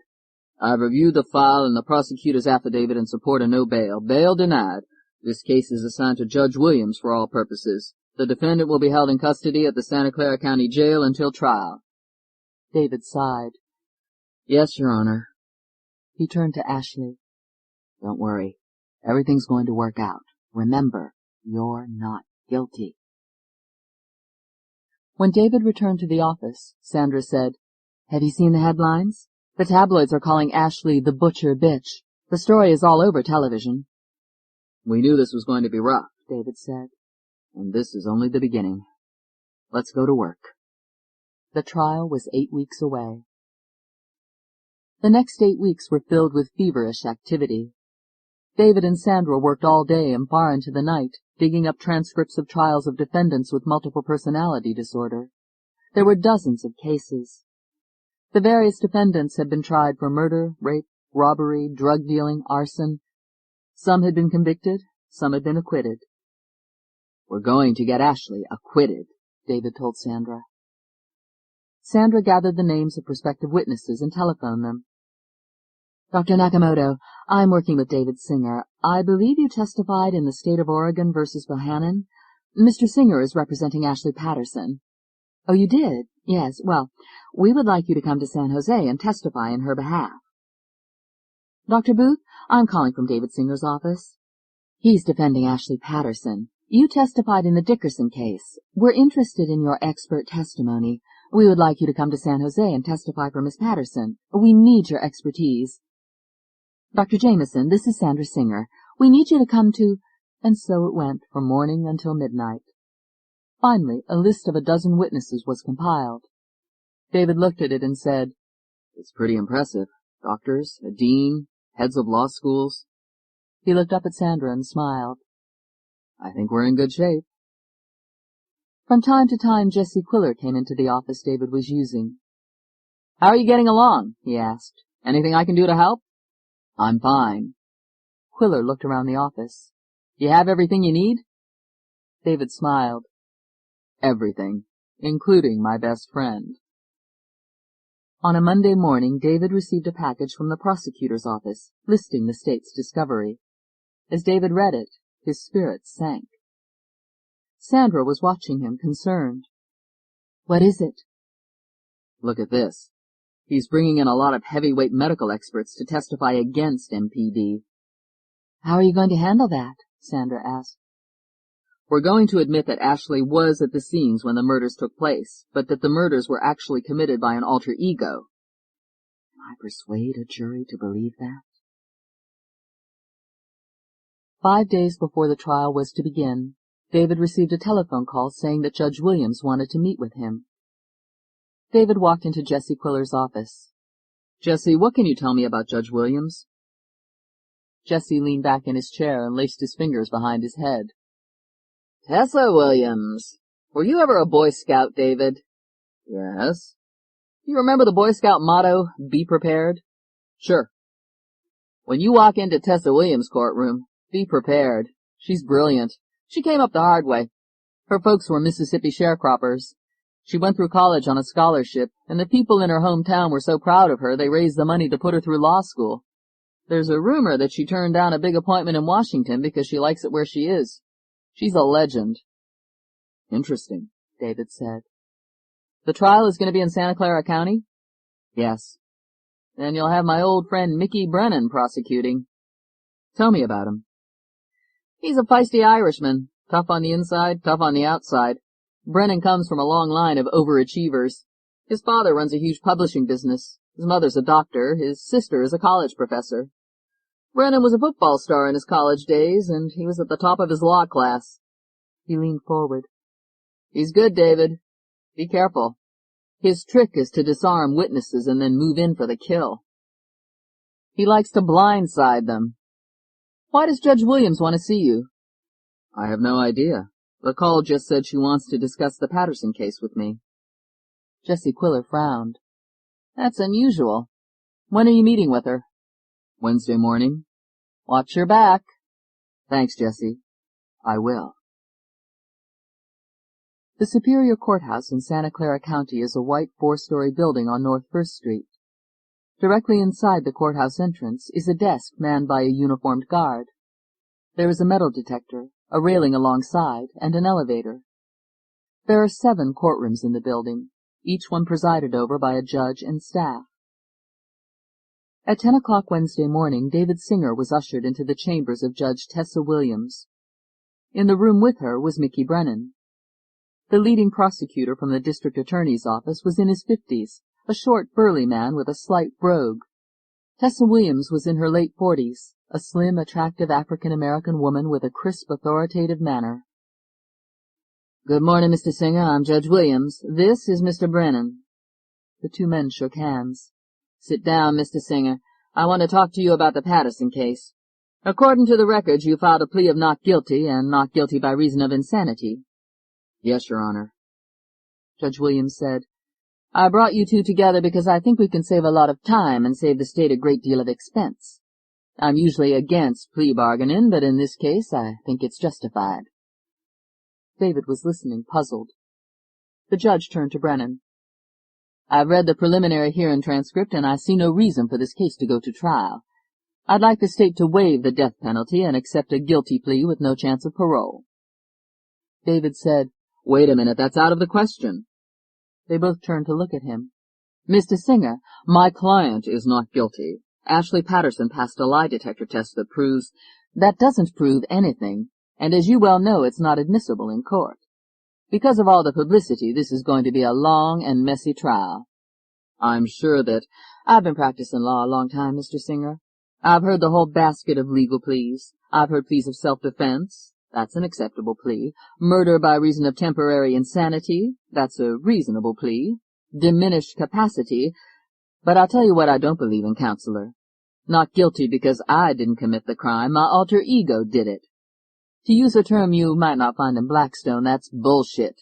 Your client either committed the crimes or she didn't. If you change your plea to guilty, we can save a lot of— No, Your Honor, I won't. Judge Williams studied David a moment. You're very stubborn. A lot of people find that an admirable quality. She leaned forward in her chair. I don't. Your Honor. You're forcing us into a trial that's going to last at least 3 months, maybe longer. Brennan nodded. I agree. I'm sorry that you feel— Mr. Singer, I'm here to do you a favor. If we try your client, she's going to die.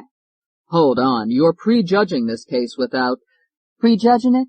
Have you seen the evidence? Yes, For God's sake, counselor, Ashley Patterson's DNA and fingerprints are at every crime scene. I've never seen a more clear-cut case of guilt. If you insist on going ahead with this, it could turn into a circus. Well, I'm not going to let that happen. I don't like circuses in my court. Let's dispose of this case here and now. I'm going to ask you once more, will you plead your client to life without parole? David said stubbornly, No. She was glaring at him. Right. I'll see you next week. He had made an enemy. Chapter 15. San Jose had quickly taken on the atmosphere of a carnival town. Media from all over the world were pouring in. Every hotel was booked, and some of the members of the press were forced to take rooms in the outlying towns of Santa Clara, Sunnyvale, and Palo Alto. David was besieged by reporters. Mr. Singer, tell us about the case. Are you pleading your client not guilty? Are you going to put Ashley Patterson on the stand? Is it true that the district attorney was willing to plea bargain? Is Dr. Patterson going to testify for his daughter? My magazine will pay $50,000 for an interview with your client. Mickey Brennan was also pursued by the media. Mr. Brennan, would you say a few words about the trial? Brennan turned and smiled at the television cameras. Yes, I can sum up the trial in 5 words. We're going to win it. No further comment. Wait, do you think she's insane? Is the state going to ask for the death penalty? Did you call it an open and shut case?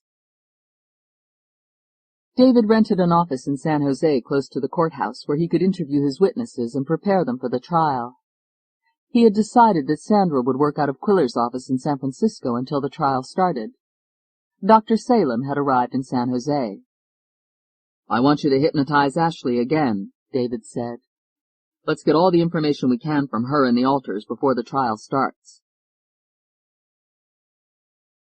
They met Ashley in a holding room at the county detention center.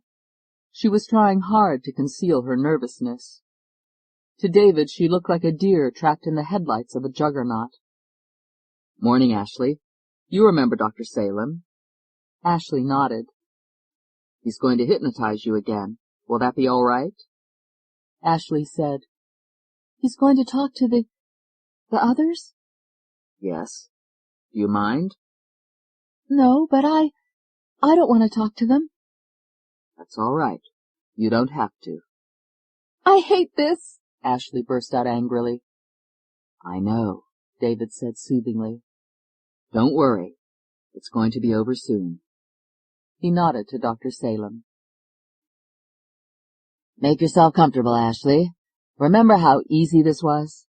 Close your eyes and relax. Just try to clear your mind. Feel your body relaxing. Listen to the sound of my voice. Let everything else go. You're getting very sleepy. Your eyes are getting very heavy. You want to go to sleep. Go to sleep. In 10 minutes, she was under. Dr. Salem signaled to David. David walked over to Ashley. I'd like to talk to Alette. Are you in there, Alette? And they watched Ashley's face soften and go through the same transformation they had seen earlier. And then that soft, mellifluous Italian accent. Buongiorno. Good morning, Alette. How do you feel? Male. This is a very difficult time. It's difficult for all of us, David assured her. But everything's going to be all right. I hope so. Alette, I'd like to ask you a few questions. Si. Did you know Jim Cleary? No. Did you know Richard Melton? Yes. There was a deep sadness in her voice. It was terrible what happened to him. David looked over at Dr. Salem. Yes, it was terrible. When was the last time you saw him? I visited him in San Francisco. We went to a museum and then had a dinner. Before I left, he asked me to go to his apartment with him. And did you go? No. I wish I had, Alette said regretfully. I might have saved his life. There was a short silence. We said goodbye, and I drove back to Cupertino. And that was the last time you saw him? Yes. Thank you, Alette. David moved closer to Ashley and said, Tony? Are you there, Tony? I'd like to talk to you. As they watched, Ashley's face went through another remarkable transformation. Her persona changed before their eyes. There was a new assurance, a sexual awareness. She began to sing in that clear, throaty voice. Up and down the city road, in and out of the Eagle, that's the way the money goes, hop goes the weasel. She looked at David. Do you know why I like to sing that song, love? No. Because my mother hated it. She hated me. Why did she hate you? Well, we can't ask her now, can we? Tony laughed. Not where she is. I couldn't do anything right for her. What kind of mother did you have, David? My mother was a wonderful person. You're lucky then, aren't you? It's really the luck of the draw, I suppose. God plays games with us, doesn't he? You believe in God? Are you a religious person, Tony? I don't know. Maybe there's a God. If there is, he has a strange sense of humor, doesn't he? Alette is the religious one. She goes to church regularly, that one. And do you? Tony gave a short laugh. Well, if she's there, I'm there. Tony, do you believe it's right to kill people? No, of course not. Then, not unless you have to. David and Dr. Salem exchanged a look. What do you mean by that? Her tone of voice changed. She suddenly sounded defensive. Well, you know, like if you have to protect yourself, if someone's hurting you. She was getting agitated. If some git is trying to do dirty things to you. She was becoming hysterical. Tony. She started sobbing. Why can't they leave me alone? Why did they have to? She was screaming. Tony. Silence. Tony. Nothing. Dr. Salem said, She's gone. I'd like to wake Ashley up. David sighed. All right. A few minutes later, Ashley was opening her eyes. How do you feel? David asked. Tired? Did it go all right? Yes. We talked to Alette and Tony. I don't want to know. All right. Why don't you go rest now, Ashley? I'll be back to see you this afternoon. They watched a female jailer lead her away. Dr. Salem said, You have to put her on the stand, David. That will convince any jury in the world that— I've given it a lot of thought, David said. I don't think I can. Dr. Salem looked at him a moment. Why not? Brennan, the prosecuting attorney, is a killer. He would tear her apart. I can't take that chance. David and Sandra were having dinner with the Quillers 2 days before the preliminaries of the trial were to begin. We've checked into the Wyndham Hotel, David said. The manager did me a special favor. Sandra's coming down with me. The town is crowded beyond belief. And if it's that bad now, Emily said, imagine what it's going to be like when the trial starts. Quiller looked at David. Anything I can do to help? David shook his head. I have a big decision to make. Whether to put Ashley on the stand or not. It's a tough call, Jesse Quiller said. You're damned if you do and damned if you don't. The problem is that Brennan is going to build Ashley Patterson up as a sadistic, murdering monster. If you don't put her on the stand, that's the image the jurors will carry in their minds when they go into the jury room to reach a verdict. On the other hand, from what you tell me, if you do put Ashley on the stand, Brennan can destroy her. Brennan's going to have all his medical experts there to discredit multiple personality disorder. You've got to convince them that it's real. And I intend to, David said. You know what bothers me, Jesse? The jokes. The latest one going around is that I wanted to ask for a change of venue, but I decided not to because there are no places left where Ashley hasn't murdered someone. Do you remember when Johnny Carson was on television? He was funny, and he always remained a gentleman. Now the hosts on the late-night shows are all malicious. Their humor at the expense of other people is savage. David. Yes? Jesse Quiller said quietly, It's gonna get worse. David Singer was unable to sleep the night before he was to go into court. He could not stem the negative thoughts swirling through his head. When he finally fell asleep, he heard a voice saying, You let your last client die. What if you let this one die? He sat up in bed, bathed in perspiration. Sandra opened her eyes. Are you all right? Yes. No. What the hell am I doing here? All I had to do was say no to Dr. Patterson. Sandra squeezed his arm and said softly, Why didn't you? He grunted. You're right. I couldn't. All right, then. Now how about getting some sleep so you'll be nice and fresh in the morning? Great idea. He was awake the rest of the night. Judge Williams had been correct about the media. The reporters were relentless. Journalists were swarming in from around the world, avid to cover the story of a beautiful young woman being tried as a serial killer who sexually mutilated her victims. The fact that Mickey Brennan was forbidden to bring the names of Jim Cleary or Jean-Claude Parent into the trial had been frustrating, but the media had solved the problem for him. Television talk shows, magazines, and newspapers all carried lurid stories of the 5 murders and castrations. Mickey Brennan was pleased. When David arrived at the courtroom, the press was out in full force. David was besieged. "Mr. Singer, are you still employed by Kincaid, Turner, Rose, and Ripley?" "Look this way, Mr. Singer." "Is it true you were fired for taking this case?" "Can you tell us about Helen Woodman? Didn't you handle her murder trial?" "Did Ashley Patterson say why she did it?"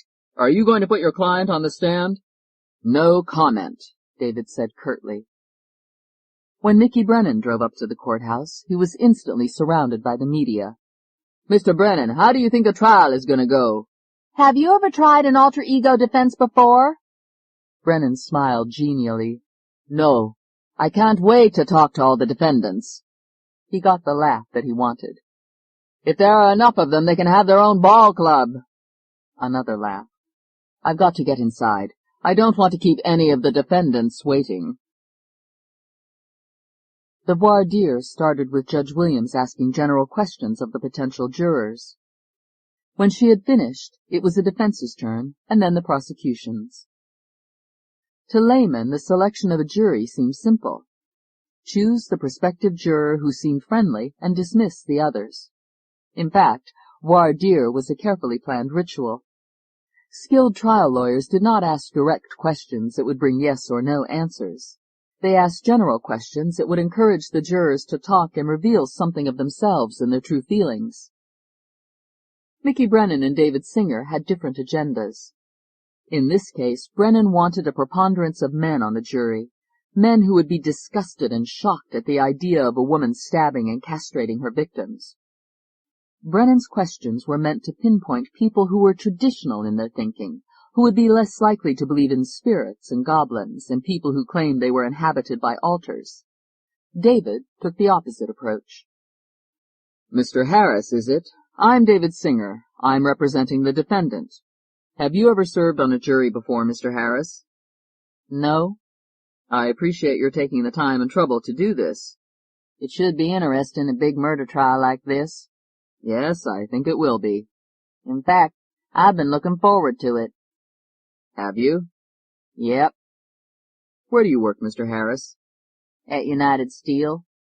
"I imagine you and your fellow workers have talked about the Patterson case." "Yes, as a matter of fact, we have." David said, "That's understandable. Everyone seems to be talking about it. What's the general opinion? Do your fellow workers think Ashley Patterson is guilty?"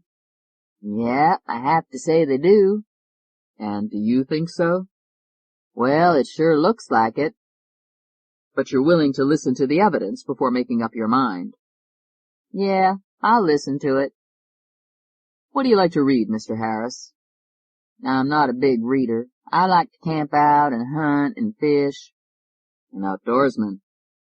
When you're camping out at night and you look at the stars, do you ever wonder if there are other civilizations up there?" "You mean that crazy UFO stuff? I don't believe in all that nonsense." David turned to Judge Williams. "Pass for cause, Your Honor." Another juror interrogation. "What do you like to do in your spare time, Mr. Allen?" "Well, I like to read and watch television." "I like to do the same things. What do you watch on television?" "There's some great shows on Thursday nights. It's hard to choose. The damn networks put all the good shows on at the same time." "You're right, it's a shame. Do you ever watch the X-Files?" "Yeah, my kids love it." "What about Sabrina the Teenage Witch?" "Yeah, we watch that. That's a good show." "What do you like to read?" Anne Rice, Stephen King. "Yes." Another juror interrogation. "What do you like to watch on television, Mr. Mayor?" 60 Minutes, the News Hour with Jim Lehrer, documentaries." "What do you like to read?" "Mainly history and political books." "Thank you." "No." Judge Tessa Williams sat on the bench listening to the questioning, her face betraying nothing. But David could feel her disapproval every time she looked at him. When the last juror was finally selected, the panel consisted of 7 men and 5 women. Brennan glanced at David triumphantly. This is going to be a slaughter.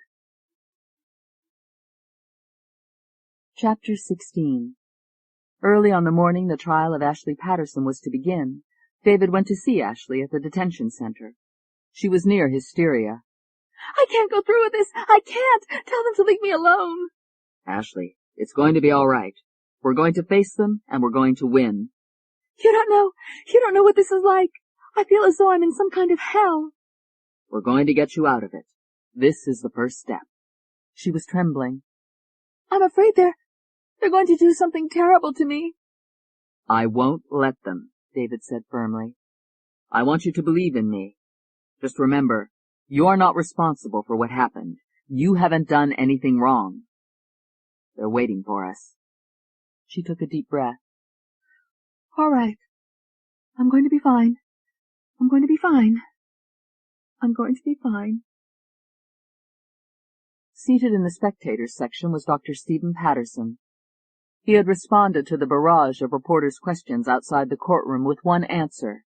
My daughter is innocent.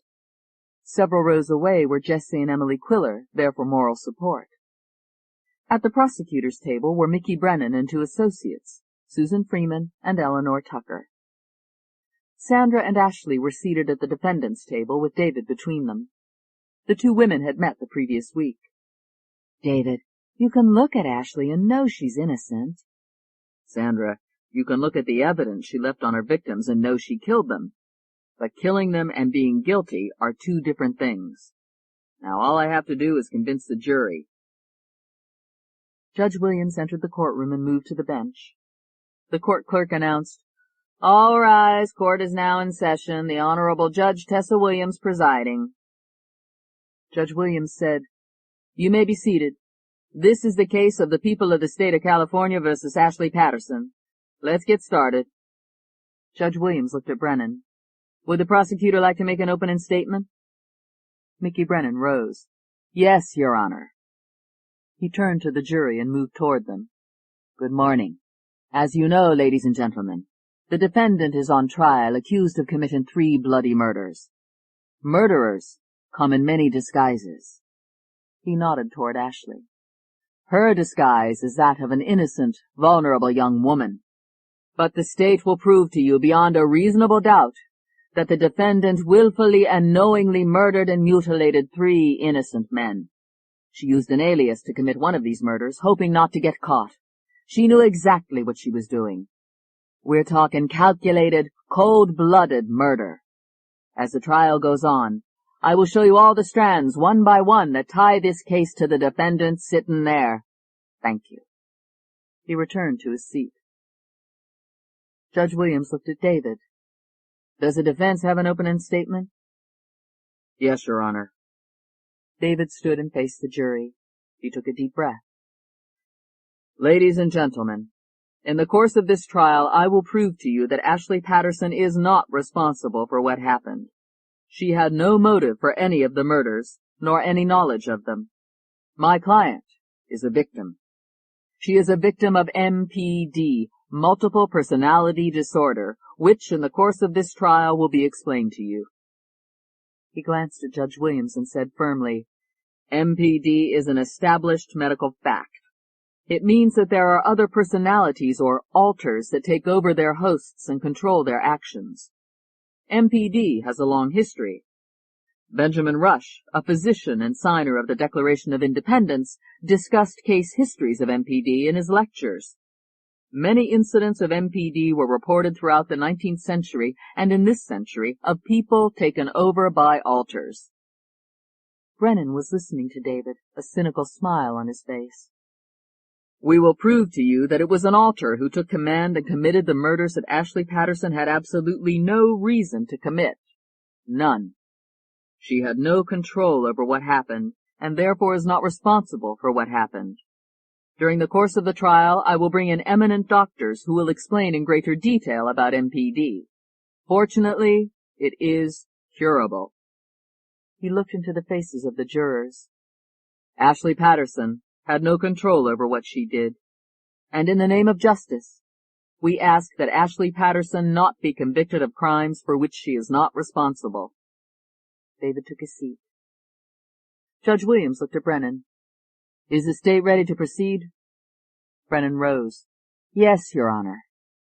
He flashed a smile at his associates and moved in front of the jury box.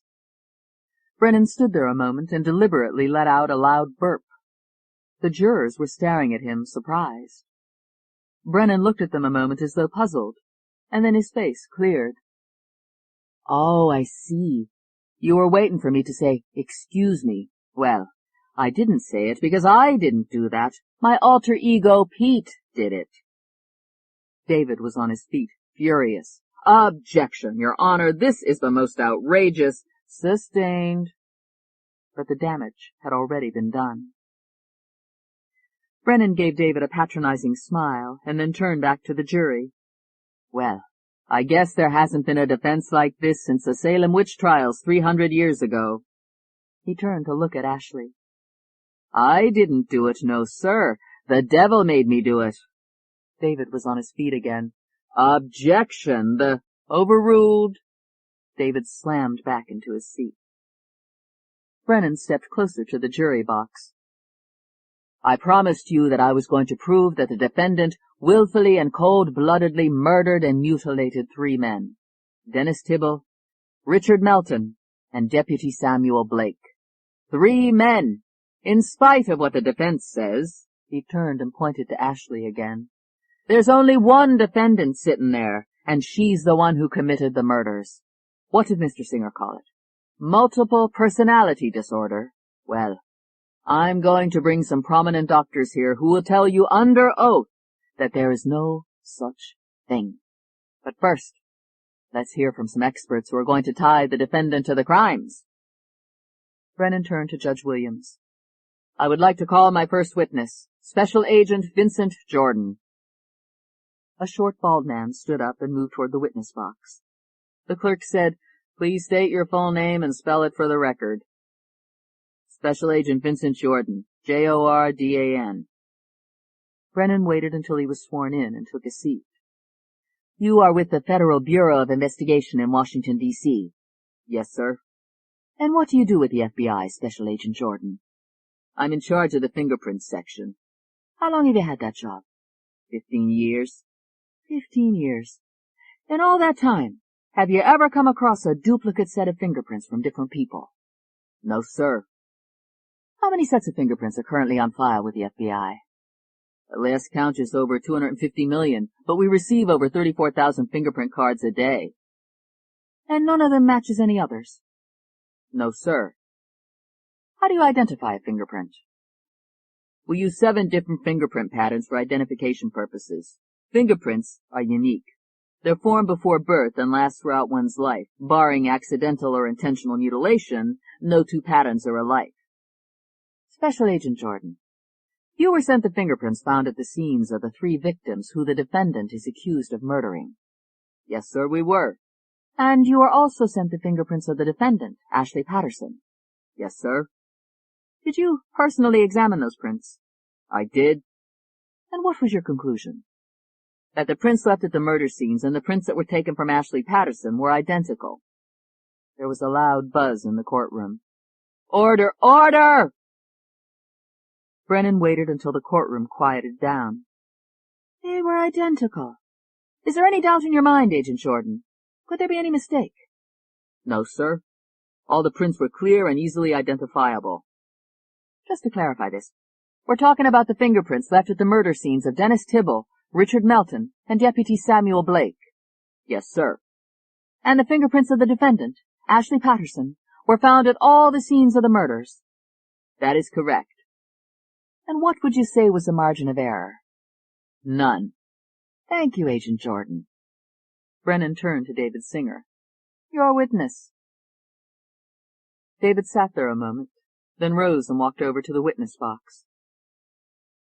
Agent Jordan, when you examine fingerprints, do you ever find that some have been deliberately smudged or damaged in some way in order for the felon to conceal his crime?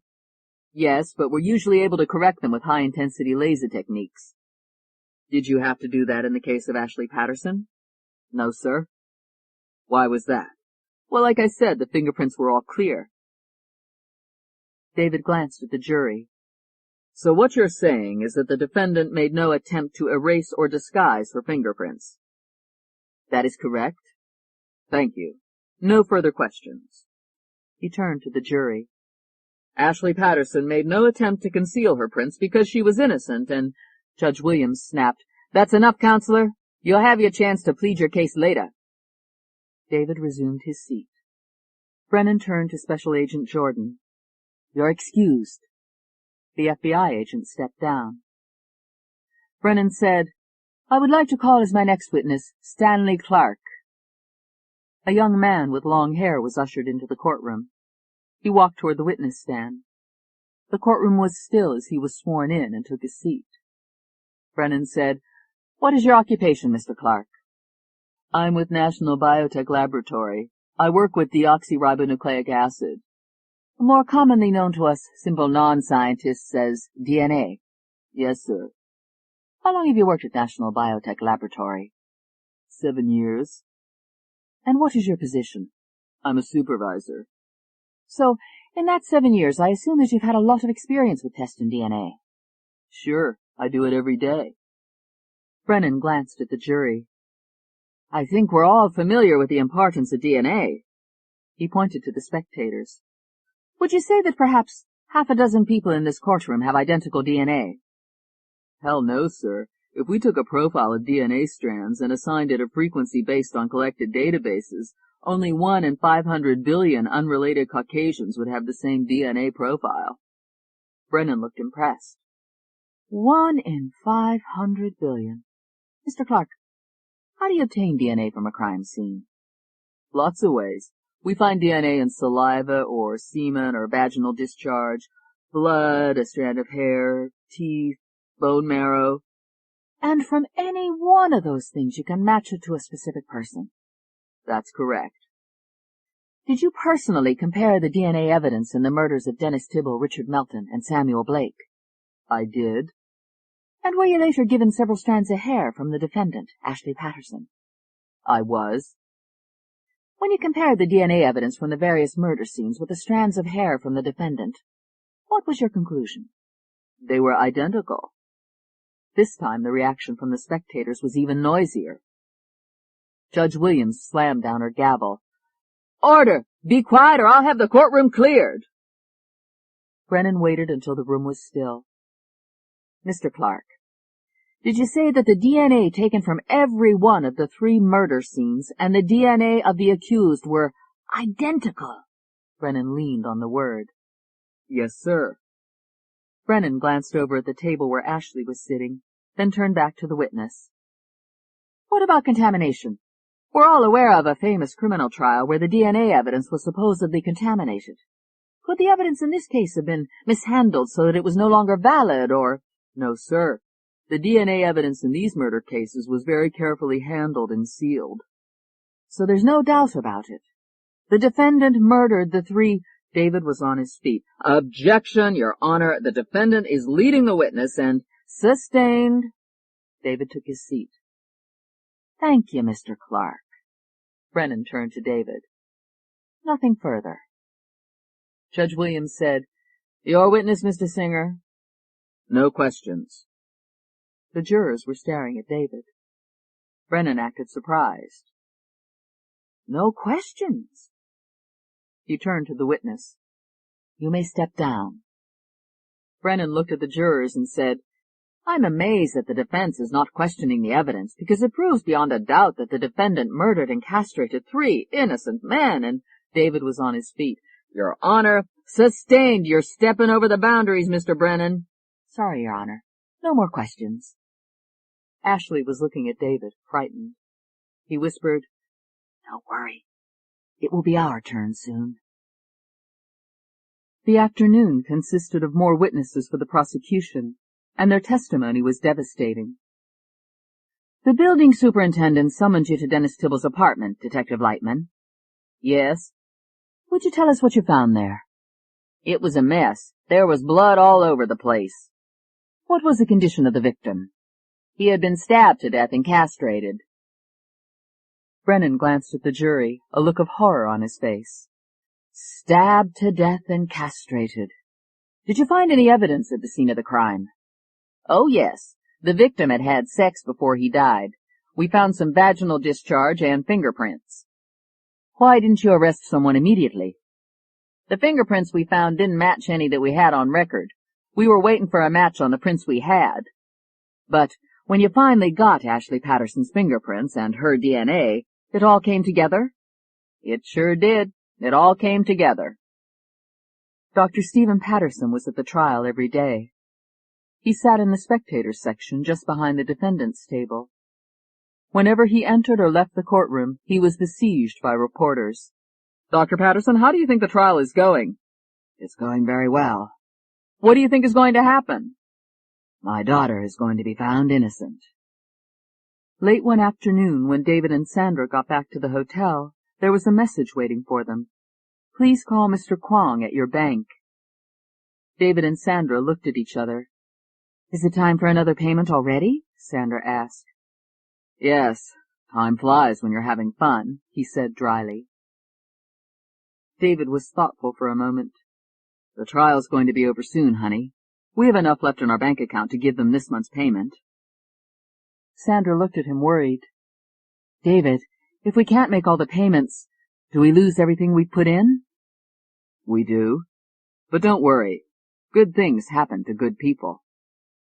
And he thought about Helen Woodman. Brian Hill was sitting in the witness box after being sworn in. Mickey Brennan gave him a friendly smile. Would you tell us what you do, Mr. Hill? Yes, sir. I'm a guard at the De Young Museum in San Francisco. That must be an interesting job. It is if you like art. I'm a frustrated painter. How long have you worked there? 4 years.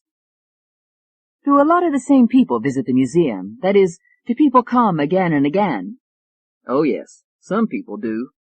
So I suppose that over a period of time, they would become familiar to you. Or at least they would be familiar faces. That's true. And I'm told that artists are permitted to come in to copy some of the museum's paintings. Oh, yes, we have a lot of artists. Did you ever meet any of them, Mr. Hill? Yes, you kind of become friendly after a while. Did you ever meet a man named Richard Melton? Brian Hill sighed. Yes, he was very talented. So talented, in fact, that you asked him to teach you to paint. That's right. David got to his feet. Your Honor, this is fascinating, but I don't see what it has to do with the trial. If Mr. Brennan— It's relevant, Your Honor. I'm establishing that Mr. Hill could identify the victim by sight and by name and tell us who the victim associated with. Objection overruled. You may go ahead. And did he teach you to paint? Yes, he did, when he had time. When Mr. Melton was at the museum, did you ever see him with any young ladies? Well, not in the beginning. But then he met somebody he was kind of interested in, and I used to see him with her. What was her name? Alette Peters. Brennan looked puzzled. Alette Peters? Are you sure you have the right name? Yes, sir. That's the way he introduced her. You don't happen to see her in this courtroom right now, do you, Mr. Hill? Yes, sir. He pointed to Ashley. That's her sitting there. Brennan said, But that's not Alette Peters. That's the defendant, Ashley Patterson. David was on his feet. Your Honor, we have already said that Alette Peters is a part of this trial. She is one of the alters who controls Ashley Patterson, and— You're getting ahead of yourself, Mr. Singer. Mr. Brennan, please continue. Now, Mr. Hill, you're sure that the defendant, who's here under the name of Ashley Patterson, was known to Richard Melton as Alette Peters? That's right. And there's no doubt that this is the same woman. Brian Hill hesitated. Well, yeah, it's the same woman. And you saw her with Richard Melton the day that Melton was murdered? Yes, sir. Thank you. Brennan turned to David. Your witness. David got up and slowly walked over to the witness box. Mr. Hill, I would think it's a big responsibility being a guard in a place where so many hundreds of millions of dollars worth of art was being exhibited. Yes, sir, it is. And to be a good guard, you have to be on the alert all the time. That's right. You have to be aware of what's going on all the time. You bet. Would you say that you're a trained observer, Mr. Hill? Yes, I would. I asked that because I noticed when Mr. Brennan asked you if you had any doubts about whether Ashley Patterson was the woman who was with Richard Melton, you hesitated. Weren't you sure? There was a momentary pause. Well, she looks a lot like the same woman, but in a way she seems different. In what way, Mr. Hill? Alette Peters was more Italian, and she had an Italian accent, and she seemed younger than the defendant. That's exactly right, Mr. Hill. The person you saw in San Francisco was an alter of Ashley Patterson. She was born in Rome. She was 8 years younger. Brennan was on his feet, furious. Objection! David turned to Judge Williams. Your Honor, Will counsel approach the bench, please? David and Brennan walked over to Judge Williams. I don't want to have to tell you this again, Mr. Singer. The defense will have its chance when the prosecution rests. Until then, stop pleading your case. Bernice Jenkins was on the stand. Would you tell us your occupation, Miss Jenkins? I'm a waitress. And where do you work? The cafe at the De Young Museum. What was your relationship with Richard Melton? We were good friends. Could you elaborate on that? Well, at one time we had a romantic relationship and then things kind of cooled off. Those things happen. I'm sure they do. And then what? Then we became like brother and sister. I told him about all my problems and he told me about all his problems. Did he ever discuss the defendant with you? Well, yeah, but she called herself by a different name. And that name was? Alette Peters. But he knew her name was really Ashley Patterson. No, he thought her name was Alette Peters. You mean she deceived him? David sprang to his feet, furious. Objection! Sustained. You will stop leading the witness, Mr. Brennan. Sorry, Your Honor. Brennan turned back to the witness box. He spoke to you about this Alette Peters, but did you ever see the two of them together? Yes, I did. He brought her into the restaurant one day and introduced us. And you're speaking of the defendant, Ashley Patterson? Yeah, only she called herself Alette Peters. Gary King was on the stand. Brennan asked, You were Richard Melton's roommate? Yes. Were you also friends? Did you go out with him socially? Sure. We double-dated a lot together. Was Mr. Melton interested in any young lady in particular? Yeah. Do you know her name? She called herself Alette Peters. Do you see her in this courtroom? Yeah, she's sitting over there. For the record, you are pointing to the defendant, Ashley Patterson? Right. When you came home on the night of the murder, you found Richard Melton's body in the apartment? I sure did. What was the condition of the body? Bloody. The body had been castrated? A shudder. Yeah, man, it was awful. Brennan looked over at the jury for their reaction. It was exactly what he hoped for. What did you do next, Mr. King? I called the police. Thank you. Brennan turned to David. Your witness. David rose and walked over to Gary King. Tell us about Richard Melton. What kind of man was he? He was great. Was he argumentative? Did he like to get into fights? Richard? No, just the opposite. He was very quiet, laid back. But he liked to be around women who were tough and kind of physical. Gary was looking at him strangely. Not at all. Richard liked nice, quiet women.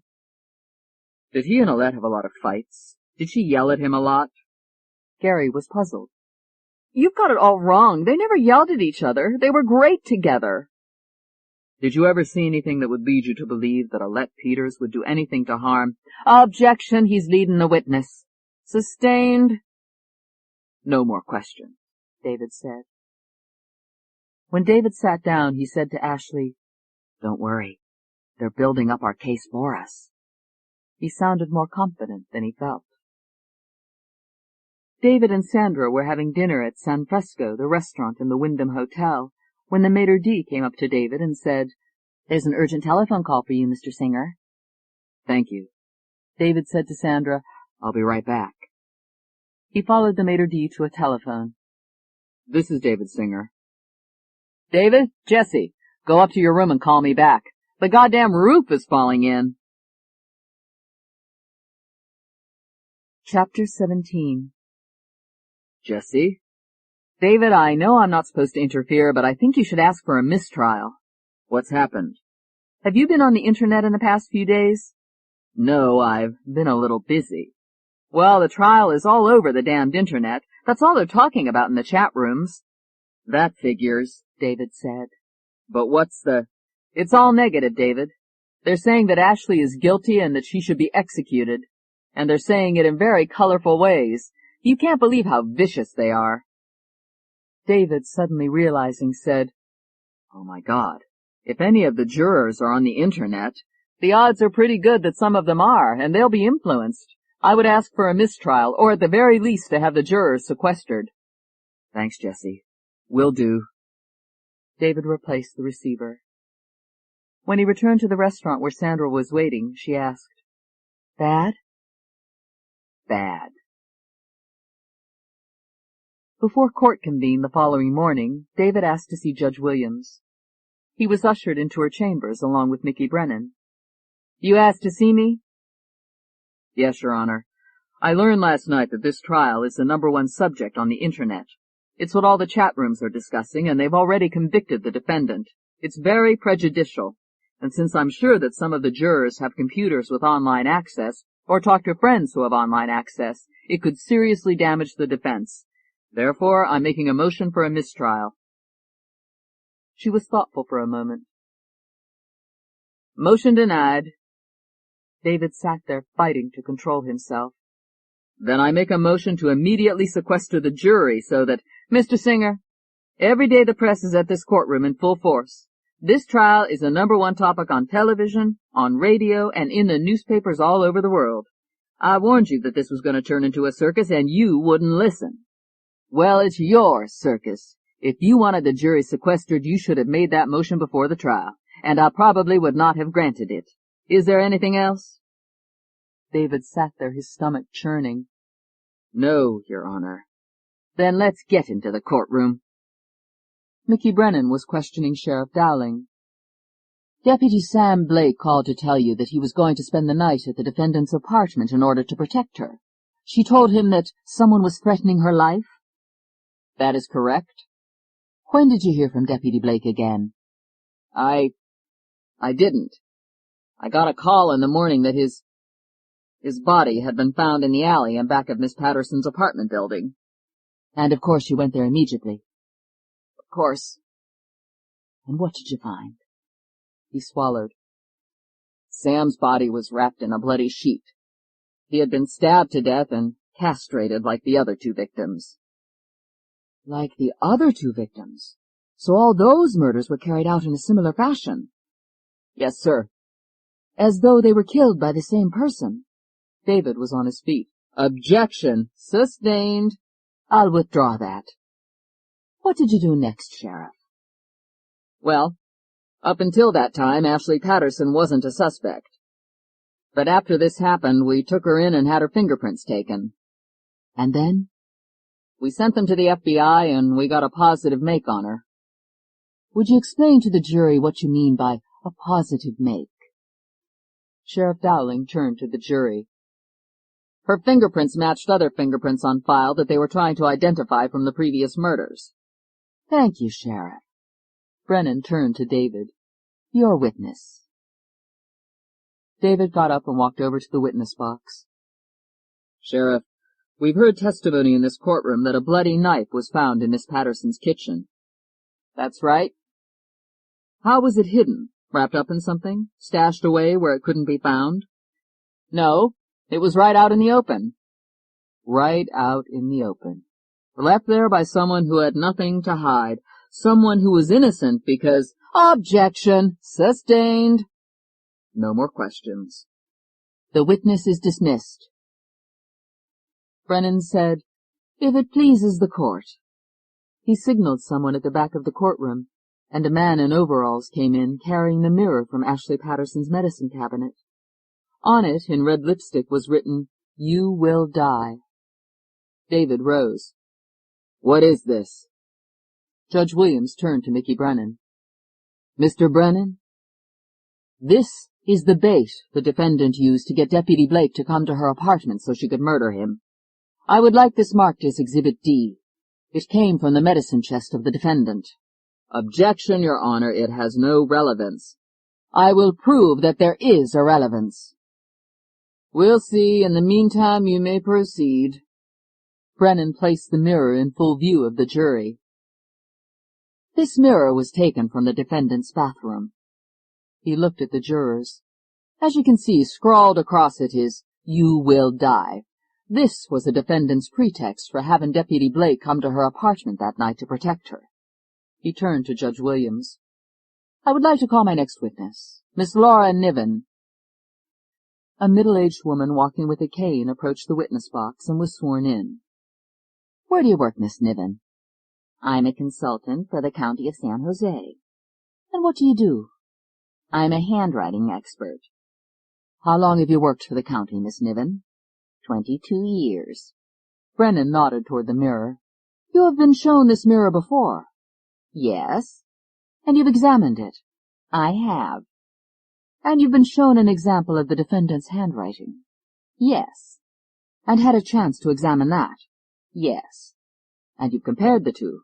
"I have." "And what is your conclusion?" "They were written by the same person." There was a collective gasp from the courtroom. "So what you're saying is that Ashley Patterson wrote this threat to herself?" "That is correct." Mickey Brennan looked over at David. "Your witness." David hesitated. He glanced at Ashley. She was staring down at the table, shaking her head. "No questions." Judge Williams was studying David. "No questions, Mr. Singer?" David rose to his feet. "No. All this testimony is meaningless." He turned to the jury. "The prosecution will have to prove that Ashley Patterson knew the defendants and had a motive to—" Judge Williams said angrily, "I've warned you before. It is not your place to instruct the jury on the law. If—" "Someone has to," David exploded. "You're letting him get away with—" "That's enough, Mr. Singer. Approach the bench." David walked to the bench. "I'm citing you for contempt of court and sentencing you to a night here in our nice jail the day this trial is over." "Wait, Your Honor. You can't," she said grimly. "I've sentenced you to 1 night. Would you like to try for 2? David stood there glaring at her, taking deep breaths. "For the sake of my client, I'll keep my feelings to myself." "A wise decision," Judge Williams said curtly. "Court is adjourned." She turned to a bailiff. "When this trial is ended, I want Mr. Singer taken into custody." "Yes, Your Honor." Ashley turned to Sandra. "Oh, my God, what's happening?" Sandra squeezed her arm. "Don't worry. You have to trust David."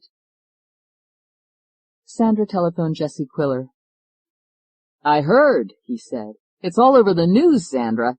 I don't blame David for losing his temper. She's been goading him from the beginning. What did David do to get her so down on him?" "I don't know, Jesse. It's been horrible. You should see the faces of the jurors. They hate Ashley. They can't wait to convict her. Well, it's the defense's turn next. David will change their minds." "Hold the thought." "Judge Williams hates me, Sandra, and it's harming Ashley. If I don't do something about this, Ashley is going to die. I can't let that happen." "What can you do?" Sandra asked. David took a deep breath. "Resign from the case." Both of them knew what that meant. The media would be full of his failure. "I never should have agreed to take on the trial," David said bitterly. "Dr. Patterson trusted me to save his daughter's life, and I've—" He could not go on. Sandra put her arms around him and held him close. "Don't worry, darling. Everything's going to turn out fine." "I've let everyone down," David thought. Ashley, Sandra, I'm going to be kicked out of the firm. I won't have a job, and the baby is due soon. Everything's going to turn out fine. Right. In the morning, David asked to see Judge Williams in her chambers. Mickey Brennan was there. Judge Williams said, "You asked to see me, Mr. Singer?" "Yes, Your Honor. I want to resign from the case." Judge Williams said, "On what grounds?" David spoke carefully. "I don't believe I'm the right lawyer for this trial. I think I'm hurting my client. I would like to be replaced." Judge Williams said quietly, "Mr. Singer, if you think I'm going to let you walk away from this and then have to start this trial all over again and waste even more time and money, you're quite mistaken. The answer is no. Do you understand me?" David closed his eyes for an instant, forcing himself to stay calm. He looked up and said, "Yes, Your Honor. I understand you." He was trapped. Chapter 18. More than 3 months had gone by since the beginning of the trial, and David could not remember when he had last had a full night's sleep. One afternoon, when they returned from the courtroom, Sandra said, "David, I think I should go back to San Francisco." David looked at her in surprise. "Why? We're right in the middle of—" "Oh, my God." He put his arms around her. "The baby. Is it coming?" Sandra smiled. "Any time now.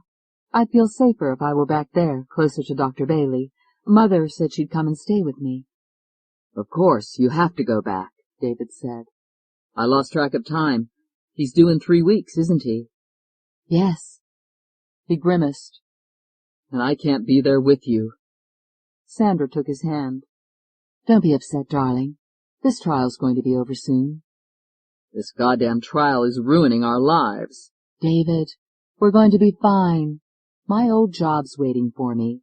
After the baby comes, I can—" David said, "I'm so sorry, Sandra. I wish—" "David, don't ever be sorry for doing something you believe is right." "I love you." "I love you." He stroked her stomach. "I love you both." He sighed. "All right, I'll help you pack. I'll drive you back to San Francisco tonight and—" "No," Sandra said firmly. "You can't leave here. I'll ask Emily to come and pick me up." "Ask her if she can join us here for dinner tonight." "All right." Emily had been delighted. "Of course I'll come to pick you up." And she had arrived in San Jose 2 hours later. The 3 of them had dinner that evening at Chai Jane. "It's terrible timing," Emily said. "I hate to see you 2 away from each other right now." "The trial's almost over," David said hopefully. "Maybe it will end before the baby comes." Emily smiled. "We'll have a double celebration." It was time to go. David held Sandra in his arms. "I'll talk to you every night," he said. "Please don't worry about me. I'll be fine. I love you very much."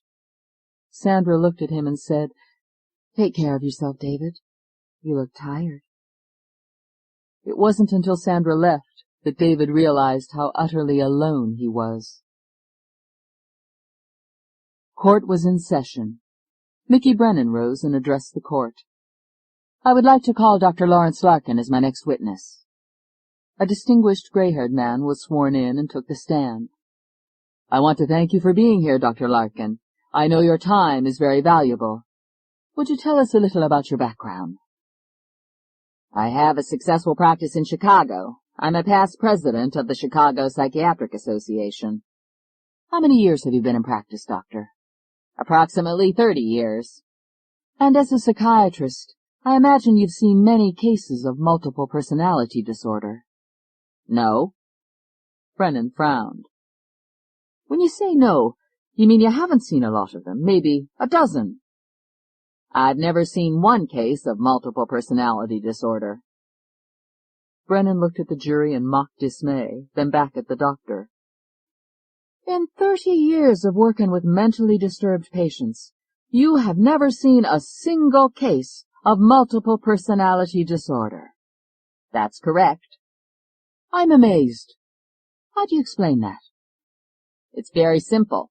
I don't think that multiple personality disorder exists. Well, I'm puzzled, Doctor. Haven't cases of multiple personality disorder been reported? Dr. Larkin snorted. Being reported doesn't mean they're real. You see, what some doctors believe is MPD, they're confusing with schizophrenia, depressions, and various other anxiety disorders. That's very interesting. So, in your opinion as an expert psychiatrist, you don't believe that multiple personality disorder even exists? That is correct. Thank you, Doctor. Mickey Brennan turned to David. Your witness. David rose and walked over to the witness box. You are a past president of the Chicago Psychiatric Association, Dr. Larkin? Yes. You must have met a great many of your peers. Yes, I'm proud to say that I have. Do you know Dr. Royce Salem? Yes, I know him very well. Is he a good psychiatrist? Excellent. One of the best. Did you ever meet Dr. Clyde Donovan? Yes, many times. Would you say that he's a good psychiatrist? I would use him, a small chuckle, if I needed one. And what about Dr. Ingram? Do you know him? Ray Ingram, indeed I do. Fine man. Competent psychiatrist? Oh, yes. Tell me, do all psychiatrists agree on every mental condition? No, of course we have some disagreements. Psychiatry is not an exact science. That's interesting, Doctor, because Dr. Salem, Dr. Donovan, and Dr. Ingram are going to come here and testify that they have treated cases of multiple personality disorder. Perhaps none of them is as competent as you are. That's all. Dismissed. Judge Williams turned to Brennan. Redirect? Brennan got to his feet and walked over to the witness box.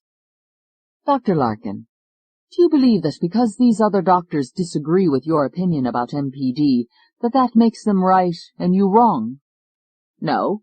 I could produce dozens of psychiatrists who don't believe in MPD. Thank you, Doctor. No more questions.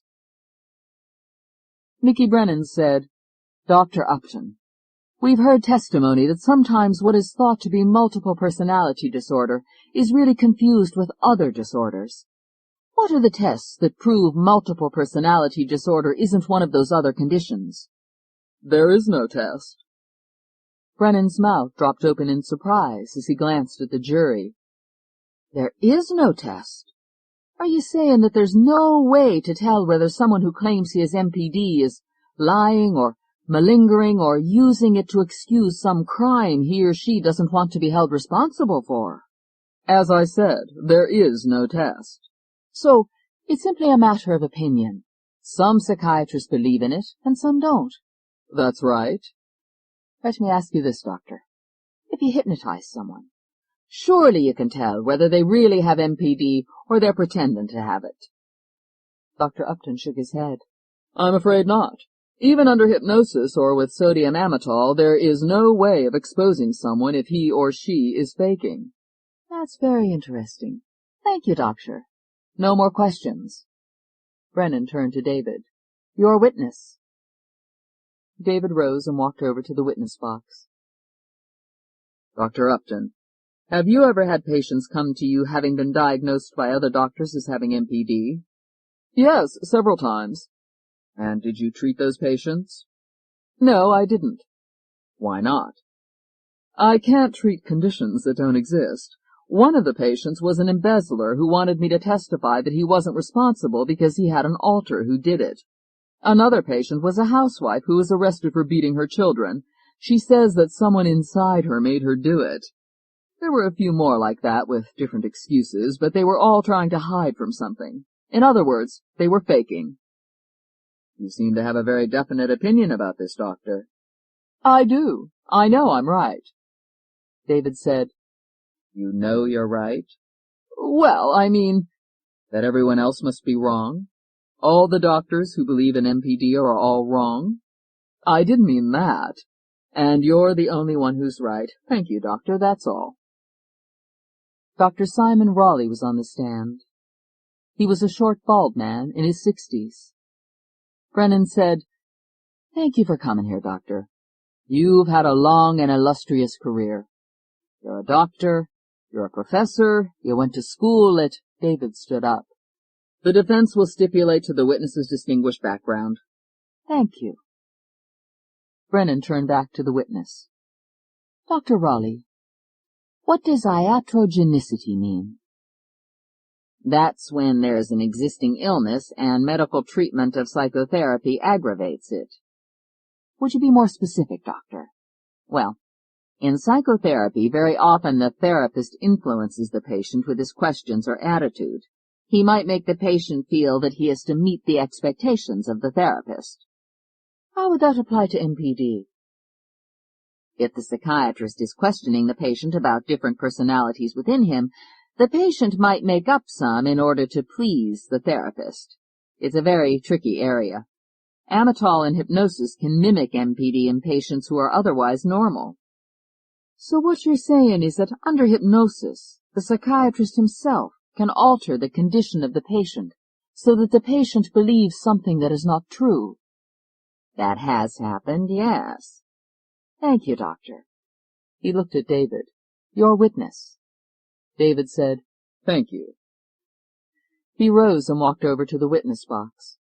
David said disarmingly, "Your credentials are very impressive. You're not only a psychiatrist, but you teach at a university." Yes. How long have you been teaching, Doctor? More than 15 years. That's wonderful. How do you divide your time? By that I mean, do you spend half of your time teaching and the other half working as a doctor? Now I teach full-time. Oh? How long has it been since you actually practiced medicine? About 8 years, but I keep up on all the current medical literature. I have to tell you, I find that admirable. So you read up on everything. That's how you're so familiar with iatrogenicity. Yes. And in the past, a lot of patients came to you claiming they had MPD? Well, no.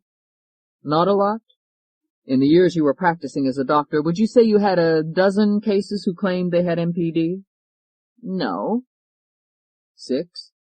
Dr. Raleigh shook his head. 4? There was no answer. Doctor, have you ever had a patient who came to you with MPD? Well, it's hard to— Yes or no, doctor? No. So all you really know about MPD is what you've read. No further questions. The prosecution called 6 more witnesses, and the pattern was the same with each. Mickey Brennan had assembled 9 top psychiatrists from around the country, all united in their belief that MPD did not exist. The prosecution's case was winding to a close. When the last witness on the prosecution's list had been excused, Judge Williams turned to Brennan. Do you have any more witnesses to call, Mr. Brennan? No, Your Honor, but I would like to show the jury police photographs of the death scenes from the murders of— David said furiously. Absolutely not. Judge Williams turned to David. What did you say, Mr. Singer? I said— David caught himself. Objection. The prosecution is trying to inflame the jury by— Objection overruled. The foundation was laid in a pretrial motion. Judge Williams turned to Brennan. You may show the photographs. David took his seat, furious. Brennan walked back to his desk and picked up a stack of photographs and handed them out to the jurors. These are not pleasant to look at, ladies and gentlemen, but this is what the trial is about. It's not about words or theories or excuses. It's not about mysterious alter egos killing people. It's about 3 real people who were savagely and brutally murdered. The law says that someone has to pay for those murders. It's up to each one of you to see that justice is done. Brennan could see the horror on the faces of the jurors as they looked at the photographs. He turned to Judge Williams. The prosecution rests. Judge Williams looked at her watch. It's 4 o'clock. The court will recess for the day and begin again at 10 o'clock Monday morning. Court adjourned.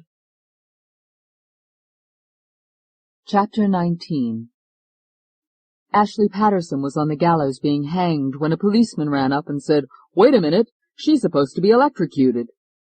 The scene changed, and she was in the electric chair. A guard reached up to pull the switch, and Judge Williams came running in screaming, "No, we're going to kill her with a lethal injection." David woke up and sat upright in bed, his heart pounding. His pajamas were wet with perspiration. He started to get up and was suddenly dizzy. He had a pounding headache, and he felt feverish. He touched his forehead. It was hot. As David started to get out of bed, he was overcome by a wave of dizziness. "Oh, no," he groaned. "Not today, not now." This was the day he had been waiting for, the day the defense would begin to present its case. David stumbled into the bathroom and bathed his face in cold water. He looked in the mirror. "You look like hell." When David arrived in court, Judge Williams was already on the bench. They were all waiting for him. "I apologize for being late," David said. His voice was a croak. "May I approach the bench?" "Yes." David walked up to the bench with Mickey Brennan close behind him. "Your Honor," David said, "I'd like to ask for a one-day stay." "On what grounds?" "I'm not feeling very well, Your Honor. I'm sure a doctor can give me something, and tomorrow I'll be fine." Judge Williams said, "Why don't you have your associate take over for you?" David looked at her in surprise. "I don't have an associate." "Why don't you, Mr. Singer?" "Because—" Judge Williams leaned forward. "I've never seen a murder trial conducted like this. You're a one-man show looking for glory, aren't you? Well, you won't find it in this court. I'll tell you something else. You probably think I should recuse myself because I don't believe in your devil-made-me-do-it defense, but I'm not recusing myself. We're going to let the jury decide whether they think your client is innocent or guilty. Is there anything else, Mr. Singer?" David stood there looking at her, and the room was swimming. He wanted to tell her to go fuck herself. He wanted to get on his knees and beg her to be fair. He wanted to go home to bed. He said in a hoarse voice, "No, thank you, Your Honor." Judge Williams nodded. "Mr. Singer, you're on. Don't waste any more of this court's time." David walked over to the jury box, trying to forget about his headache and fever. He spoke slowly. "Ladies and gentlemen, you have listened to the prosecution ridiculing the facts of multiple personality disorder. I'm sure that Mr. Brennan wasn't being deliberately malicious. His statements were made out of ignorance. The fact is that he obviously knows nothing about multiple personality disorder, and the same is true of some of the witnesses he has put on the stand. But I'm going to have some people talk to you who do know about it. These are reputable doctors who are experts in this problem. When you have heard their testimony, I'm sure that it will cast a whole different light on what Mr. Brennan has had to say. Mr. Brennan has talked about my client's guilt in committing these terrible crimes. That's a very important point. Guilt. For murder in the first degree to be proved, there must be not only a guilty act, but a guilty intention. I will show you that there was no guilty intention, because Ashley Patterson was not in control at the time the crimes occurred. She was totally unaware that they were taking place. Some eminent doctors are going to testify that Ashley Patterson has 2 additional personalities, or alters, one of them a controlling one. David looked into the faces of the jurors. They seemed to be swaying in front of him. He squeezed his eyes shut for an instant. The American Psychiatric Association recognizes multiple personality disorder. So do prominent physicians around the world who have treated patients with this problem. One of Ashley Patterson's personalities committed murder, but it was a personality, an alter, over which she had no control. His voice was getting stronger.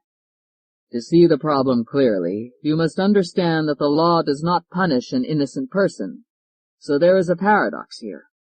Imagine that a Siamese twin is being tried for murder. The law says that you cannot punish the guilty one, because you would then have to punish the innocent one. The jury was listening intently.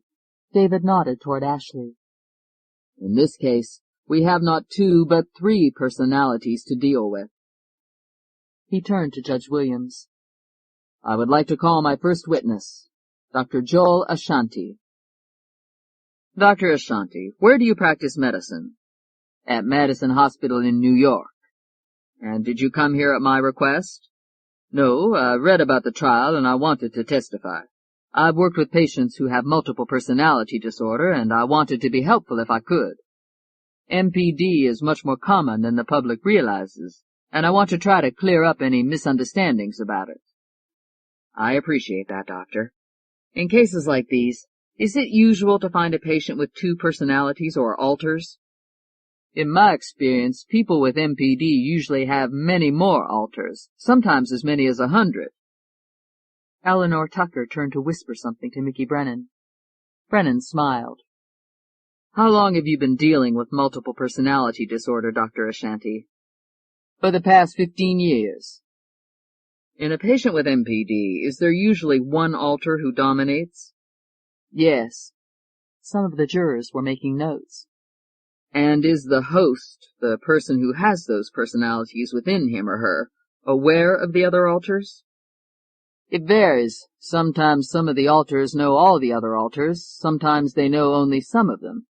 But the host is usually not aware of them, not until psychiatric treatment. That's very interesting. Is MPD curable?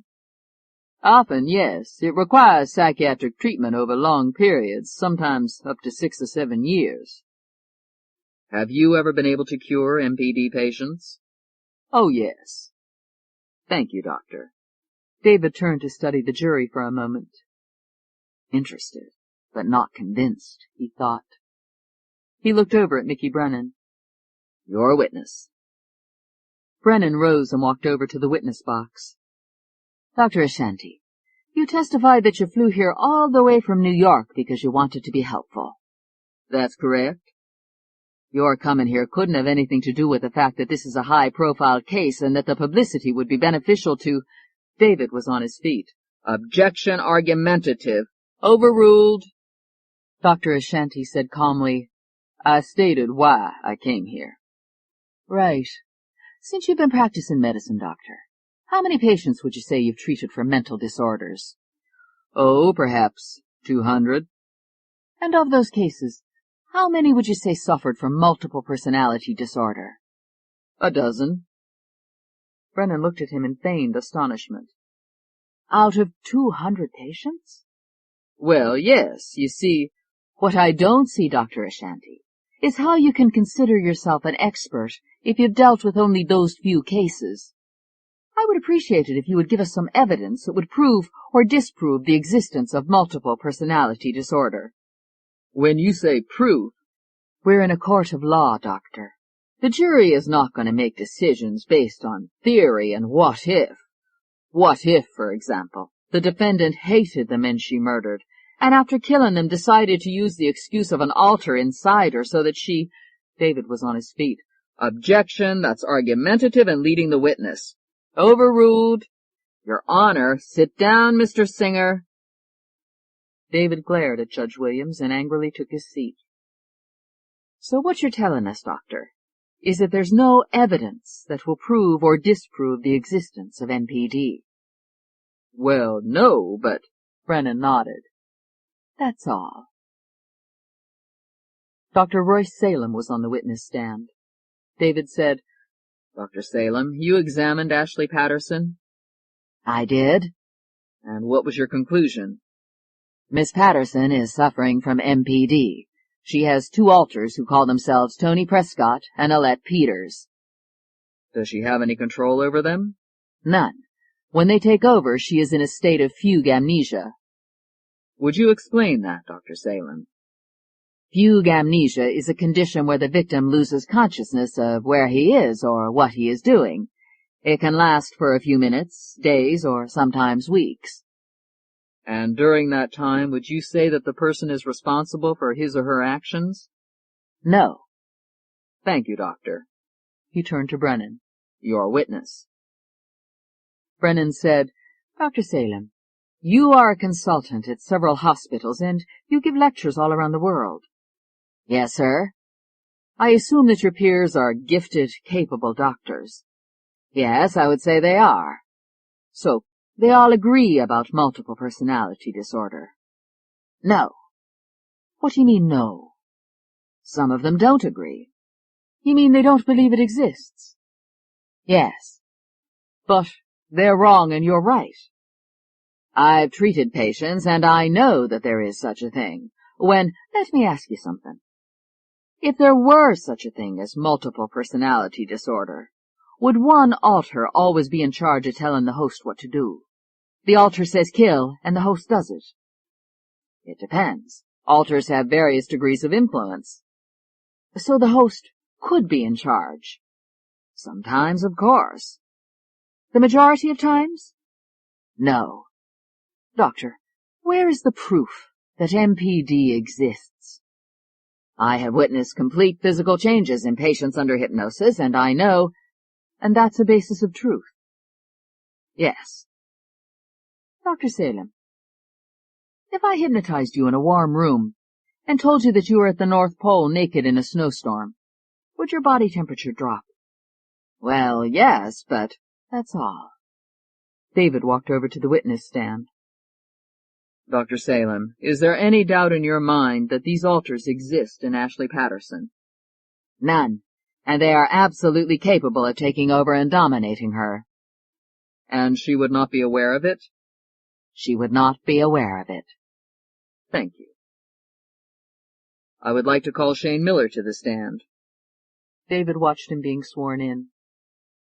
What do you do, Mr. Miller? I'm a supervisor at Global Computer Graphics Corporation. And how long have you worked there? About 7 years. And was Ashley Patterson employed there? Yes. And did she work under your supervision? She did. So you got to know her pretty well. That's right. Mr. Miller, you've heard doctors testify that some of the symptoms of multiple personality disorder are paranoia, nervousness, distress. Have you ever noticed any of those symptoms in Miss Patterson? Well, Didn't Miss Patterson tell you that she felt someone was stalking her? Yes, she did. And that she had no idea who it could be or why anyone would do that? That's right. Didn't she once say that someone used her computer to threaten her with a knife? Yes. And didn't things get so bad that you finally sent her to the psychologist who works at your company, Dr. Speakman? Yes. So Ashley Patterson did exhibit the symptoms we're talking about. That's right. Thank you, Mr. Miller. David turned to Mickey Brennan. Your witness. How many employees do you have directly under you, Mr. Miller? 30. And out of 30 employees, Ashley Patterson is the only one you've ever seen get upset. Well, no. Oh, really? Everyone gets upset sometimes. You mean other employees had to go and see your company psychologist? Oh, sure. They keep him pretty busy. Brennan seemed impressed. Is that so? Yeah. A lot of them have problems. Hey, they're all human. No further questions. Redirect. David approached the witness stand. Mr. Miller, you said that some of the employees under you had problems. What kind of problems? Well, it could be about an argument with a boyfriend or a husband. Yes. Or it could be about a financial problem. Yes. Or their kids bugging them. In other words, the ordinary kinds of domestic problems that any of us might face. Yes. But no one went to see Dr. Speakman because they thought they were being stalked, or because they thought someone was threatening to kill them. No. Thank you. David got into his car and drove through the park, depressed. The trial was going badly. The doctors couldn't make up their minds whether MPD existed or not. If they can't agree, David thought, How am I going to get a jury to agree? I can't let anything happen to Ashley. I can't. He was approaching Harold's Cafe, a restaurant near the courthouse. He parked the car and went inside. The hostess smiled at him. Good afternoon, Mr. Singer. He was famous. Infamous. Right this way, please. He followed her to a booth and sat down. The hostess handed him the menu, gave him a lingering smile, and walked away, her hips moving provocatively. The perks of fame, David thought wryly. He was not hungry, but he could hear Sandra's voice saying, You have to eat to keep up your strength. There were 2 men and 2 women seated in the booth next to him. One of the men was saying, She's a hell of a lot worse than Lizzie Borden. Borden killed only 2 people. The other man added, And she didn't castrate them. What do you think they'll do to her? Are you kidding? She'll get the death sentence. Too bad the butcher bitch can't get 3 death sentences. That's the public speaking, David thought. He had the depressing feeling that if he walked around the restaurant he would hear variations of the same comments. Brennan had built her up as a monster. He could hear Quiller's voice. If you don't put her on the stand, that's the image the jurors will carry in their minds when they go into the jury room to reach a verdict. I've got to take the chance. I've got to let the jurors see for themselves that Ashley's telling the truth. The waitress was at his side. Are you ready to order, Mr. Singer? I've changed my mind, David said. I'm not hungry. As he got up and walked out of the restaurant, he could feel baleful eyes following him. I hope they're not armed, David thought. Chapter 20. When David returned to the courthouse, he visited Ashley in her cell. She was seated on the little cot, staring at the floor. Ashley. She looked up, her eyes filled with despair. David sat next to her. We have to talk. She watched him, silent. These terrible things they're saying about you, none of them are true. But the jurors don't know that. They don't know you. We've got to let them see what you're really like. Ashley looked at him and said dully, What am I really like? You're a decent human being who has an illness. They'll sympathize with that. What do you want me to do? I want you to get on the witness stand and testify. She was staring at him, horrified. I can't. I don't know anything. I can't tell them anything. Let me handle that. All you have to do is answer my questions. A guard came up to the cell. Court's coming into session. David rose and squeezed Ashley's hand. It's going to work. You'll see. All rise. Court is now in session. The Honorable Judge Tessa Williams presiding in the case of the people of the state of California versus Ashley Patterson. Judge Williams took her seat on the bench. David said, May I approach the bench? You may. Mickey Brennan walked to the bench with David. What is it, Mr. Singer? I'd like to call a witness who's not on the discovery list. Brennan said, It's awfully late in the trial to introduce new witnesses. I would like to call Ashley Patterson as my next witness. Judge Williams said, I don't, Mickey Brennan said quickly. The state has no objection, Your Honor. Judge Williams looked at the 2 attorneys. Very well, you may call your witness, Mr. Singer. Thank you, Your Honor. He walked over to Ashley and held out his hand. Ashley? She sat there in a panic. You must. She rose, her heart palpitating, and slowly made her way to the witness stand. Mickey Brennan whispered to Eleanor, I was praying that he'd call her. Eleanor nodded. It's over. Ashley Patterson was being sworn in by the court clerk. You do solemnly swear to tell the truth, the whole truth, and nothing but the truth, so help you God? I do. Her voice was a whisper. Ashley took her seat in the witness box. David walked over to her. He said gently, I know this is very difficult for you. You've been accused of horrible crimes that you did not commit. All I want is for the jury to know the truth. Do you have any memory of committing any of those crimes? Ashley shook her head. No. David glanced at the jury, then went on. Did you know Dennis Tibble? Yes. We worked together at Global Computer Graphics Corporation. Did you have any reason to kill Dennis Tibble? No. It was difficult for her to speak. I went to his apartment to give him some advice that he had asked me for, and that was the last time I saw him. Did you know Richard Melton? No. He was an artist. He was murdered in San Francisco. The police found evidence of your DNA and fingerprints there. Ashley was shaking her head from side to side. I don't know what to say. I didn't know him. You knew Deputy Sam Blake? Yes, he was helping me. I didn't kill him. Are you aware that you have 2 other personalities or alters within you, Ashley? Yes. Her voice was strained. When did you learn this? Before the trial. Dr. Salem told me about it.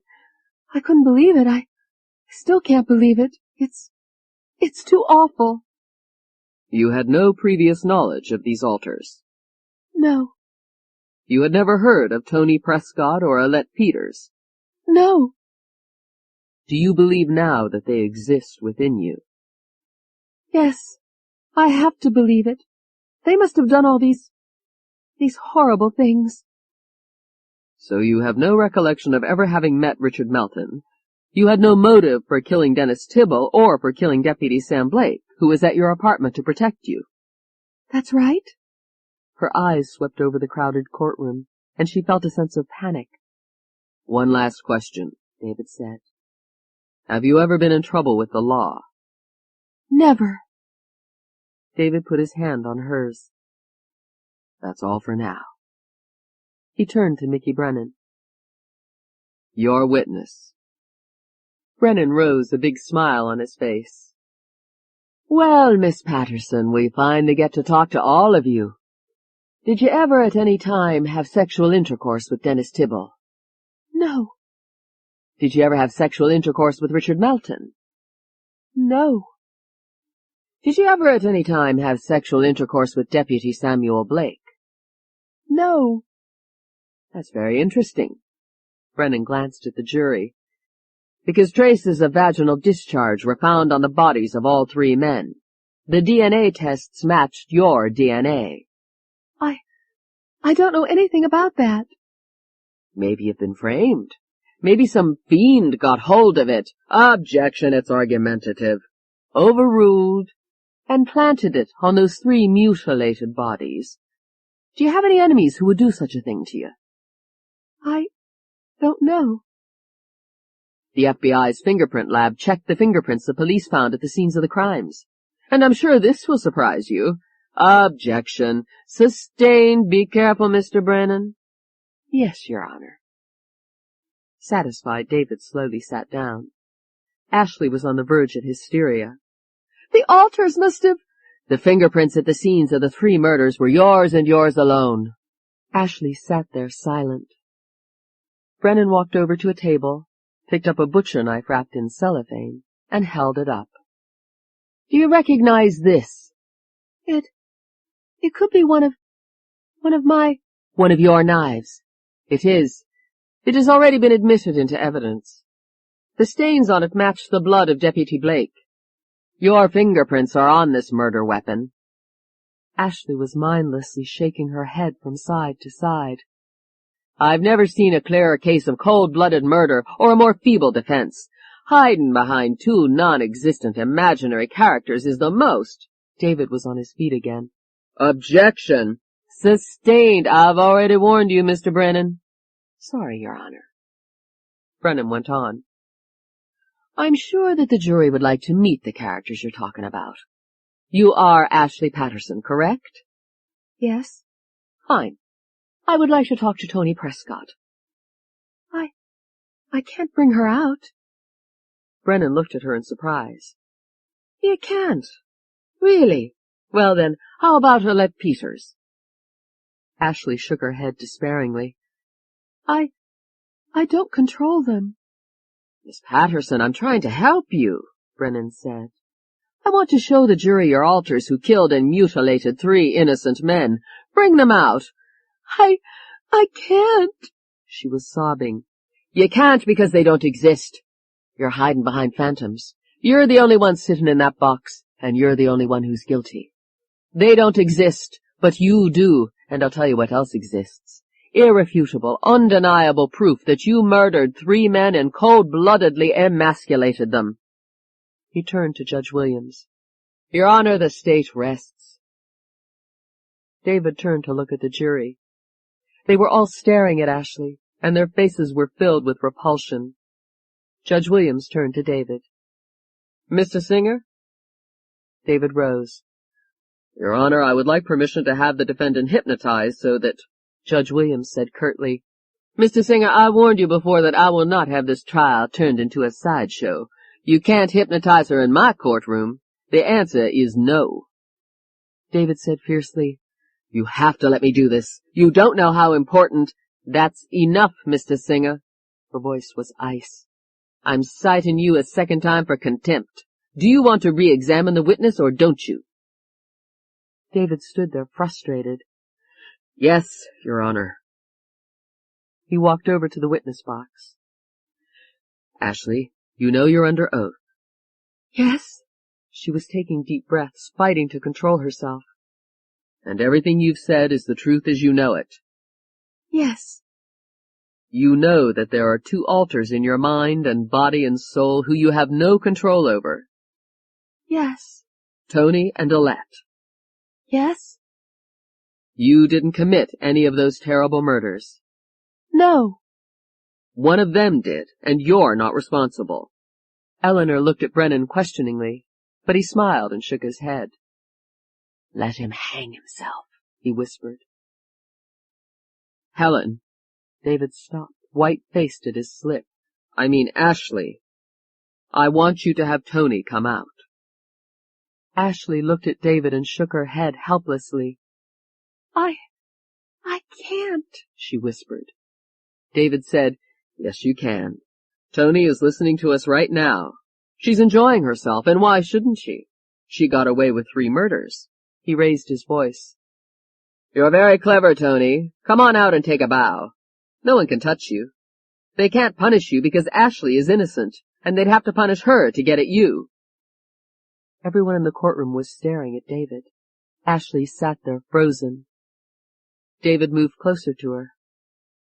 Tony? Tony, can you hear me? I want you to come out, now! He waited a moment. Nothing happened. He raised his voice. Tony! Alette, come out! Come on out! We all know you're in there! There was not a sound in the courtroom. David lost control. He was yelling, Come out! Show your faces! Damn it! Now! Now! Ashley dissolved in tears. Judge Williams said furiously, Approach the bench, Mr. Singer. Slowly, David walked over to the bench. Are you through badgering your client, Mr. Singer? I'm going to send a report of your behavior to the State Bar Association. You're a disgrace to your profession, and I'm going to recommend that you're disbarred. David had no answer. Do you have any more witnesses to call? David shook his head, defeated. No, Your Honor. It was over. He had lost. Ashley was going to die. The defense rests. Joseph Kincaid was seated in the last row of the courtroom watching, his face grim. He turned to Harvey Udell. Get rid of him. Kincaid got up and left.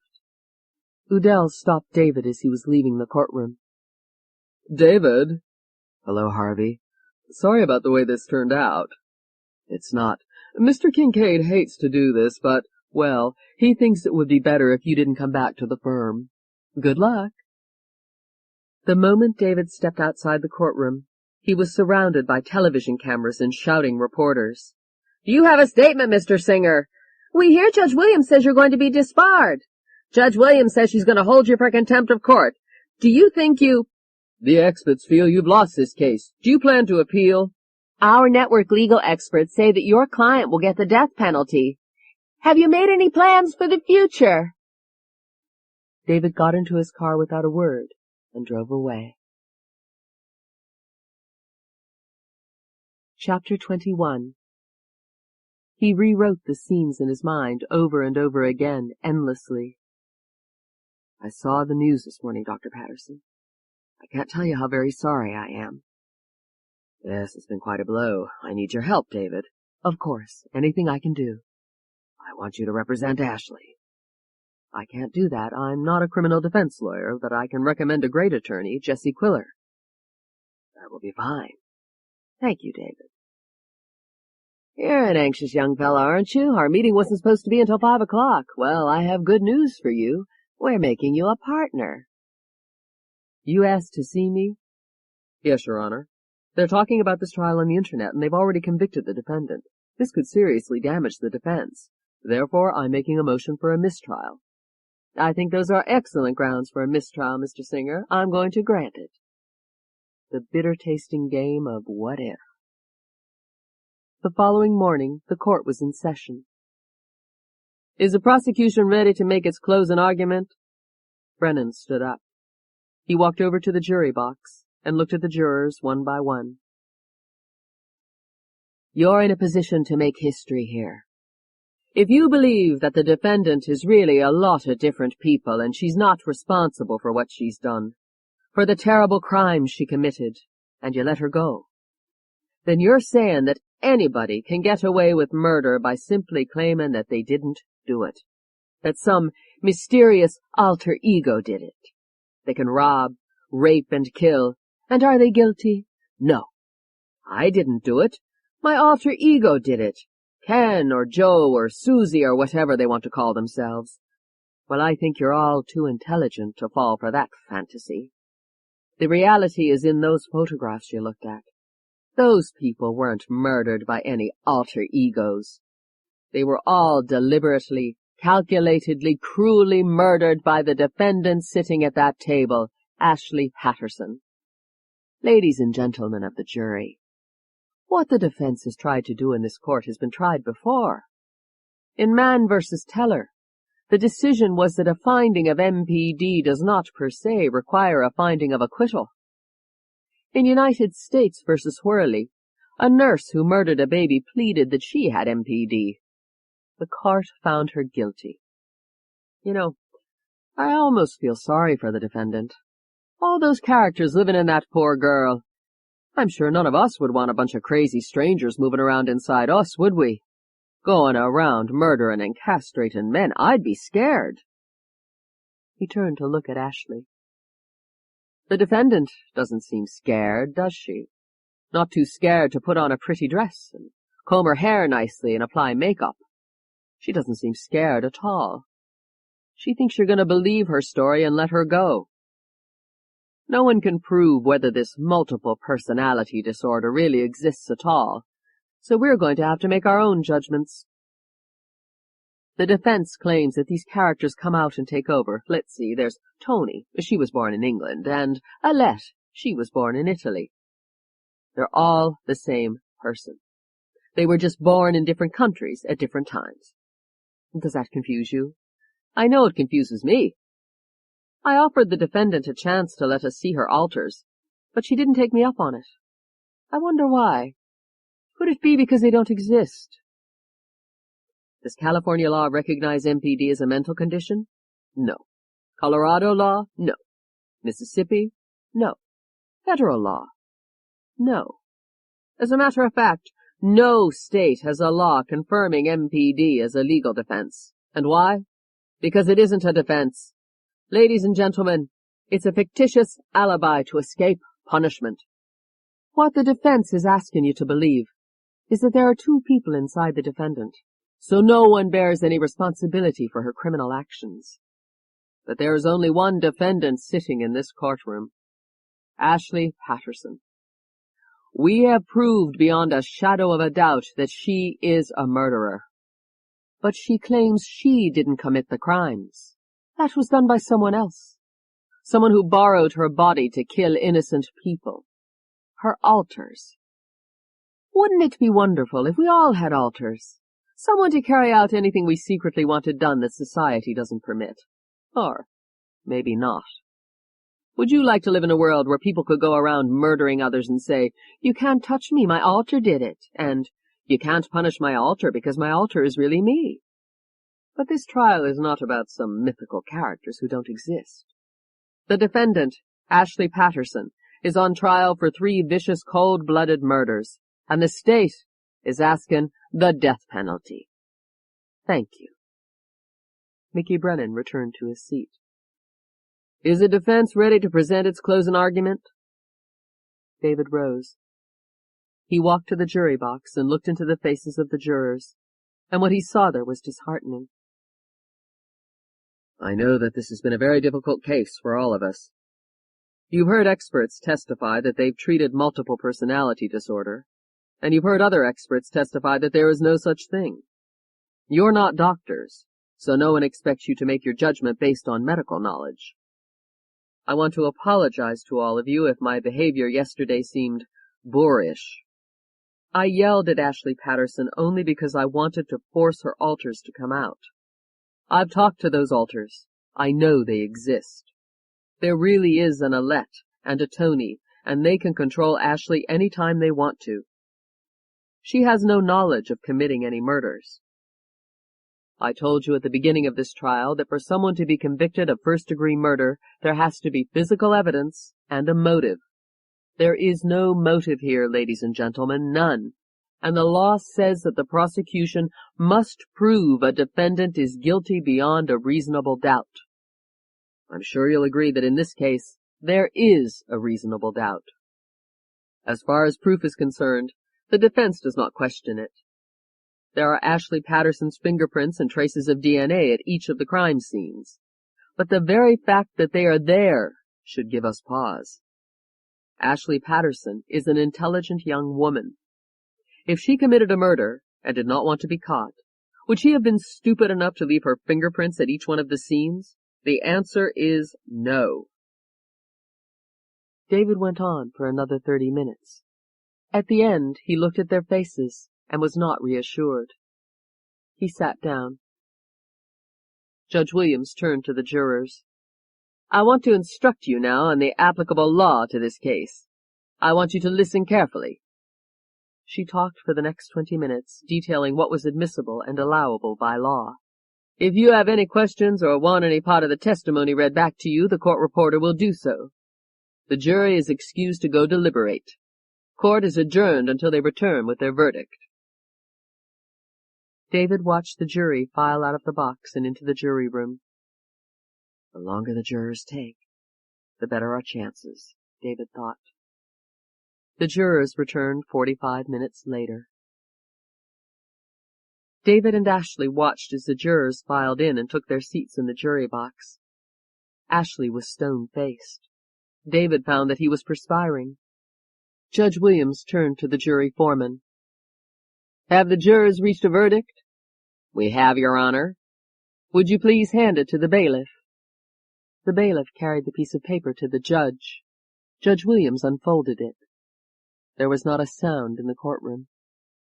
The bailiff returned the paper to the jury foreman. Would you read the verdict, please? In a slow, measured tone, he read, In the case of the people of the state of California versus Ashley Patterson, we, the jury, in the above entitled action, find the defendant, Ashley Patterson, guilty of the murder of Dennis Tibble, a violation of Penal Code Section 187. There was a gasp in the courtroom. Ashley shut her eyes tightly.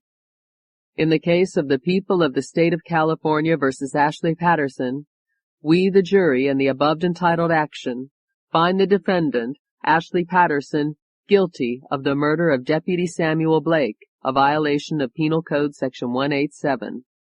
In the case of the people of the state of California versus Ashley Patterson, we, the jury, in the above entitled action, find the defendant, Ashley Patterson, guilty of the murder of Richard Melton, a violation of Penal Code Section 187. We, the jury, in all the verdicts, further fix the degree at first degree. David was finding it difficult to breathe. He turned to Ashley, but he had no words. He leaned over and put his arms around her. Judge Williams said, "I would like to have the jury polled." One by one, each juror stood up. "Was a verdict read your verdict?" And when each one had affirmed it, Judge Williams said, "The verdict will be recorded and entered into the minutes." She went on, "I want to thank the jury for their time and service in this case. You're dismissed. Tomorrow the court will take up the issue of sanity." David sat there numb, watching Ashley being led away. Judge Williams got up and walked to her chambers without looking at David.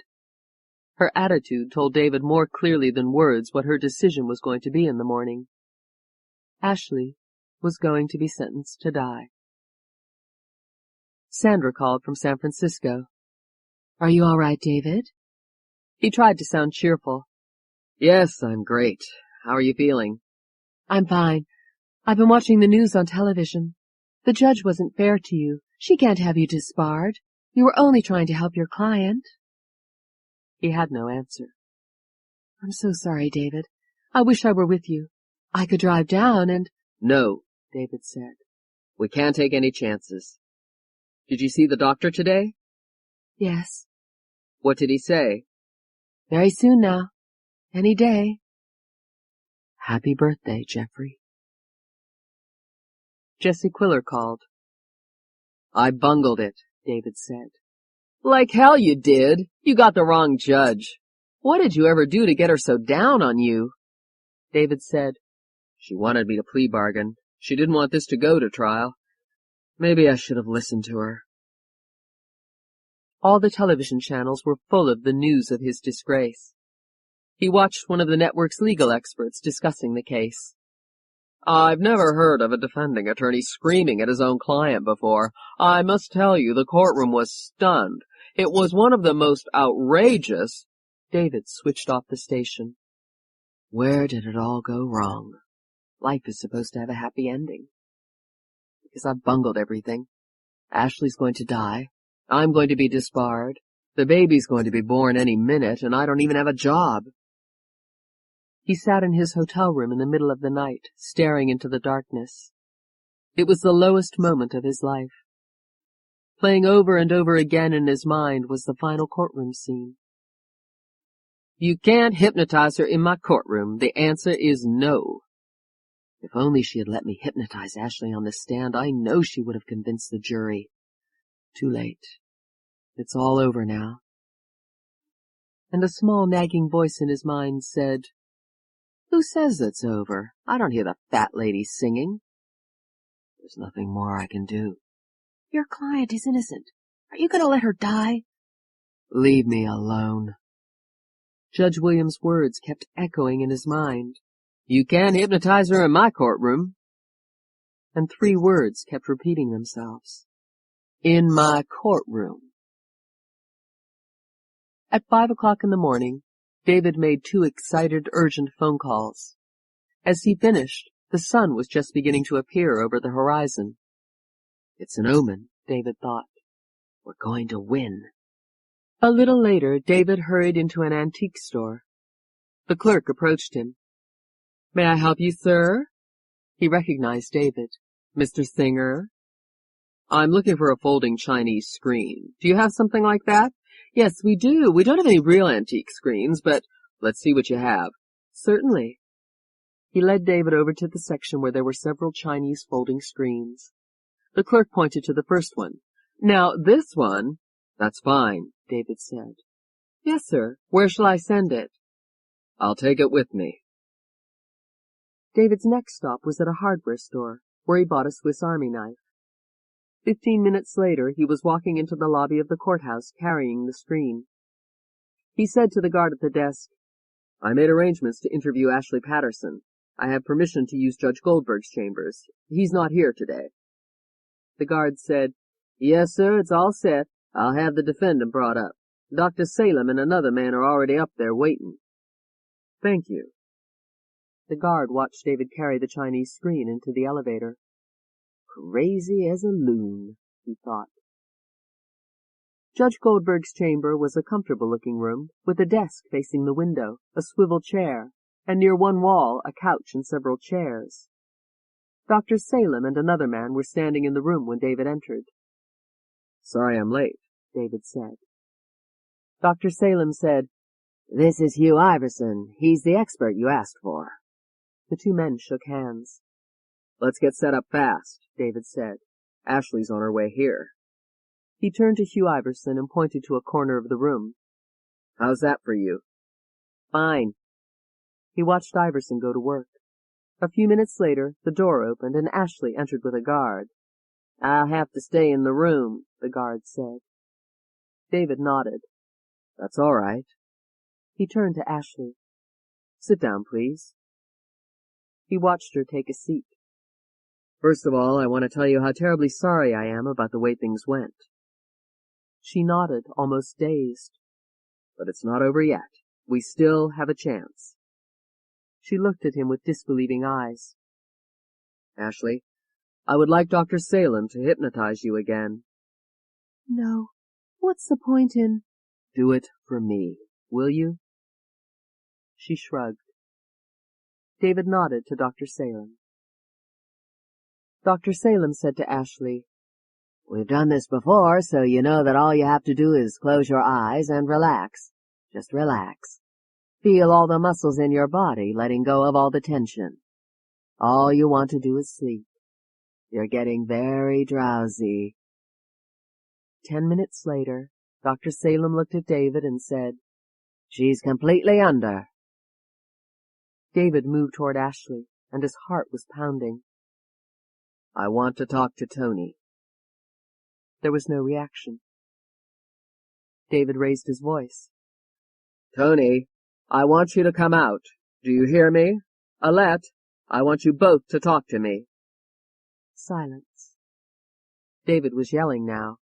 "What's the matter with you? Are you too frightened? That's what happened in the courtroom, isn't it? Did you hear what the jury said?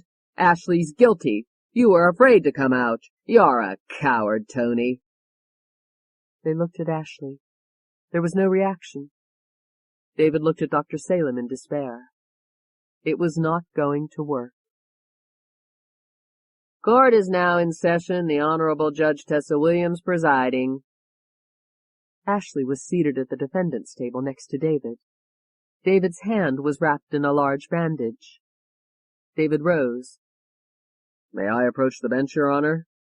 "You may." David walked toward the bench. Brennan followed him.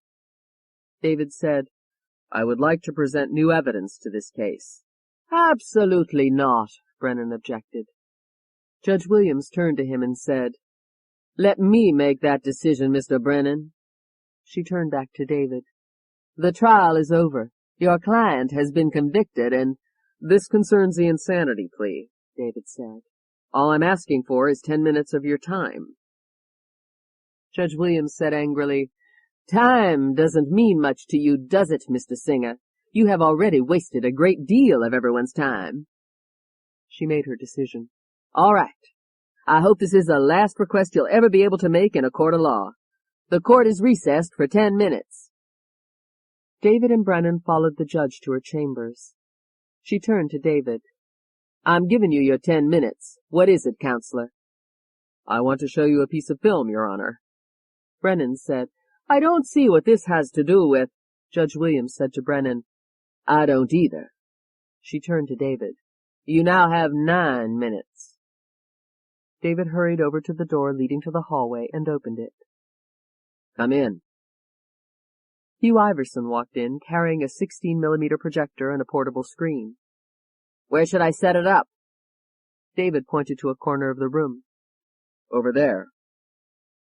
They watched as the man set up the equipment and plugged in the projector. "May I pull down the shades?" David asked. It was all Judge Williams could do to hold back her anger. "Yes, you go right ahead, Mr. Singer." She looked at her watch. "You have 7 minutes. The projector was turned on. Judge Goldberg's chambers flickered onto the screen. David and Dr. Salem were watching Ashley, who was seated in a chair. On the screen, Dr. Salem said, "She's completely under." David walked up to Ashley. I want to talk to Tony. Tony, I want you to come out. Do you hear me? Alette, I want you both to talk to me. Silence. Judge Williams sat there, her face tight, watching the film. David was yelling now. What's the matter with you? Are you too frightened? That's what happened in the courtroom, isn't it? Did you hear what the jury said? Ashley's guilty. You were afraid to come out. You're a coward, Tony. Judge Williams got to her feet. I've had enough of this. I've seen this disgusting performance before. Your time is up, Mr. Singer. Wait, David said. You haven't. It's finished, Judge Williams told him, and started for the door. Suddenly, a song began to fill the room. A penny for a spool of thread, a penny for a needle. That's the way the money goes. Up goes the weasel. Puzzled, Judge Williams turned around. She looked at the picture on the screen. Ashley's face had completely changed. It was Tony. Tony said angrily, Too frightened to come out in court. Did you really think I would come out just because you ordered me to? What do you think I am, a trained pony? Judge Williams slowly moved back into the room, staring at the film. I listened to all those bloody gits making fools of themselves. She mimicked one of their voices. I don't think that multiple personality disorder exists. What idiots! I've never seen such. As they watched, Ashley's face changed again. She seemed to relax in her chair, and her face took on a shy look. In her Italian accent, Alette said, Mr. Singer, I know you did the best you could. I wanted to appear in court and help you, but Tony wouldn't let me. Judge Williams was watching, her face blank. The face and voice changed again. You're bleeding right, I wouldn't, Tony said.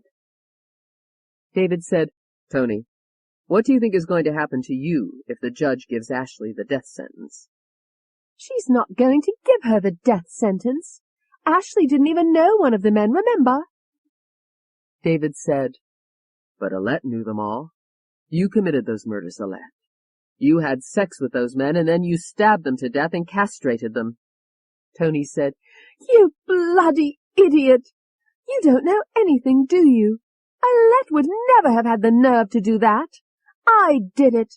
They deserved to die. All they wanted to do was have sex. She was breathing hard.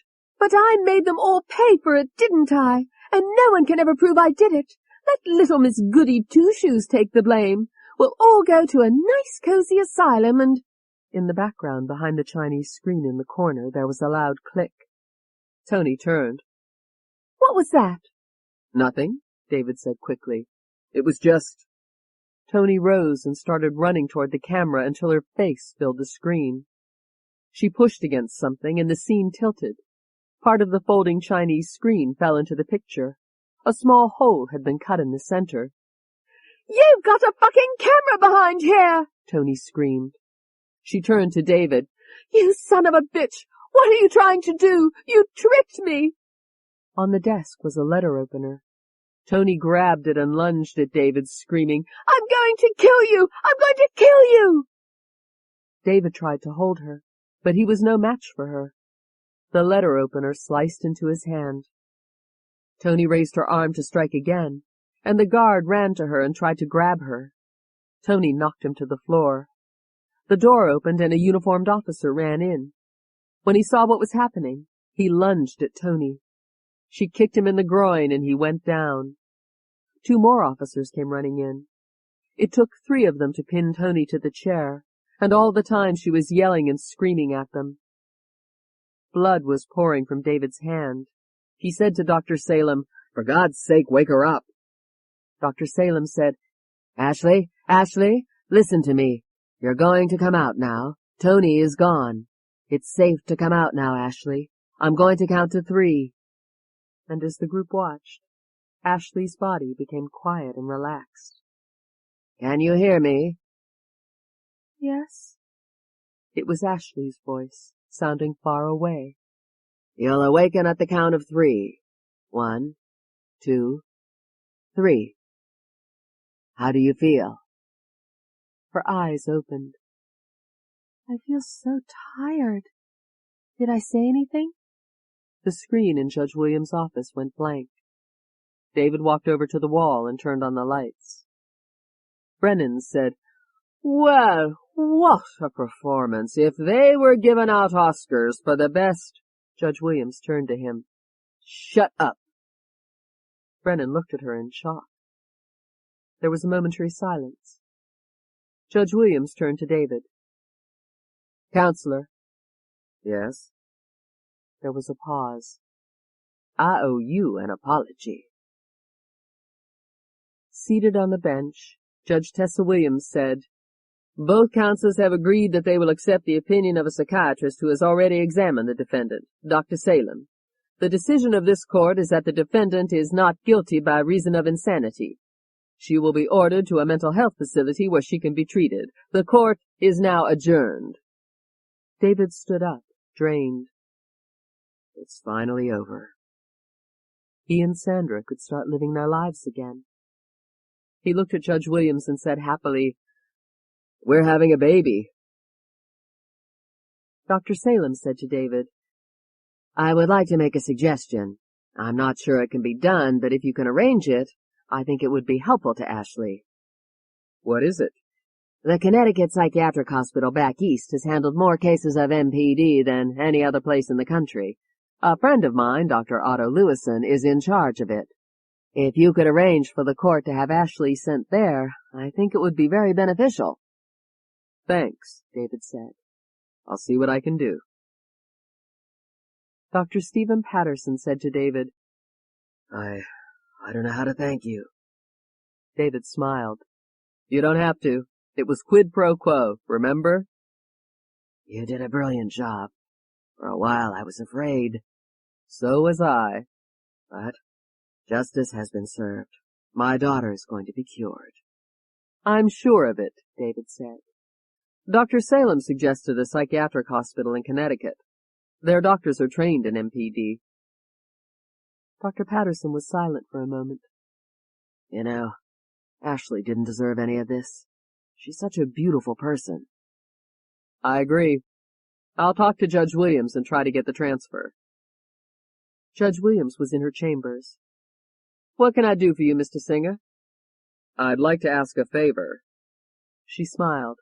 "I hope I can grant it. What is it?" David explained to the judge what Dr. Salem had told him. "Well, that's a rather unusual request. We have some fine psychiatric facilities right here in California." David said, "All right. Thank you, Your Honor." He turned to leave, disappointed. "I haven't said no, Mr. Singer." David stopped.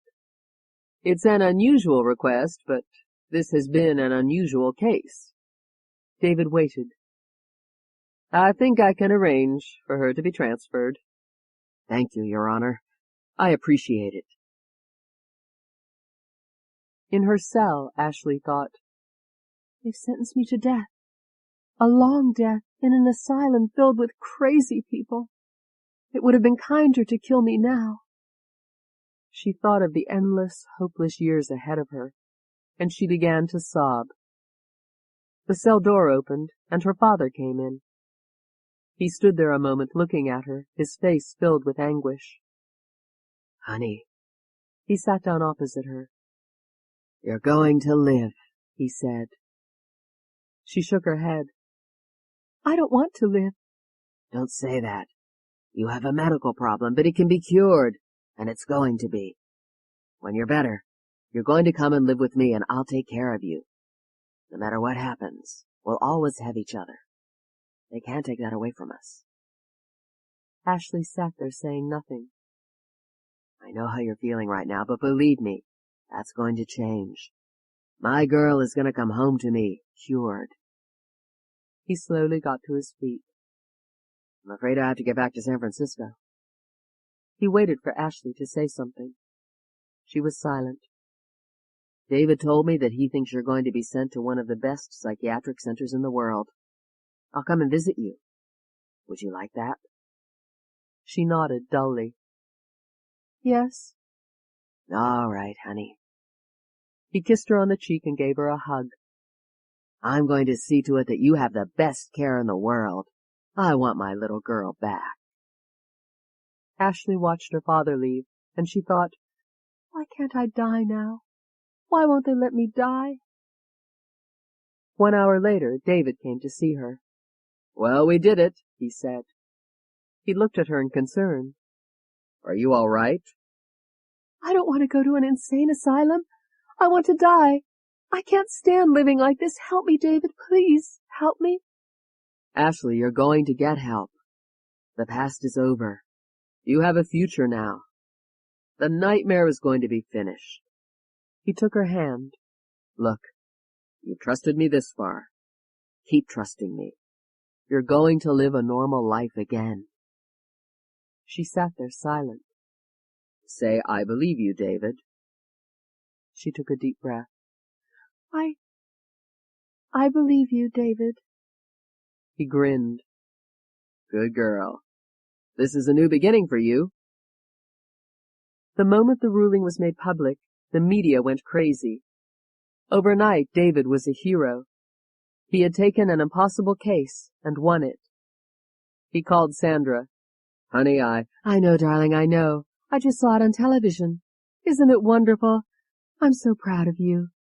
I can't tell you how glad I am that it's over. I'll be coming back tonight. I can't wait to see... David? Yes? David. Oh. Yes? What's wrong, honey? Oh. We're having a baby. Wait for me! David shouted. Jeffrey Singer weighed 8 pounds, 10 ounces, and was the most beautiful baby David had ever seen.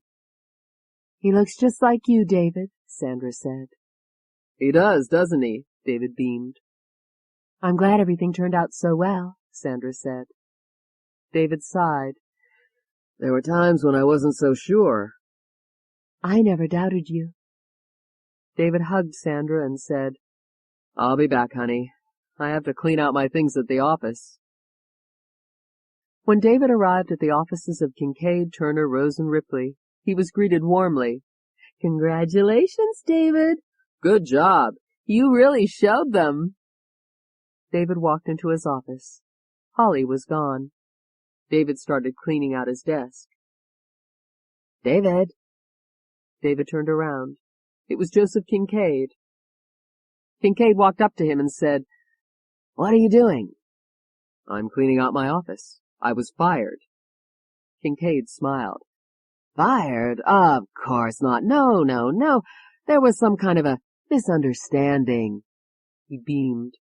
We're making you a partner, my boy. In fact, I've set up a press conference for you here this afternoon at 3 o'clock. David looked at him. Really? Kincaid nodded. Absolutely. David said, You'd better cancel it. I've decided to go back into criminal law. I've been offered a partnership by Jesse Quiller. At least when you're dealing with that part of the law, you know who the criminals really are. So, Joey, baby, you take your partnership and shove it where the sun don't shine. And David walked out of the office. Jesse Quiller looked around the penthouse and said, This is really great. It really becomes you two. Thank you, Sandra said. She heard a sound from the nursery. I'd better check on Jeffrey. She hurried off to the next room. Jesse Quiller walked over to admire a beautiful sterling silver picture frame with Jeffrey's first photograph already in it. This is lovely. Where did it come from? Judge Williams sent it. Jesse said, I'm glad to have you back, partner. I'm glad to be back, Jesse. You'll probably want a little time to relax now. Rest up a little. Yes, we thought we'd take Jeffrey and drive up to Oregon to visit Sandra's parents, and, by the way, an interesting case came into the office this morning, David. This woman is accused of murdering her 2 children. I have a feeling she's innocent. Unfortunately, I'm going to Washington on another case, but I thought that you might just talk to her and see what you think. Book 3 Chapter 22 The Connecticut Psychiatric Hospital, 15 miles north of Westport, was originally the estate of Wim Boker, a wealthy Dutchman who built the house in 1910. The 40 lush acres contained a large manor house, a workshop, stable, and swimming pool. The state had bought the property in 1925 and had refitted the manor house to accommodate 100 patients. A tall chain-link fence had been erected around the property, with a manned guard post at the entrance. Metal bars had been placed on all the windows, and one section of the house had been fortified as a security area to hold dangerous inmates. In the office of Dr. Otto Lewison, head of the psychiatric clinic, a meeting was taking place. Dr. Gilbert Keller and Dr. Craig Foster were discussing a new patient who was about to arrive. Gilbert Keller was a man in his 40s, medium height, blond hair and intense gray eyes. He was a renowned expert on multiple personality disorder. Otto Lewison, the superintendent of the Connecticut Psychiatric Hospital, was in his 70s, a neat, dapper little man with a full beard and pince-nez glasses. Dr. Craig Foster had worked with Dr. Keller for years and was writing a book on multiple personality disorder. All were studying Ashley Patterson's records. Otto Lewison said, "The lady has been busy. She's only 28 and she's murdered 5 men. He glanced at the paper again. She also tried to murder her attorney." "Everyone's fantasy," Gilbert Keller said dryly. Otto Lewison said, "We're going to keep her in Security Ward A until we can get a full evaluation." "When is she arriving?" Dr. Keller asked. The voice of Dr. Lewison's secretary came over the intercom. "Dr. Lewison, they're bringing Ashley Patterson in. Would you like to have them bring her into your office?" "Yes, please." Lewison looked up. "Does that answer your question?" The trip had been a nightmare. At the end of her trial, Ashley Patterson had been taken back to her cell and held there for 3 days while arrangements were made to fly her back east. A prison bus had driven her to the airport in Oakland, where a plane was waiting for her. It was a converted DC-6, part of the huge national prisoner transportation system run by the U.S. Marshals Service. There were 24 prisoners aboard, all manacled and shackled. Ashley was wearing handcuffs, and when she sat down, her feet were shackled to the bottom of the seat. "Why are they doing this to me? I'm not a dangerous criminal. I'm a normal woman." And a voice inside her said, "Who murdered 5 innocent people?" The prisoners on the plane were hardened criminals, convicted of murder, rape, armed robbery, and a dozen other crimes. They were on their way to top security prisons around the country. Ashley was the only woman on board. One of the convicts looked at her and grinned. "Hi, baby. How would you like to come over and warm up my lap?" "Cool it," a guard warned. "Hey, don't you have any romance in your soul? This bitch ain't gonna get laid for— What's your sentence, baby?" Another convict said, "Are you horny, honey? How about me moving into the seat next to you and slipping you—" Another convict was staring at Ashley. "Wait a minute," he said. "That's the broad who killed 5 men and castrated them." They were all looking at Ashley now. That was the end of the badgering. On the way to New York, the plane made 2 landings to discharge or pick up passengers. It was a long flight. The air was turbulent, and by the time they landed at LaGuardia Airport, Ashley was airsick. 2 uniformed police officers were waiting for her on the tarmac when the plane landed. She was unshackled from the plane seat and shackled again in the interior of a police van. She had never felt so humiliated. The fact that she felt so normal made it all the more unbearable. Did they think she was going to try to escape or murder someone? All that was over, in the past. Didn't they know that? She was sure it would never happen again. She wanted to be away from there. Anywhere. Sometime during the long, dreary drive to Connecticut, she dozed off. She was awakened by a guard's voice. "We're here." They had reached the gates of the Connecticut Psychiatric Hospital. When Ashley was ushered into Dr. Lewison's office, he said, "Welcome to Connecticut Psychiatric Hospital, Miss Patterson." Ashley stood there, pale and silent. Dr. Lewison made the introductions and held out a chair. "Sit down, please." He looked at the guard. Take off the handcuffs and shackles." The restraints were removed, and Ashley took a seat. Dr. Foster said, "I know this must be very difficult for you. We're going to do everything we can to make it as easy as possible. Our goal is to see that one day you will leave this place cured." Ashley found her voice. How long could that take? Otto Lewison said, "It's too soon to answer that yet.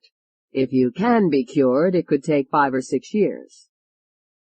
Each word hit Ashley like a thunderbolt. If you can be cured, it could take 5 or 6 years. The therapy is non-threatening. It will consist of a combination of sessions with Dr. Keller. Hypnotism, group therapy, art therapy. The important thing to remember is that we're not your enemies." Gilbert Keller was studying her face. "We're here to help you, and we want you to help us do that." There was nothing more to say. Otto Lewison nodded to the attendant, and he walked over to Ashley and took her arm. Craig Foster said, "He'll take you to your quarters now. We'll talk again later." When Ashley had left the room, Otto Lewison turned to Gilbert Keller. "What do you think?" "Well, there's one advantage. There are only 2 altars to work on." Keller was trying to remember. "What's the most we've had?" "The Beltrand woman.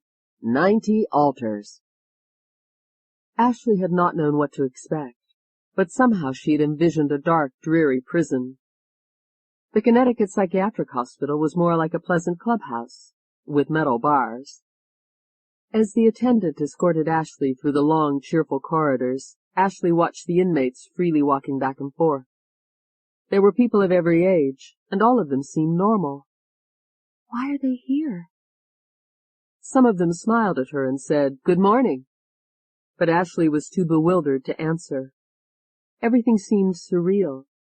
She was in an insane asylum. Am I insane?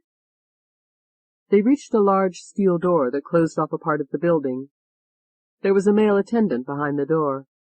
He pressed a red button, and the huge door opened. "This is Ashley Patterson." The second attendant said, "Good morning, Miss Patterson." They made everything seem so normal. But nothing is normal anymore, Ashley thought. The world is upside down. "This way, Miss Patterson." He walked her to another door and opened it. Ashley stepped inside. Instead of a cell, she was looking at a pleasant, medium-sized room with pastel blue walls, a small couch, and a comfortable-looking bed. "This is where you'll be staying. They'll be bringing your things in a few minutes." Ashley watched the guard leave and close the door behind him. "This is where you'll be staying." She began to feel claustrophobic. What if I don't want to stay? What if I want to get out of here? She walked over to the door. It was locked. Ashley sat down on the couch trying to organize her thoughts. She tried to concentrate on the positive. We're going to try to cure you. We're going to try to cure you. We're going to cure you. Chapter 23. Dr. Gilbert Keller was in charge of Ashley's therapy. His specialty was treating multiple personality disorder, and while he had had failures, his success rate was high. In cases like this, there were no easy answers. His first job was to get the patient to trust him, to feel comfortable with him, and then to bring out the altars one by one, so that in the end they could communicate with one another and understand why they existed, and finally, why there was no more need for them. That was the moment of blending, when the personality states came together as a single entity. We're a long way from that, Dr. Keller thought. The following morning, Dr. Keller had Ashley brought to his office. Good morning, Ashley. Good morning, Dr. Keller. I want you to call me Gilbert. We're going to be friends. How do you feel? She looked at him and said, They tell me I've killed 5 people. How should I feel? Do you remember killing any of them? No. I read the transcript of your trial, Ashley.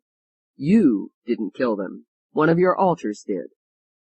We're going to get acquainted with your alters, and in time, with your help, we'll make them disappear.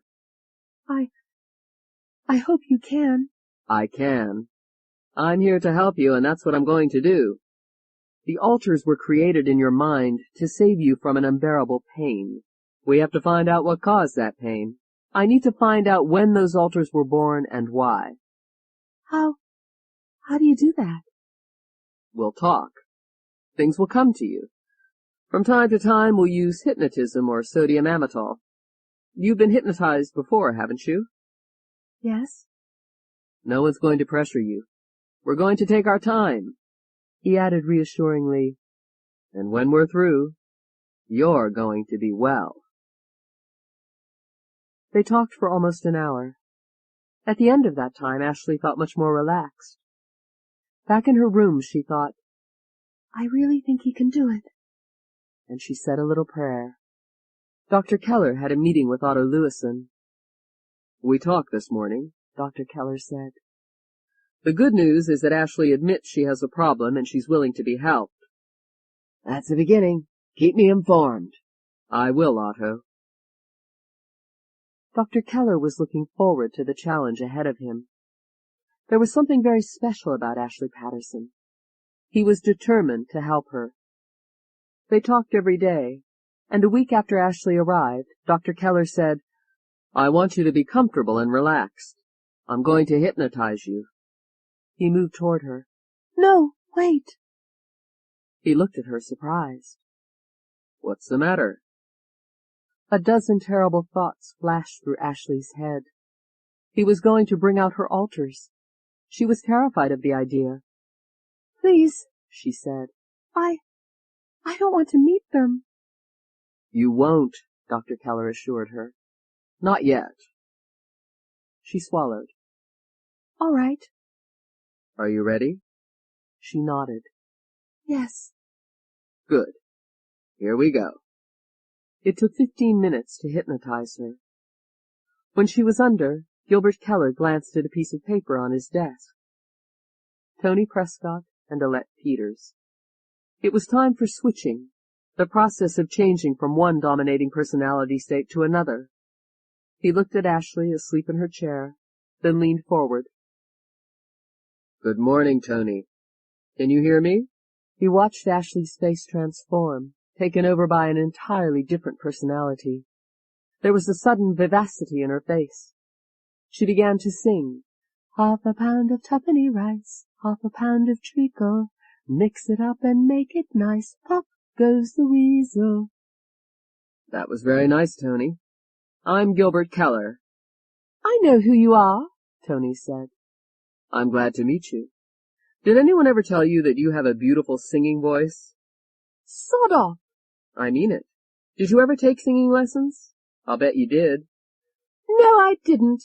As a matter of fact, I wanted to, but For God's sake, will you stop that terrible noise? Whoever told you could sing? Never mind. Tony, I want to help you. No, you don't, Docky baby. You want to lay me. Why do you think that, Tony? That's all you bloody men ever want to do. Ta. Tony. Tony. Silence. Gilbert Keller looked at Ashley's face again.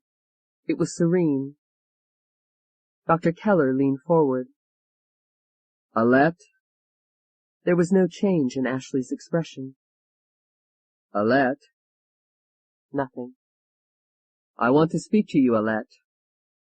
Ashley began to stir uneasily. Come out, Alette. Ashley took a deep breath, and then there was a sudden explosion of words spoken in Italian. C'è qualcuno che parla italiano? Alette. Non so dove mi trovo. Alette, listen to me. You're safe. I want you to relax. Mi sento stanca. I'm tired. You've been through a terrible time, but all that is behind you. Your future is going to be very peaceful. Do you know where you are?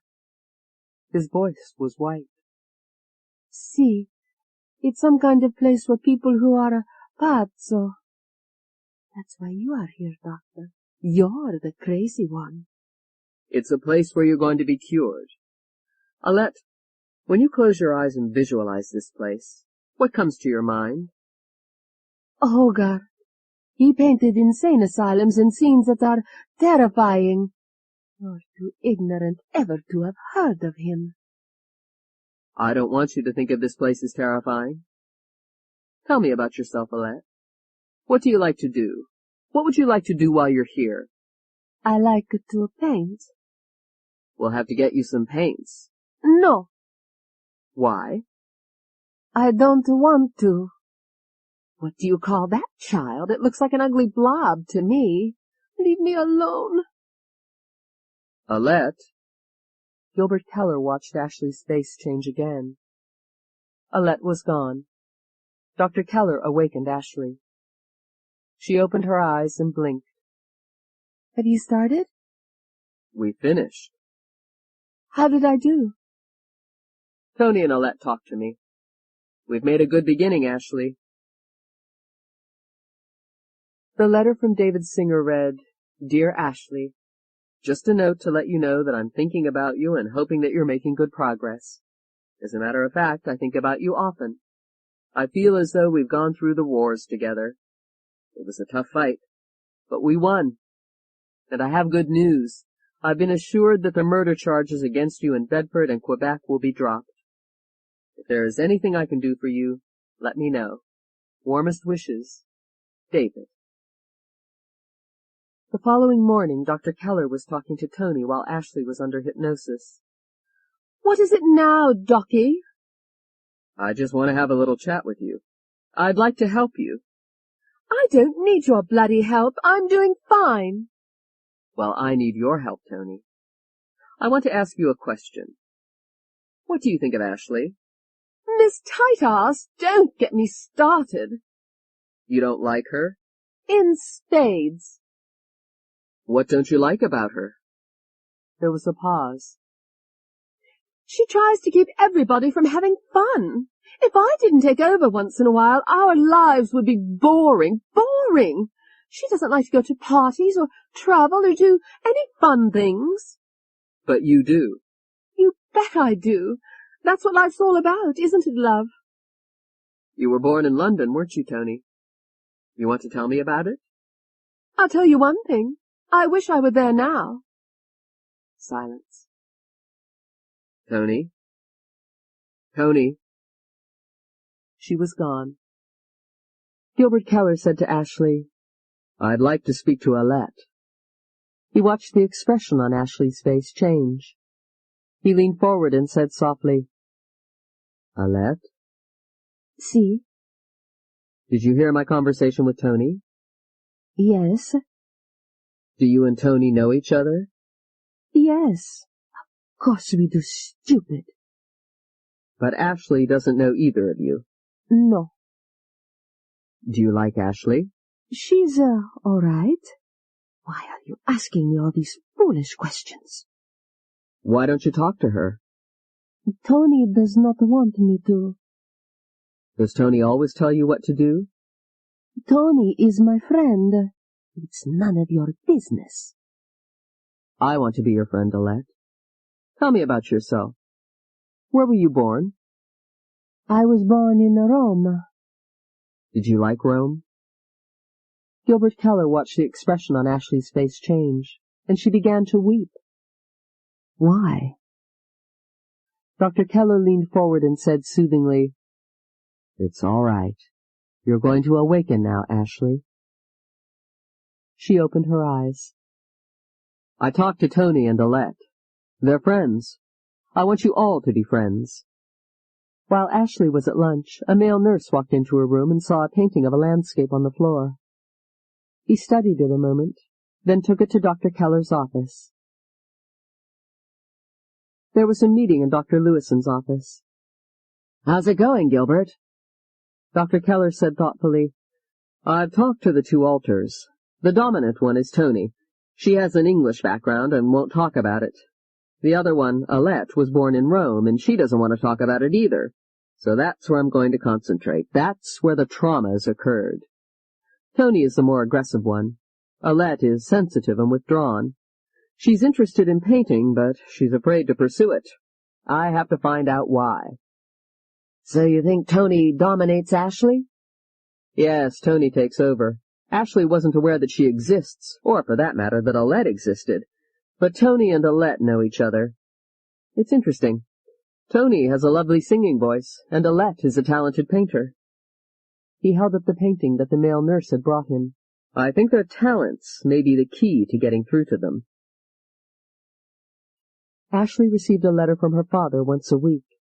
After she read them, she would sit in her room quietly, not wanting to talk to anyone. They're her only link to home, Dr. Keller said to Otto Lewison. I think it increases her desire to get out of here and start leading a normal life. Every little bit helps. Ashley was becoming used to her surroundings. The patients seemed to walk about, although there were attendants at every door and in the corridors. The gates to the grounds were always locked. There was a recreation room where they could gather and watch television, a gymnasium where inmates could work out, and a common dining room. There were many kinds of people there. Japanese, Chinese, French, Americans. Every effort had been made to make the hospital as ordinary-looking as possible. But when Ashley went to her room, the doors were always locked behind her. "This isn't a hospital," Tony complained to Alette. "It's a bloody prison." "But Dr. Keller thinks he can cure Ashley. Then we can get out of here." "Don't be stupid, Alette. Don't you see? The only way he can cure Ashley is to get rid of us, make us disappear. In other words, to cure her, we have to die. Well, I'm not going to let that happen." "What are you going to do?" "I'm going to find a way for us to escape."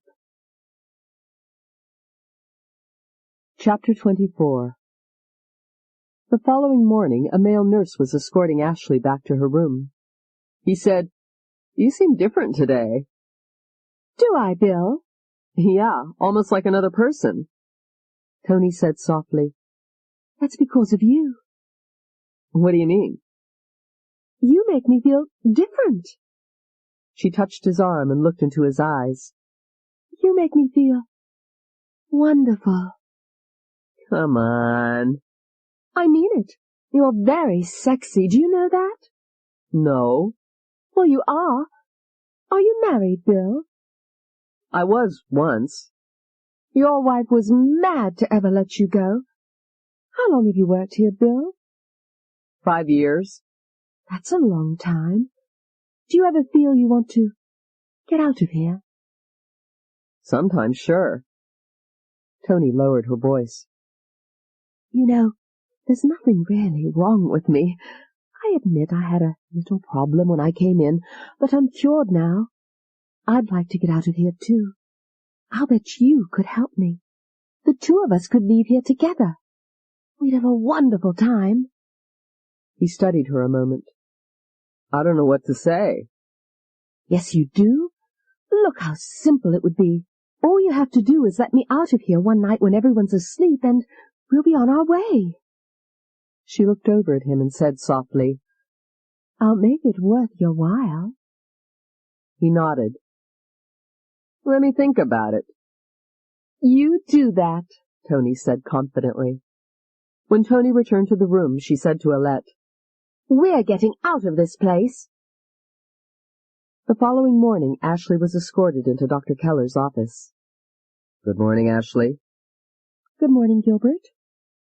"We're going to try some sodium amytal this morning. Have you ever had it?" "No."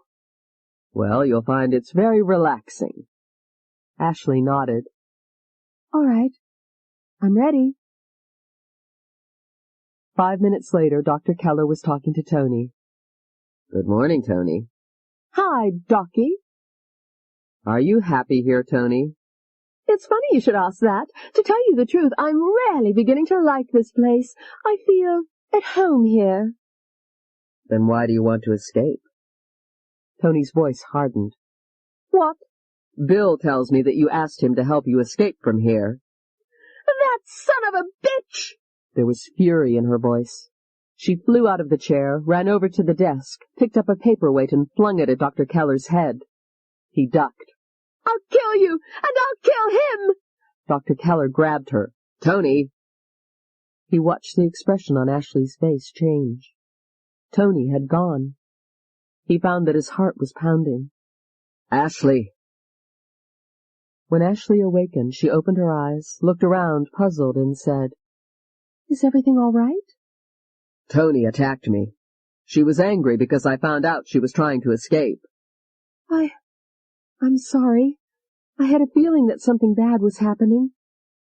It's all right. I want to bring you and Tony and Alette together. No. Why not? I'm afraid. I don't want to meet them. Don't you understand? They're not real. They're my imagination. Sooner or later, you're going to have to meet them, Ashley. You have to get to know one another. It's the only way you're going to be cured. Ashley stood up. I want to go back to my room. When she was returned to her room, Ashley watched the attendant leave. She was filled with a deep sense of despair. She thought, I'm never going to get out of here. They're lying to me. They can't cure me. She could not face the reality that other personalities were living inside of her. Because of them, people had been murdered, families destroyed. Why me, God? She began to weep. What did I ever do to you? She sat down on the bed and thought, I can't go on like this. There's only one way to end it. I have to do it now. She got up and walked around the small room looking for something sharp. There was nothing. The rooms had been carefully designed so that there was nothing in them that would allow the patients to harm themselves. As her eyes darted around the room, she saw the paints and canvas and paintbrushes and walked over to them. The handles of the paintbrushes were wooden. Ashley snapped one in half, exposing sharp, jagged edges. Slowly she took the sharp edge and placed it on her wrist. In one fast, deep movement she cut into her veins, and her blood began to pour out. Ashley placed the jagged edge on her other wrist and repeated the movement. She stood there watching the blood stain the carpet. She began to feel cold. She dropped to the floor and curled up into a fetal position. And then the room went dark. When Dr. Gilbert Keller heard the news, he was shocked. He went to visit Ashley in the infirmary. Her wrists were heavily bandaged. Watching her lying there, Dr. Keller thought, I can't ever let this happen again. We almost lost you, he said. It would have made me look bad. Ashley managed a wry smile. I'm sorry, but everything seems so hopeless. That's where you're wrong, Dr. Keller assured her. Do you want to be helped, Ashley? Yes. Then you have to believe in me. You have to work with me. I can't do it alone. What do you say? There was a long silence. What do you want me to do? First, I want a promise from you that you'll never try to harm yourself again. All right. I promise. I'm going to get the same promise now from Tony and Alette. I'm going to put you to sleep now. A few minutes later, Dr. Keller was speaking to Tony. That selfish bitch tried to kill us all. She thinks only about herself. Do you see what I mean? Tony. Well, I'm not having it. Will you be quiet and listen to me? I'm listening. I want you to promise that you'll never harm Ashley. Why should I promise? I'll tell you why. Because you're part of her. You were born out of her pain. I don't know yet what you've had to go through, Tony, but I know that it must have been terrible. But you have to realize that she went through the same thing, and Alette was born for the same reason as you. The three of you have a lot in common. You should help each other, not hate each other. Will you give me your word? Nothing. Tony? I suppose so, she said grudgingly. Thank you. Do you want to talk about England now? No. Alette, Are you there? Yes. Where do you think I am, stupid? I want you to make me the same promise that Tony did. Promise never to harm Ashley. That's the only one you care about, isn't it? Ashley, Ashley, Ashley. What about us? Alette? Yes, I promise. The months were going by, and there were no signs of progress. Dr. Keller sat at his desk reviewing notes, recalling sessions, trying to find a clue to what was wrong. He was taking care of half a dozen other patients, but he found that it was Ashley who was most concerned about. There was such an incredible chasm between her innocent vulnerability and the dark forces that were able to take over her life. Every time he talked to Ashley, he had an overpowering urge to try to protect her. She's like a daughter to me, he thought. Who am I kidding? I'm falling in love with her. Dr. Keller went to see Otto Lewison. I have a problem, Otto. I thought that was reserved for our patients. This involves one of our patients, Ashley Patterson. Oh? I find that I'm very attracted to her. Reverse transference? Yes. That could be very dangerous for both of you, Gilbert. I know. Well, as long as you're aware of it, be careful. I intend to. November. I gave Ashley a diary this morning. I want you and Tony and Alette to use this, Ashley. You can keep it in your room. Any time that any of you has any thoughts or ideas that you prefer to write down instead of talking to me, just put them down. All right, Gilbert. A month later, Dr. Keller wrote in his diary, December. The treatment is at a standstill. Tony and Alette refuse to discuss the past. It is becoming more difficult to persuade Ashley to undergo hypnosis. March. The diary is still blank.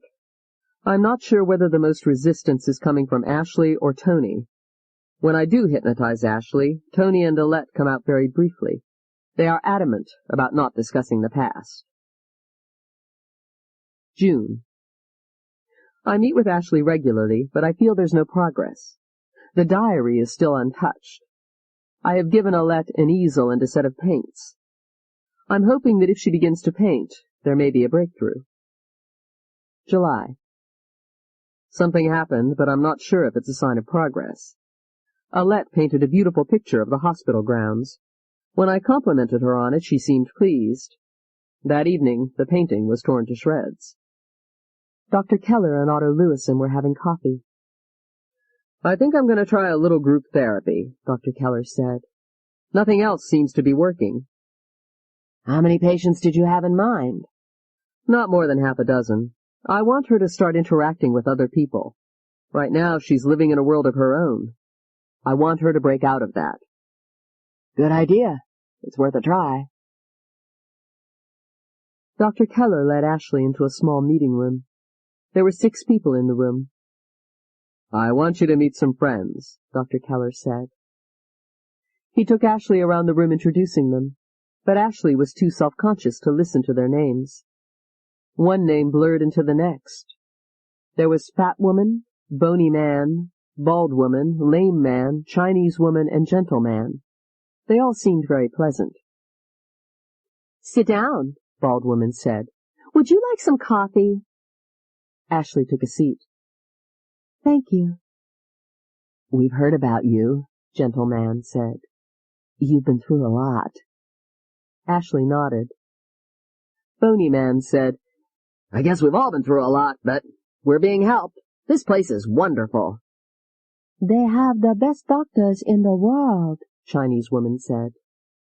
They all seem so normal, Ashley thought. Dr. Keller sat to one side, monitoring the conversations. 45 minutes later, he rose. I think it's time to go, Ashley. Ashley stood up. It was nice meeting all of you. Lame man walked up to her and whispered, Don't drink the water here. It's poisoned. They want to kill us and still collect the money from the state. Ashley gulped. Thanks, I'll remember. As Ashley and Dr. Keller walked down the corridor, she said, "What are their problems?" "Paranoia, schizophrenia, MPD, compulsive disorders. But Ashley, their improvement since they came here has been remarkable. Would you like to chat with them regularly?" "No." Dr. Keller walked into Otto Lewison's office. "I'm not getting anywhere," he confessed. "The group therapy didn't work, and the hypnotism sessions aren't working at all. I want to try something different." "What?" "I need your permission to take Ashley to dinner off the grounds." I don't think that's a good idea, Gilbert. It could be dangerous. She's already— I know. But right now, I'm the enemy. I want to become a friend. Her alter Tony tried to kill you once. What if she tries again? I'll handle it. Dr. Lewison thought about it. All right. Do you want someone to go with you? No. I'll be fine, Otto. When do you want to start this? Tonight. You want to take me out to dinner? Yes, I think it would be good for you to get away from this place for a while, Ashley. What do you say? Yes. Ashley was surprised at how excited she was at the thought of going out to dinner with Gilbert Keller. It will be fun to get out of here for an evening, Ashley thought. But she knew that it was more than that. The thought of being with Gilbert Keller on a date was exhilarating. They were having dinner at a Japanese restaurant called Otani Gardens, 5 miles from the hospital. Dr. Keller knew that he was taking a risk. At any moment, Tony or Alette could take over. He had been warned. It's more important that Ashley learns to trust me so that I can help her. It's funny, Gilbert, Ashley said, looking around the crowded restaurant. What is? These people don't look any different from the people at the hospital. They aren't really different, Ashley. I'm sure they all have problems. The only difference is the people at the hospital aren't able to cope with them as well. So we help them. I didn't know I had any problems until, well, you know. Do you know why, Ashley? Because you buried them. You couldn't face what happened to you, so you built defenses in your mind and shut the bad things away. To one degree or another, a lot of people do that. He deliberately changed the subject. How's your steak? Delicious, thank you. From then on, Ashley and Dr. Keller had meals away from the hospital once a week. They had lunch at an excellent little Italian restaurant called Banducci's, and dinners at the Palm, Eveline's, and the Gumbo Pot. Neither Tony nor Alette made an appearance. One night Dr. Keller took Ashley dancing. It was at a small nightclub with a wonderful band. Are you enjoying yourself? He asked. Very much. Thank you. She looked at him and said, You're not like other doctors. They don't dance? You know what I mean. He was holding her close, and both of them felt the urgency of the moment. That could be very dangerous for both of you, Gilbert. Chapter 25. I know what the bloody hell you're trying to do, Docky. You're trying to make Ashley think you're her friend. I am her friend, Tony, and yours. No, you're not. You think she's great and I'm nothing. You're wrong. I respect you and Alette as much as I respect Ashley. You're all equally important to me. Is that true? Yes. Tony, when I told you that you had a beautiful singing voice, I meant it. Do you play an instrument? Piano. If I could arrange for you to use the piano in the recreation hall so you can play and sing, would you be interested? I might be. She sounded excited. Dr. Keller smiled. Then I'll be happy to do it. It will be there for you to use. Thanks. Dr. Keller arranged for Tony to have private access to the recreation room for 1 hour every afternoon. In the beginning the doors were closed, but as other inmates heard the piano music and the singing from inside, they opened the door to listen. Soon Tony was entertaining dozens of patients. Dr. Keller was looking over his notes with Dr. Lewison. Dr. Lewison said, "What about the other one, Alette?" "I've set it up for her to paint in the garden every afternoon. She'll be watched, of course. I think it's going to be good therapy." But Alette refused. In a session with her, Dr. Keller said, "You don't use the paints I gave you, Alette. It's a shame to let them go to waste. You're so talented." How would you know? "Don't you enjoy painting?" Yes, "Then why don't you do it?" because I'm no good. Stop pestering me. "Who told you that?" My mother. "We haven't talked about your mother. Do you want to tell me about her?" There's nothing to tell. "She died in an accident, didn't she?" There was a long pause. Yes, she died in an accident. The following day, Alette started to paint. She enjoyed being in the garden with her canvas and brushes. When she painted, she was able to forget everything else. Some of the patients would gather around her and watch. They talked in multicolored voices.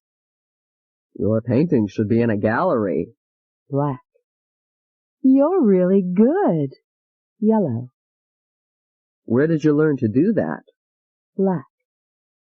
Can you paint a picture of me sometime? Orange. "I wish I knew how to do that." Black. She was always sorry when her time was up and she had to go back into the big building. "I want you to meet someone, Ashley. This is Lisa Garrett." She was a woman in her 50s, small and wraith-like. "Lisa is going home today." The woman beamed. Isn't that wonderful? And I owe it all to Dr. Keller. Gilbert Keller looked at Ashley and said, "Lisa suffered from MPD and had 30 alters." That's right, dear. And they're all gone. Dr. Keller said pointedly, "She's the third MPD patient leaving us this year." And Ashley felt a surge of hope. Alette said, Dr. Keller is sympathetic. He really seems to like us. You're bloody stupid, Tony scoffed. Don't you see what's happening? I told you once. He's pretending to like us, so we'll do what he wants us to do. And do you know what that is? He wants to bring us all together, love, and then convince Ashley that she doesn't need us. And you know what happens then? You and I die. Is that what you want? I don't. Well, no, Alette said hesitantly. Then listen to me. We go along with the doctor. We make him believe that we're really trying to help him. We string him along. We're in no hurry. And I promise you that one day I'll get us out of here. Whatever you say, Tony. Good. So we'll let old Docky think he's doing just great. A letter arrived from David. In the envelope was a photograph of a small boy. The letter read, "Dear Ashley, I hope that you're coming along well and that the therapy is progressing. Everything's fine here. I'm working hard and enjoying it." Enclosed is a photograph of our 2-year-old Jeffrey. At the rate he's growing, in a few minutes he'll be getting married. There's no real news to report. I just wanted you to know that I was thinking about you. Sandra joins me in sending our warm regards, David. Ashley studied the photograph. He's a beautiful little boy, she thought. I hope he has a happy life. She went to lunch, and when she returned, the photograph was on the floor of her room, torn to bits. June 15th, 1:30 p.m. Patient Ashley Patterson. Therapy session using sodium amytal. Alter, Alette Peters. Tell me about Rome, Alette. It's the most beautiful city in the world. It's filled with great museums. I used to visit all of them. What would you know about museums? And you wanted to be a painter? Yes. What did you think I wanted to be, a firefighter? Did you study painting? No, I didn't. Can't you go bother someone else? Why not? Because of what your mother told you? Oh, no. I just decided that I wasn't good enough. Tony, get him away from me. Did you have any traumas during that period? Did any terrible things happen to you that you can recall? No, I was very happy. Tony. August 15th, 9 a.m. Patient, Ashley Patterson. Hypnotherapy session with Alter Tony Prescott. Do you want to talk about London, Tony?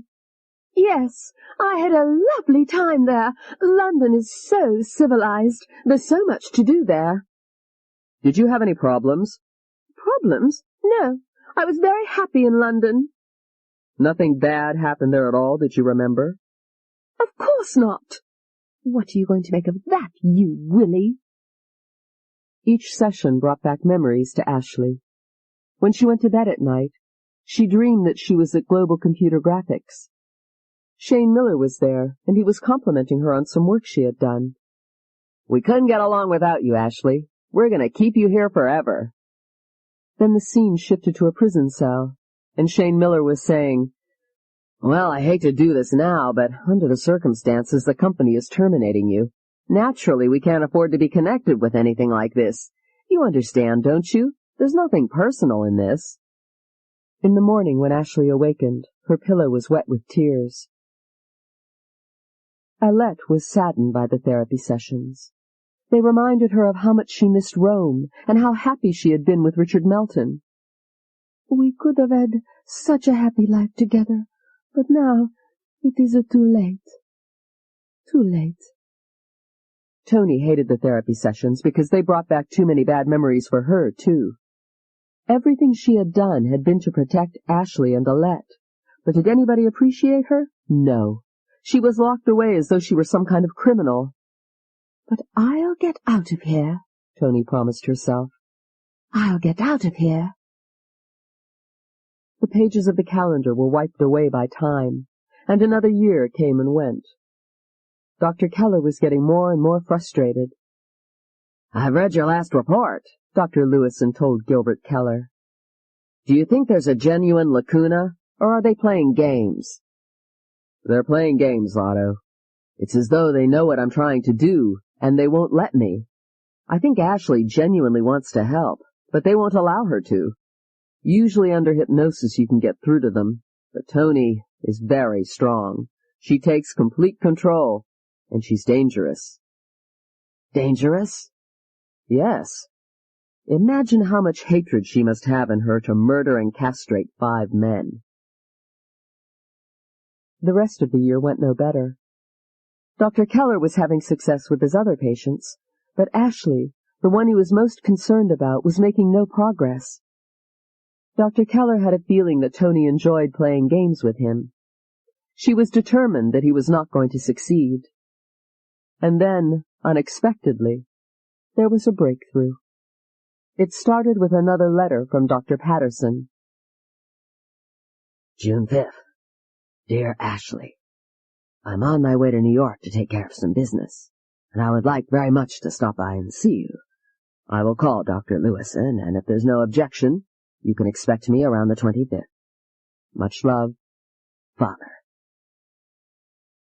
3 weeks later, Dr. Patterson arrived with an attractive dark-haired woman in her early 40s and her 3-year-old daughter, Katrina. They were ushered into Dr. Lewison's office. He rose as they entered. Dr. Patterson, I'm delighted to meet you. Thank you. This is Miss Victoria Aniston and her daughter, Katrina. How do you do, Miss Aniston? Katrina? I brought them along to meet Ashley. Wonderful. She's with Dr. Keller right now, but they should be finished soon. Dr. Patterson said, How is Ashley doing? Otto Lewison hesitated. I wonder if I could speak to you alone for a few minutes? Certainly. Dr. Patterson turned to Victoria and Katrina. It looks like there's a beautiful garden out there. Why don't you wait for me, and I'll join you with Ashley. Victoria Aniston smiled. Fine. She looked over at Otto Lewison. It was nice to meet you, Doctor. Thank you, Miss Aniston. Dr. Patterson watched the two of them leave. He turned to Otto Lewison. Is there a problem? I'll be frank with you, Dr. Patterson. We're not making as much progress as I had hoped we would. Ashley says she wants to be helped, but she's not cooperating with us. In fact, she's fighting the treatment. Dr. Patterson was studying him, puzzled. Why? It's not that unusual. At some stage, patients with MPD are afraid of meeting their alters. It terrifies them. The very thought that other characters can be living in their mind and body and take over at will, well, you can imagine how devastating that can be. Dr. Patterson nodded. Of course. There's something that puzzles us about Ashley's problem. Almost always, these problems start with a history of molestation when the patient is very young. We have no record of anything like that in Ashley's case, so we have no idea how or why this trauma began. Dr. Patterson sat there silently for a moment.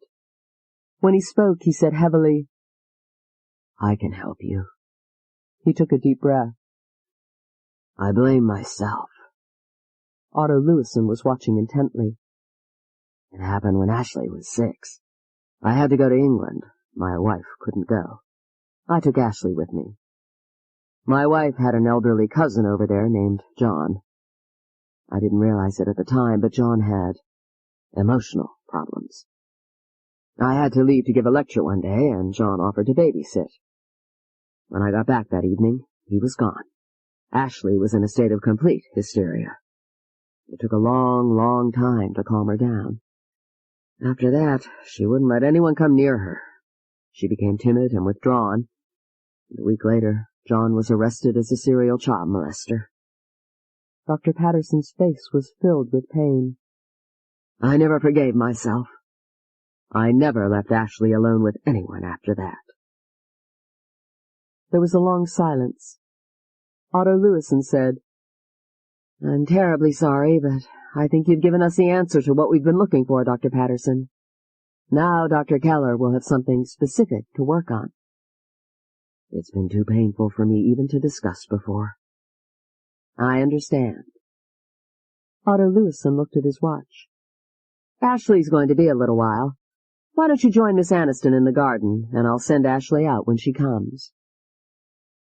Dr. Patterson rose. Thank you. I will. Otto Lewison watched him leave. He could not wait to tell Dr. Keller what he had learned. Victoria Aniston and Katrina were waiting for him. Did you see Ashley? Victoria asked. They'll send her out in a few minutes, Dr. Patterson said. He looked around the spacious grounds. This is lovely, isn't it? Katrina ran up to him. I want to go up to the sky again. He smiled. All right. He picked her up, threw her into the air, and caught her as she came down. Higher. Hang on, here we go. He threw her up again and caught her, and she was screaming with delight. Again! Dr. Patterson's back was to the main building, so he did not see Ashley and Dr. Keller come out. Higher! Katrina screamed. Ashley stopped in the doorway, frozen. She watched her father playing with the little girl, and time seemed to fragment. Everything after that happened in slow motion. There were flashes of a little girl being thrown into the air. Higher, Papa. Hang on, here we go. And then the girl being tossed onto a bed, a voice saying, You'll like this. An image of the man getting into bed beside her. The little girl was screaming, Stop it, no, please, no.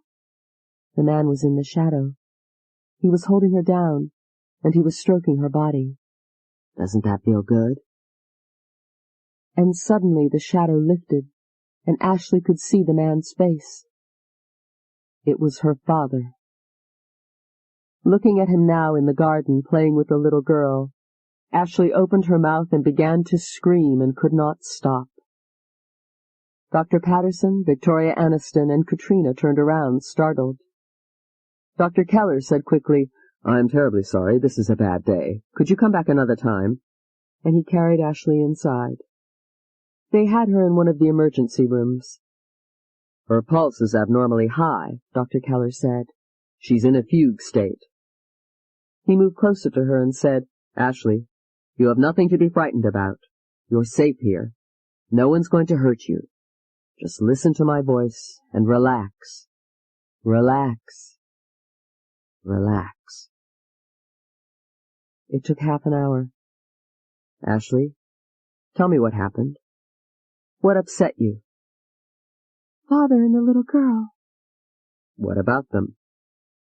It was Tony who answered. She can't face it. She's afraid he's going to do to the little girl what he did to her. Dr. Keller stared at her a moment. What did he do to her? It was in London. She was in bed. He sat down next to her and said, I'm going to make you very happy, baby, and began tickling her, and she was laughing. And then he took her pajamas off, and he started playing with her. Don't my hands feel good? Ashley started screaming, Stop it! Don't do that! But he wouldn't stop. He held her down and went on and on. Dr. Keller asked, Was that the first time it happened, Tony? Yes. How old was Ashley? She was 6. And that's when you were born? Yes. Ashley was too terrified to face it. What happened after that? Father came to her every night and got into bed with her. The words were pouring out now. She couldn't stop him. When they got home, Ashley told Mother what happened, and Mother called her a lying little bitch. Ashley was afraid to go to sleep at night, because she knew Papa was going to come to her room. He used to make her touch him, and then play with himself, and he said to her, Don't tell anyone about this, or I won't love you any more. She couldn't tell anyone. Mama and Papa were yelling at each other all the time, and Ashley thought it was her fault. She knew she had done something wrong, but she didn't know what. Mama hated her. How long did this go on? Dr. Keller asked. When I was 8. Tony stopped. Go on, Tony. Ashley's face changed, and it was Alette sitting in the chair. She said, We moved to Roma, where he did research at Policlinico Umberto I. And that's where you were born? Yes. Ashley couldn't stand what happened one night, so I came to protect her. What happened, Alette? Papa came into her room while she was asleep, and he was naked, and he crawled into her bed, and this time he forced himself inside her. She tried to stop him, but she couldn't. She begged him never to do it again, but he came to her every night, and he always said, This is how a man shows a woman he loves her, and you're my woman, and I love you. You must never tell anyone about this. And she could never tell anyone. Ashley was sobbing, tears running down her cheeks. It was all Gilbert Keller could do not to take her in his arms and hold her and tell her that he loved her and everything was going to be all right. But of course, it was impossible. I'm her doctor. When Dr. Keller returned to Dr. Lewison's office, Dr. Patterson, Victoria Aniston, and Katrina had left. Well, this is what we've been waiting for, Dr. Keller told Otto Lewison. We finally got a breakthrough. I know when Tony and Alette were born, and why. We should see a big change from now on. Dr. Keller was right. Things began to move. Chapter 26. The hypnotherapy session had begun. Once Ashley was under, Dr. Keller said, Ashley, tell me about Jim Cleary. I love Jim. We were going to run away together and get married. Yes?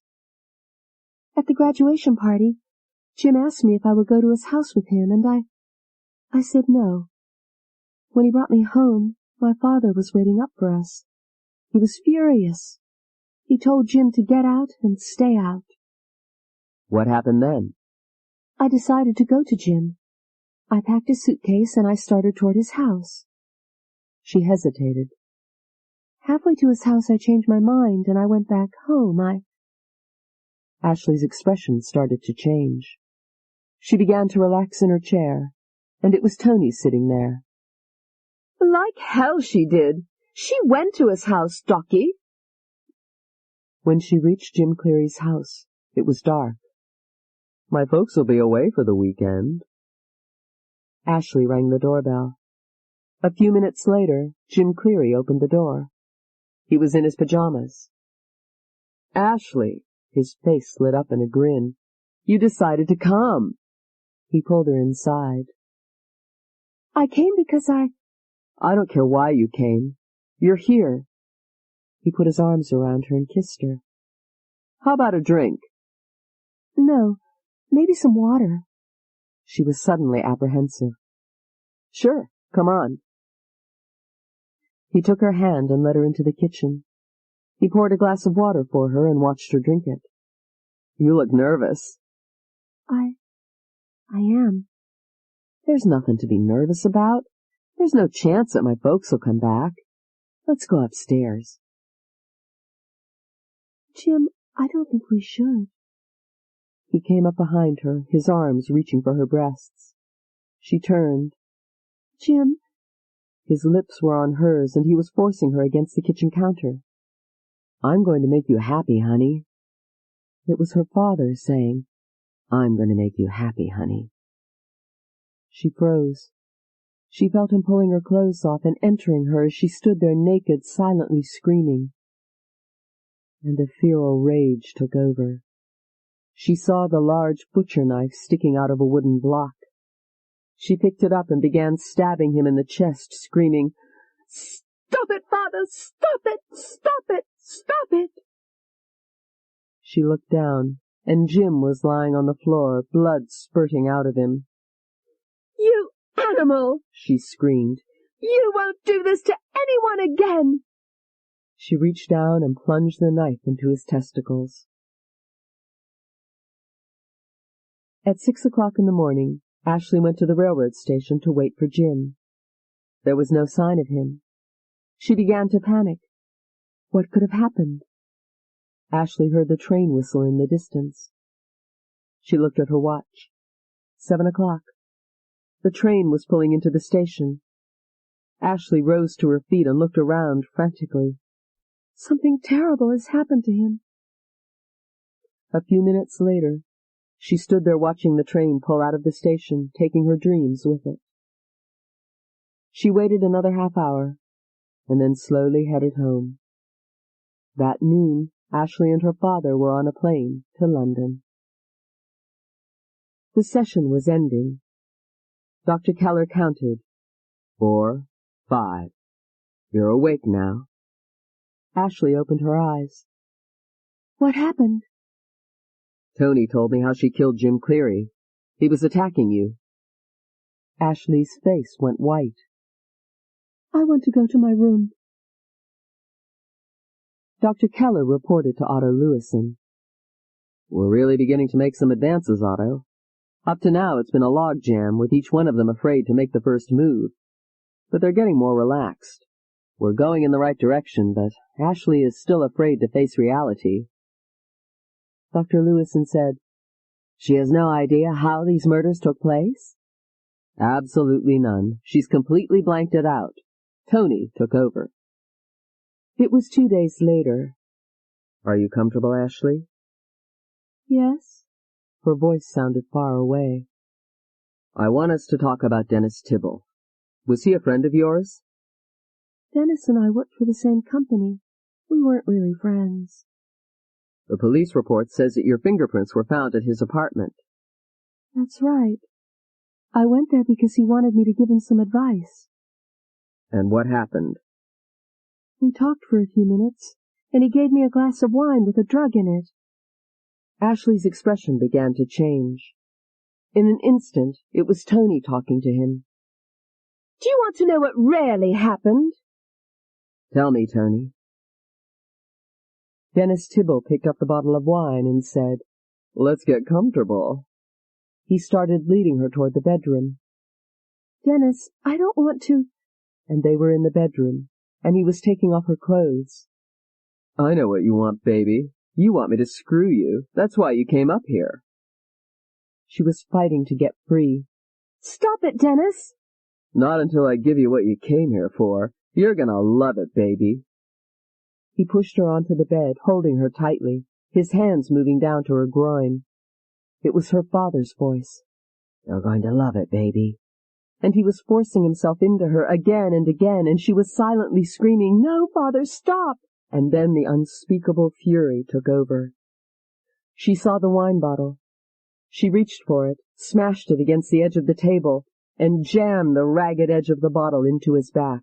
He screamed and tried to get up, but she held him tightly while she kept ramming the broken bottle into him. She watched him roll onto the floor. "Stop it," he whimpered. Do you promise to never do that again? Well, we'll make sure." She picked up the broken glass and reached for his groin.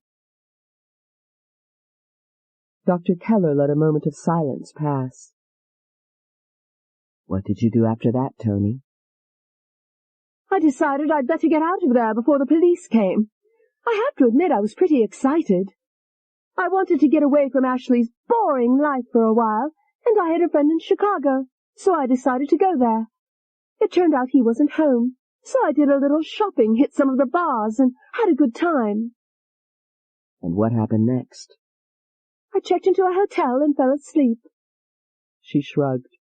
From then on, it was Ashley's party.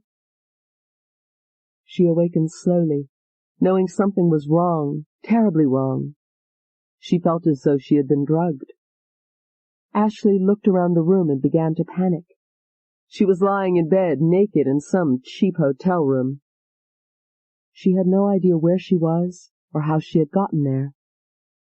She managed to sit up, and her head started to pound.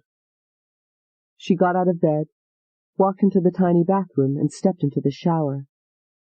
She let the stream of hot water pound against her body, trying to wash away whatever terrible, dirty things had happened to her. What if he had gotten her pregnant? The thought of having his child was sickening. Ashley got out of the shower, dried herself, and walked over to the closet. Her clothes were missing. The only things inside the closet were a black leather miniskirt, a cheap-looking tube top, and a pair of spiked high-heeled shoes. She was repelled by the thought of putting the clothes on, but she had no choice.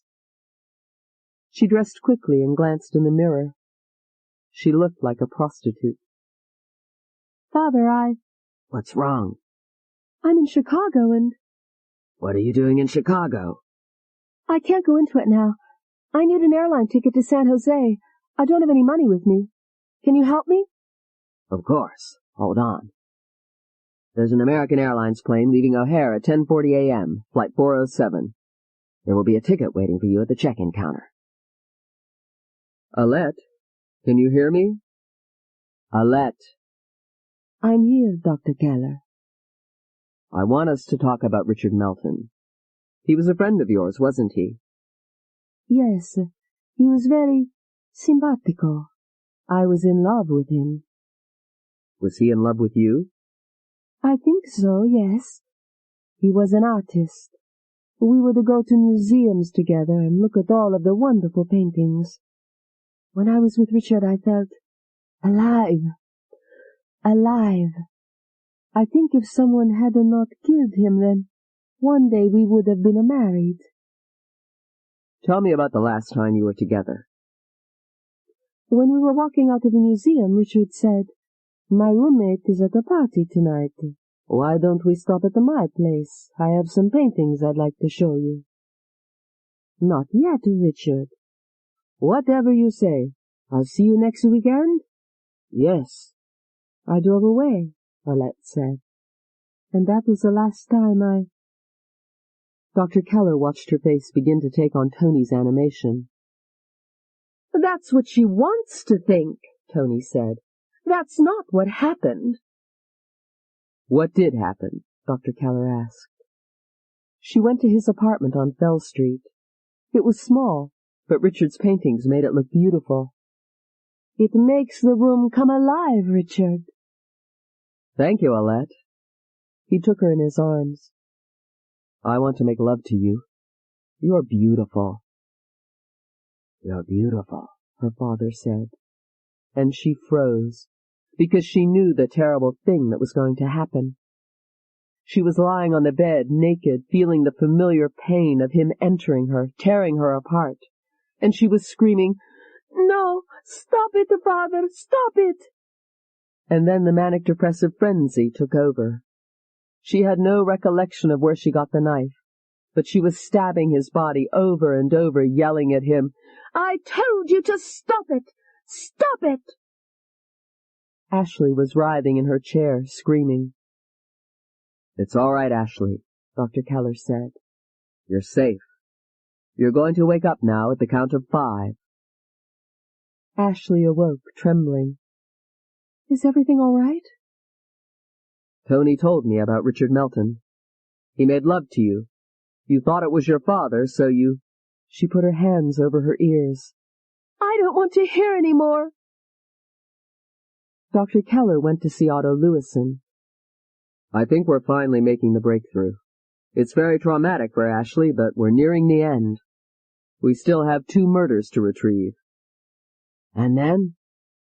I'm going to bring Ashley, Tony, and Alette together.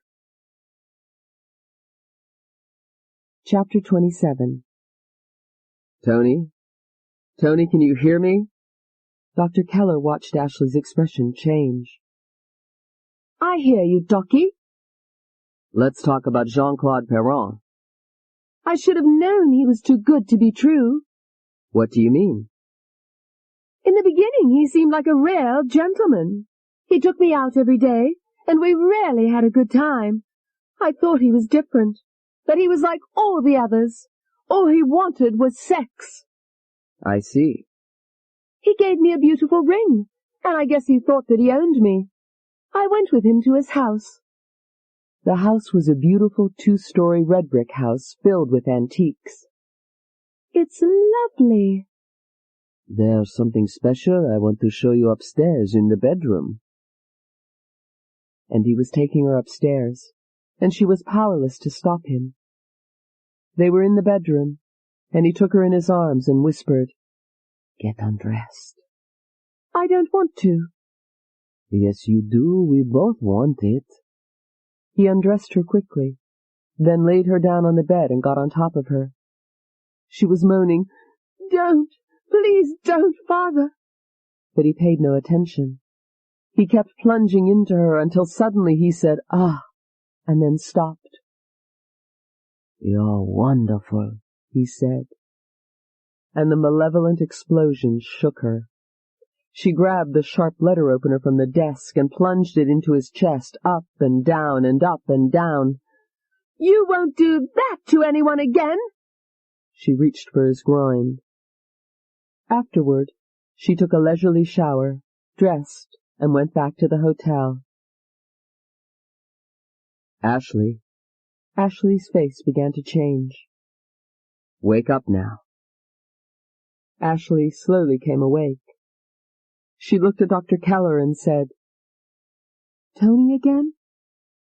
She met Jean-Claude on the Internet. Ashley, when you were in Quebec, were there periods when you seemed to lose time, when suddenly it was hours later or a day later, and you didn't know where the time had gone? She nodded slowly. Yes, it happened a lot. That's when Tony took over. And that's when she... Yes. The next few months were uneventful. In the afternoons, Dr. Keller would listen to Tony play the piano and sing, and he would watch Alette painting in the garden. There was one more murder to discuss, but he wanted Ashley to be relaxed before he started talking about it. It had been 5 years now since she had come to the hospital. She's almost cured, Dr. Keller thought. On a Monday morning he sent for Ashley and watched her walk into the office. She was pale, as though she knew what she was facing. Good morning, Ashley. Good morning, Gilbert. How are you feeling? Nervous. This is the last one, isn't it? Yes. Let's talk about Deputy Sam Blake. What was he doing in your apartment? I asked him to come. Someone had written on my bathroom mirror, "You will die." I didn't know what to do. I thought someone was trying to kill me. I called the police and Deputy Blake came over. He was very sympathetic. Did you ask him to stay with you? Yes, I was afraid to be alone. He said that he would spend the night, and then in the morning he would arrange for 24-hour protection for me. I offered to sleep on the couch and let him sleep in the bedroom, but he said he would sleep on the couch. I remember he checked the windows to make sure they were locked, and then he double-bolted the door. His gun was on the table next to the couch. I said good night and went into the bedroom and closed the door. And then what happened? The next thing I remember is being awakened by someone screaming in the alley. Then the sheriff came in to tell me that Deputy Blake had been found dead. She stopped, her face pale. All right. I'm going to put you to sleep now. Just relax.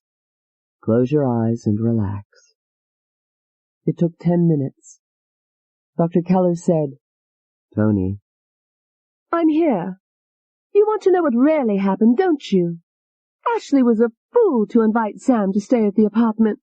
I could have told her what he would do. He heard a cry from the bedroom, quickly rose from the couch and scooped up his gun. He hurried over to the bedroom door and listened a moment. Silence. He had imagined it. As he started to turn away, he heard it again. He pushed the door open, gun in hand. Ashley was in bed, naked, asleep. There was no one else in the room. She was making little moaning sounds. He moved to her bedside. She looked beautiful lying there, curled up in a fetal position. She moaned again, trapped in some terrible dream. He meant only to comfort her, to take her in his arms and hold her. He lay down at her side and gently pulled her toward him, and he felt the heat of her body and began to be aroused. She was awakened by his voice saying, It's all right now, you're safe. And his lips were on hers, and he was moving her legs apart and was inside her, and she was screaming, No, Father! And he moved faster and faster in a primal urgency, and then the savage revenge took over. She grabbed the knife from the dresser drawer at her bedside and began to slash into his body. What happened after you killed him? She wrapped his body in the sheets and dragged him to the elevator, and then through the garage to the alley and back.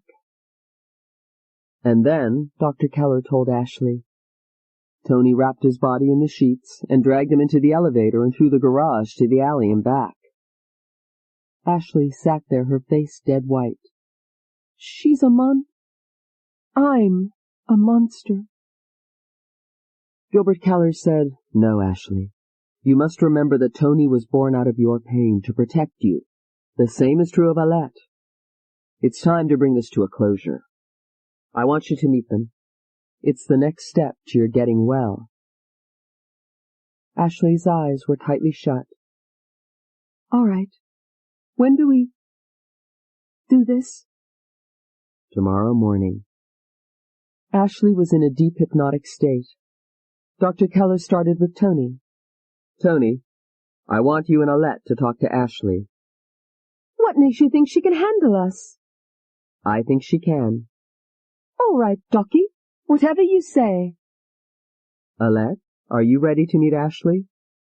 If Tony says it's all right. Sure, Alette. It's about time. Dr. Keller took a deep breath and said, Ashley, I want you to say hello to Tony. There was a long silence, then a timid, Hello, Tony. Hello. Ashley, say hello to Alette. Hello, Alette. Hello, Ashley. Dr. Keller breathed a deep sigh of relief. I want you all to get to know one another. You've suffered through the same terrible traumas.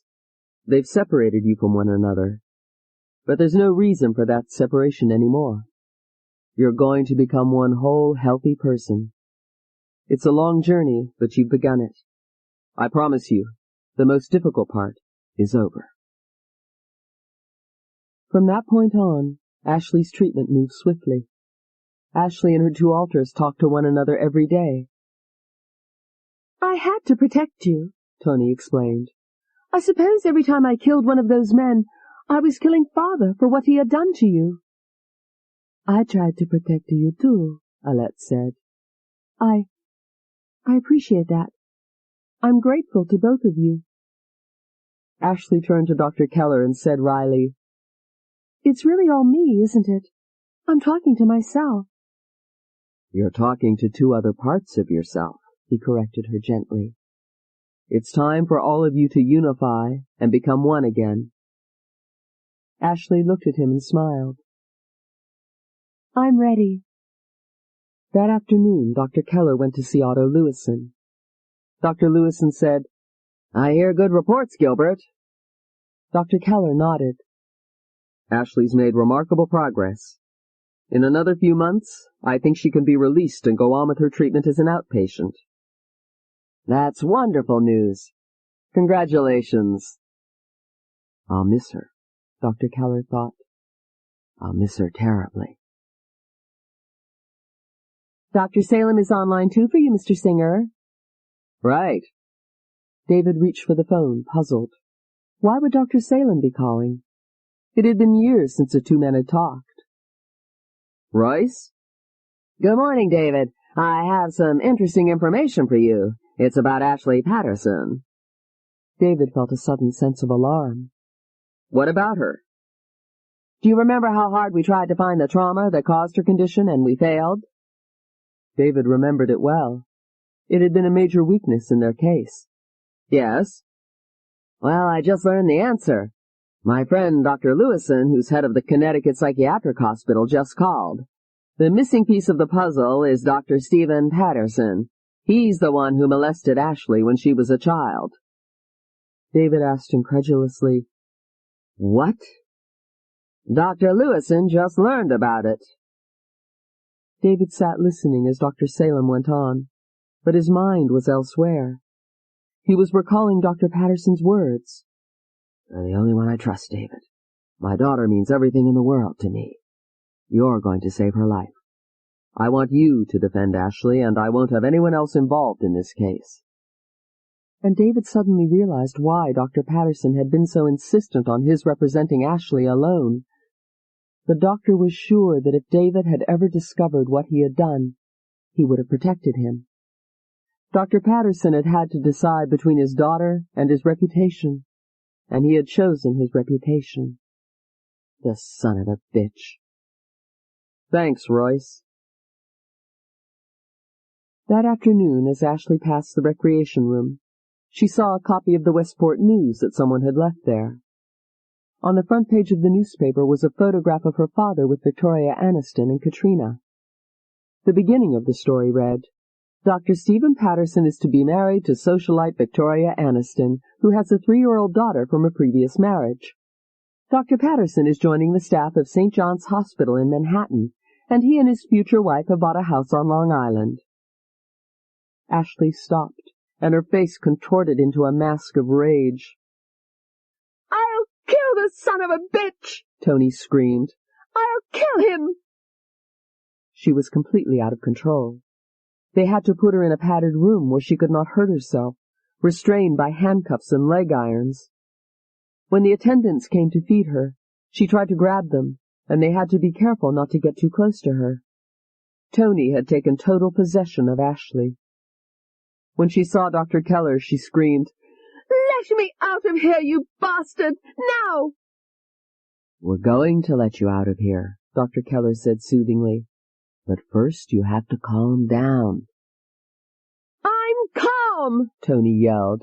Let me go! Dr. Keller sat on the floor beside her and said, Tony, when you saw that picture of your father, you said you were going to hurt him and— You're a liar! I said I was going to kill him! There's been enough killing. You don't want to stab anyone else. I'm not going to stab him. Have you heard of hydrochloric acid? It will eat through anything, including skin. Wait until I don't want you to think like that. You're right. Arson. Arson is better. He won't have to wait until hell to burn to death. I can do it so they'll never catch me if— Tony, forget about this. All right. I can think of some other ways that are even better. He studied her a moment, frustrated. Why are you so angry? Don't you know? I thought you were supposed to be such a great doctor. He's marrying a woman with a 3-year-old daughter. What's going to happen to that little girl, Mr. Famous Doctor? I'll tell you what. The same thing that happened to us. Well, I'm going to stop it. I'd hoped we'd gotten rid of all that hate. Hate? You want to hear about hate? It was raining, a steady downpour of raindrops hitting the roof of the speeding car. She looked at her mother sitting at the wheel, squinting at the road ahead, and she smiled in a happy mood. She began to sing, "All around the mulberry bush the monkey chased." Her mother turned to her and screamed, "Shut up! I told you I detest that song. You make me sick, you miserable little—" After that, everything seemed to happen in slow motion. The curve ahead, the car skidding off the road, the tree. The crash flung her out of the car. She was shaken, but unhurt. She got to her feet. She could hear her mother trapped in the car screaming, "Get me out of here! Help me! Help me!" And she stood there watching until the car finally exploded. Hate? Do you want to hear more? Walter Manning said, "This has to be a unanimous decision. My daughter's a professional artist, not a dilettante. She did this as a favor. We can't turn her down. This has to be unanimous. We're either giving him my daughter's painting or we don't give him anything at all." She was parked at the curb, with the motor running.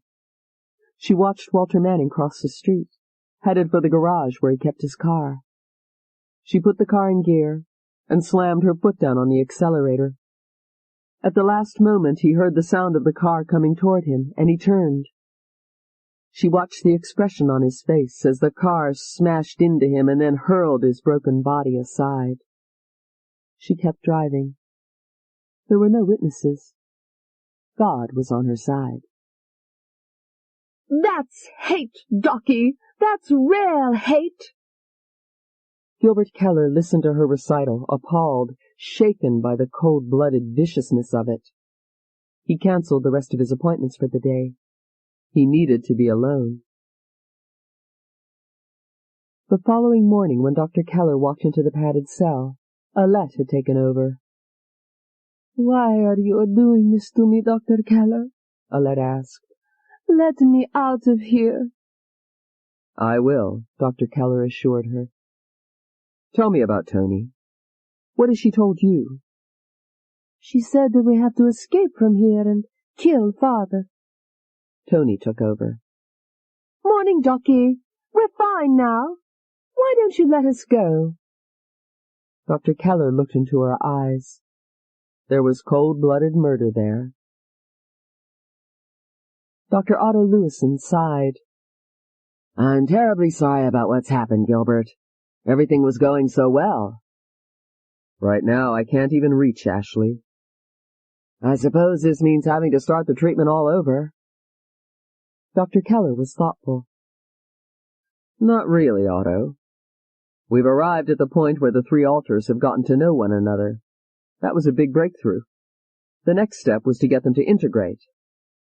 I have to find a way to do that." "That damned article." "It's fortunate for us that Tony saw the article." Otto Lewison looked at him in surprise. "Fortunate?" "Yes, because there's that residual hate in Tony. Now that we know it's there, we can work on it. I want to try an experiment. If it works, we'll be in good shape. If it doesn't—" He paused and added quietly, "then I think Ashley may have to be confined here for the rest of her life." "What do you want to do?" "I think it's a bad idea for Ashley's father to see her again. But I want to hire a national clipping service, and I want them to send me every article that appears about Dr. Patterson. Otto Lewison blinked. What's the point? I'm going to show them all to Tony. Eventually, her hate has to burn itself out. That way I can monitor it and try to control it. It may take a long time, Gilbert. At least a year, maybe longer. But it's the only chance Ashley has. 5 days later, Ashley had taken over. When Dr. Keller walked into the padded cell, Ashley said, "Good morning, Gilbert. I'm sorry that all this happened." "I'm glad it did, Ashley. We're going to get all of our feelings out in the open." He nodded to the guard to remove the leg irons and handcuffs. Ashley stood up and rubbed her wrists. "That wasn't very comfortable," she said. They walked out into the corridor. "Tony's very angry." "Yes, but she's going to get over it. Here's my plan." There were 3 or 4 articles about Dr. Stephen Patterson every month. One read, "Dr. Stephen Patterson is to wed Victoria Aniston in an elaborate wedding ceremony on Long Island this Friday. Dr. Patterson's colleagues will fly in to attend." Tony was hysterical when Dr. Keller showed the story to her. "That marriage isn't going to last long."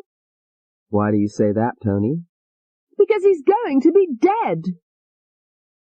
Dr. Stephen Patterson has resigned from St. John's Hospital and will head the cardiac staff at Manhattan Methodist Hospital. "So he can rape all the little girls there!" Tony screamed. Dr. Stephen Patterson received the Lasker Award for his work in medicine and is being honored at the White House. "They should hang the bastard!" Tony yelled. Gilbert Keller saw to it that Tony received all the articles written about her father. And as time went by, with each new item, Tony's rage seemed to be diminishing. It was as though her emotions had been worn out. She went from hatred to anger, and finally to a resigned acceptance. There was a mention in the real estate section. "Dr. Stephen Patterson and his new bride have moved into a home in Manhattan, but they plan to purchase a second home in the Hamptons and will be spending their summers there with their daughter Katrina." Tony started sobbing. "How could he do that to us?" "Do you feel that that little girl has taken your place, Tony?" "I don't know. I'm confused." Another year went by. Ashley had therapy sessions 3 times a week. Alette painted almost every day, but Tony refused to sing or play the piano. At Christmas, Dr. Keller showed Tony a new clipping. There was a picture of her father and Victoria and Katrina. The caption read, "The Pattersons celebrate Christmas in the Hamptons." Tony said wistfully, "We used to spend Christmases together. He always gave me wonderful gifts." She looked at Dr. Keller. "He wasn't all bad. Aside from he was a good father. I think he really loved me." It was the first sign of a new breakthrough. One day, as Dr. Keller passed the recreation room, he heard Tony singing and playing the piano. Surprised, he stepped into the room and watched her. She was completely absorbed in the music. The next day, Dr. Keller had a session with Tony. "Your father's getting older, Tony. How do you think you'll feel when he dies?" I don't want him to die. I know I said a lot of stupid things, but I said them because I was angry with him." "You're not angry anymore?" She thought about it. "I'm not angry. I'm hurt. I think you were right. I did feel that the little girl was taking my place."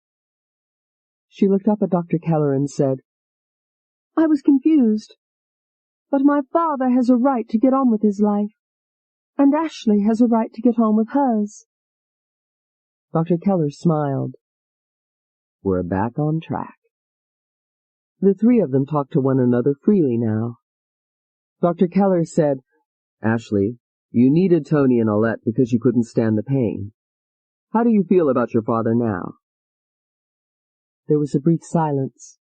She said slowly, I can never forget what he did to me, but I can forgive him. I want to put the past behind me and start my future. To do that, we must make you all one again. How do you feel about that, Alette? Alette said, If I'm Ashley, can I still go on the painting? Of course you can. Well, then, all right. Tony? Will I still be able to sing and play the piano? Yes, he said. Then, why not? Ashley? I'm ready for all of us to be one. I want to thank them for helping me when I needed them. My pleasure, love. Miera anche, Alette said. It was time for the final step.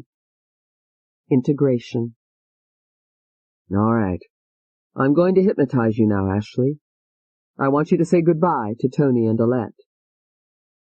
Ashley took a deep breath. Goodbye, Tony. Goodbye, Alette. Goodbye, Ashley. Take care of yourself, Ashley. 10 minutes later, Ashley was in a deep hypnotic state. Ashley, there's nothing more to be afraid of.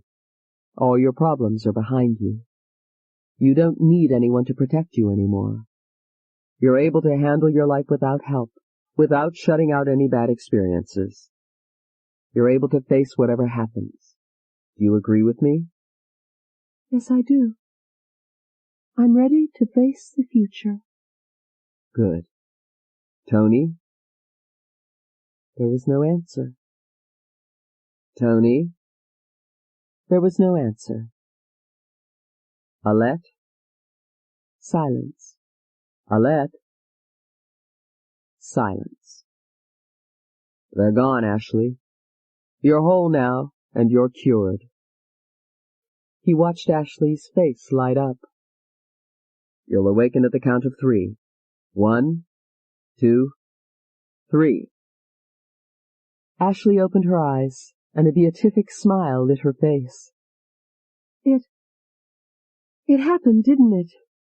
He nodded. Yes. She was ecstatic. I'm free. Oh, thank you, Gilbert. I feel as though a terrible dark curtain has been taken away. Dr. Keller took her hand. I can't tell you how pleased I am. We'll be doing some more tests over the next few months, but if they turn out as I think they will, well, we'll be sending you home. I'll arrange for some outpatient treatment for you wherever you are. Ashley nodded, too overcome with emotion to speak. Chapter 28. Over the next few months, Otto Lewison had 3 psychiatrists examine Ashley. They used hypnotherapy and sodium amytal.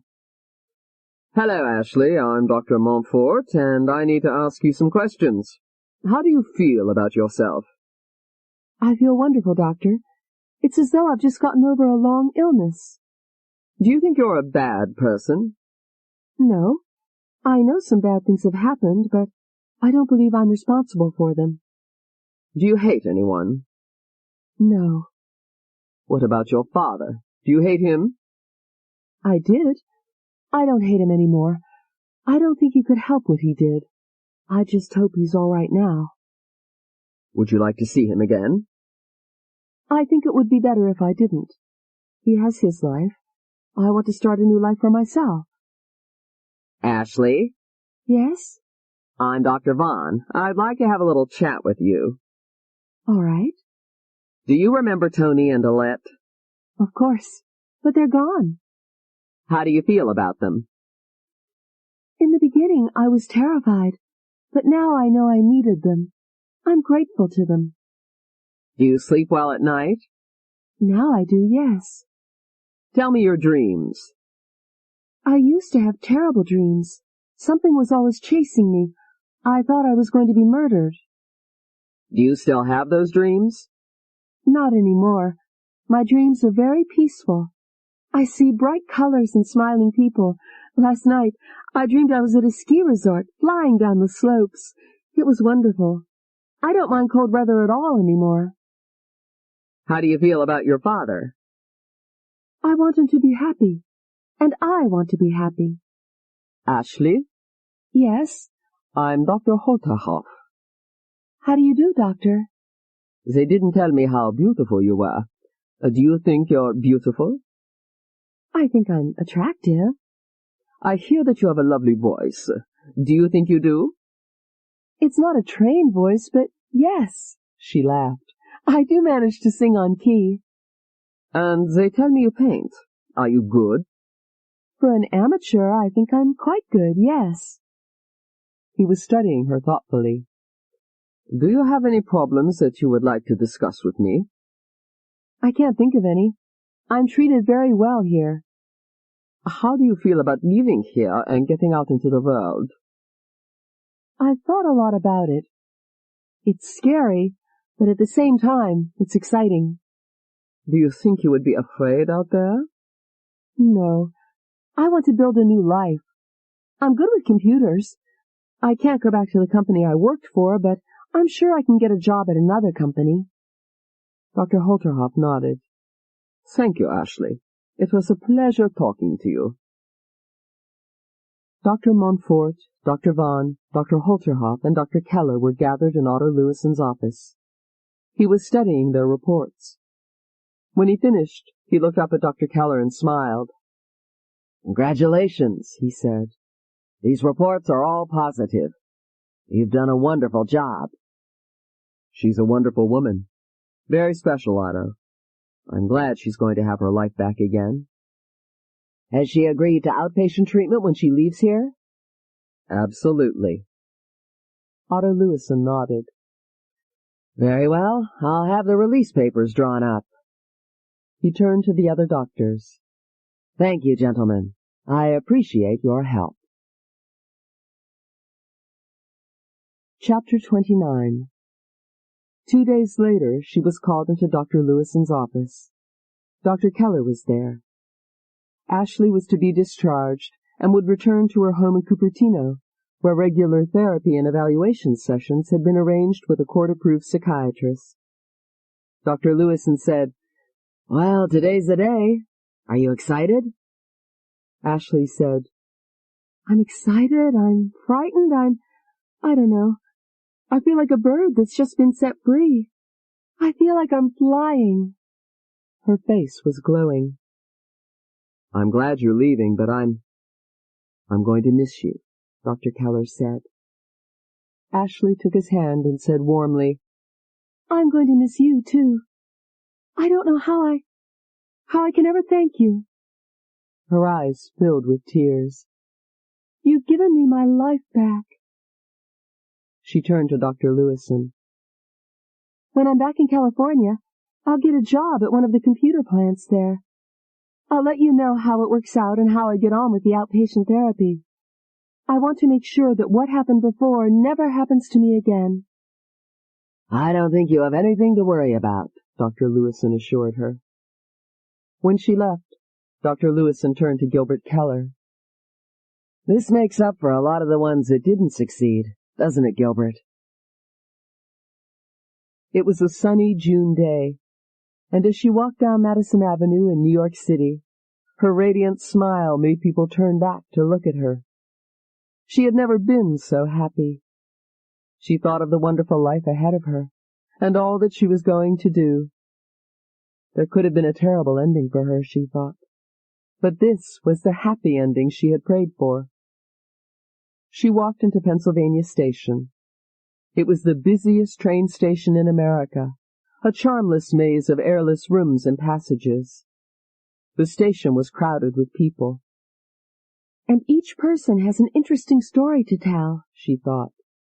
They're all going to different places, living their own lives, and now I'm going to live my own life. She purchased a ticket from one of the machines. Her train was just pulling in. Serendipity, she thought. She boarded the train and took a seat. She was filled with excitement at what was about to happen. The train gave a jerk, and then started picking up speed. I'm on my way at last. And as the train headed toward the Hamptons, she began to sing softly. All around the mulberry bush, the monkey chased the weasel. The monkey thought 'twas all in fun. Pop goes the weasel.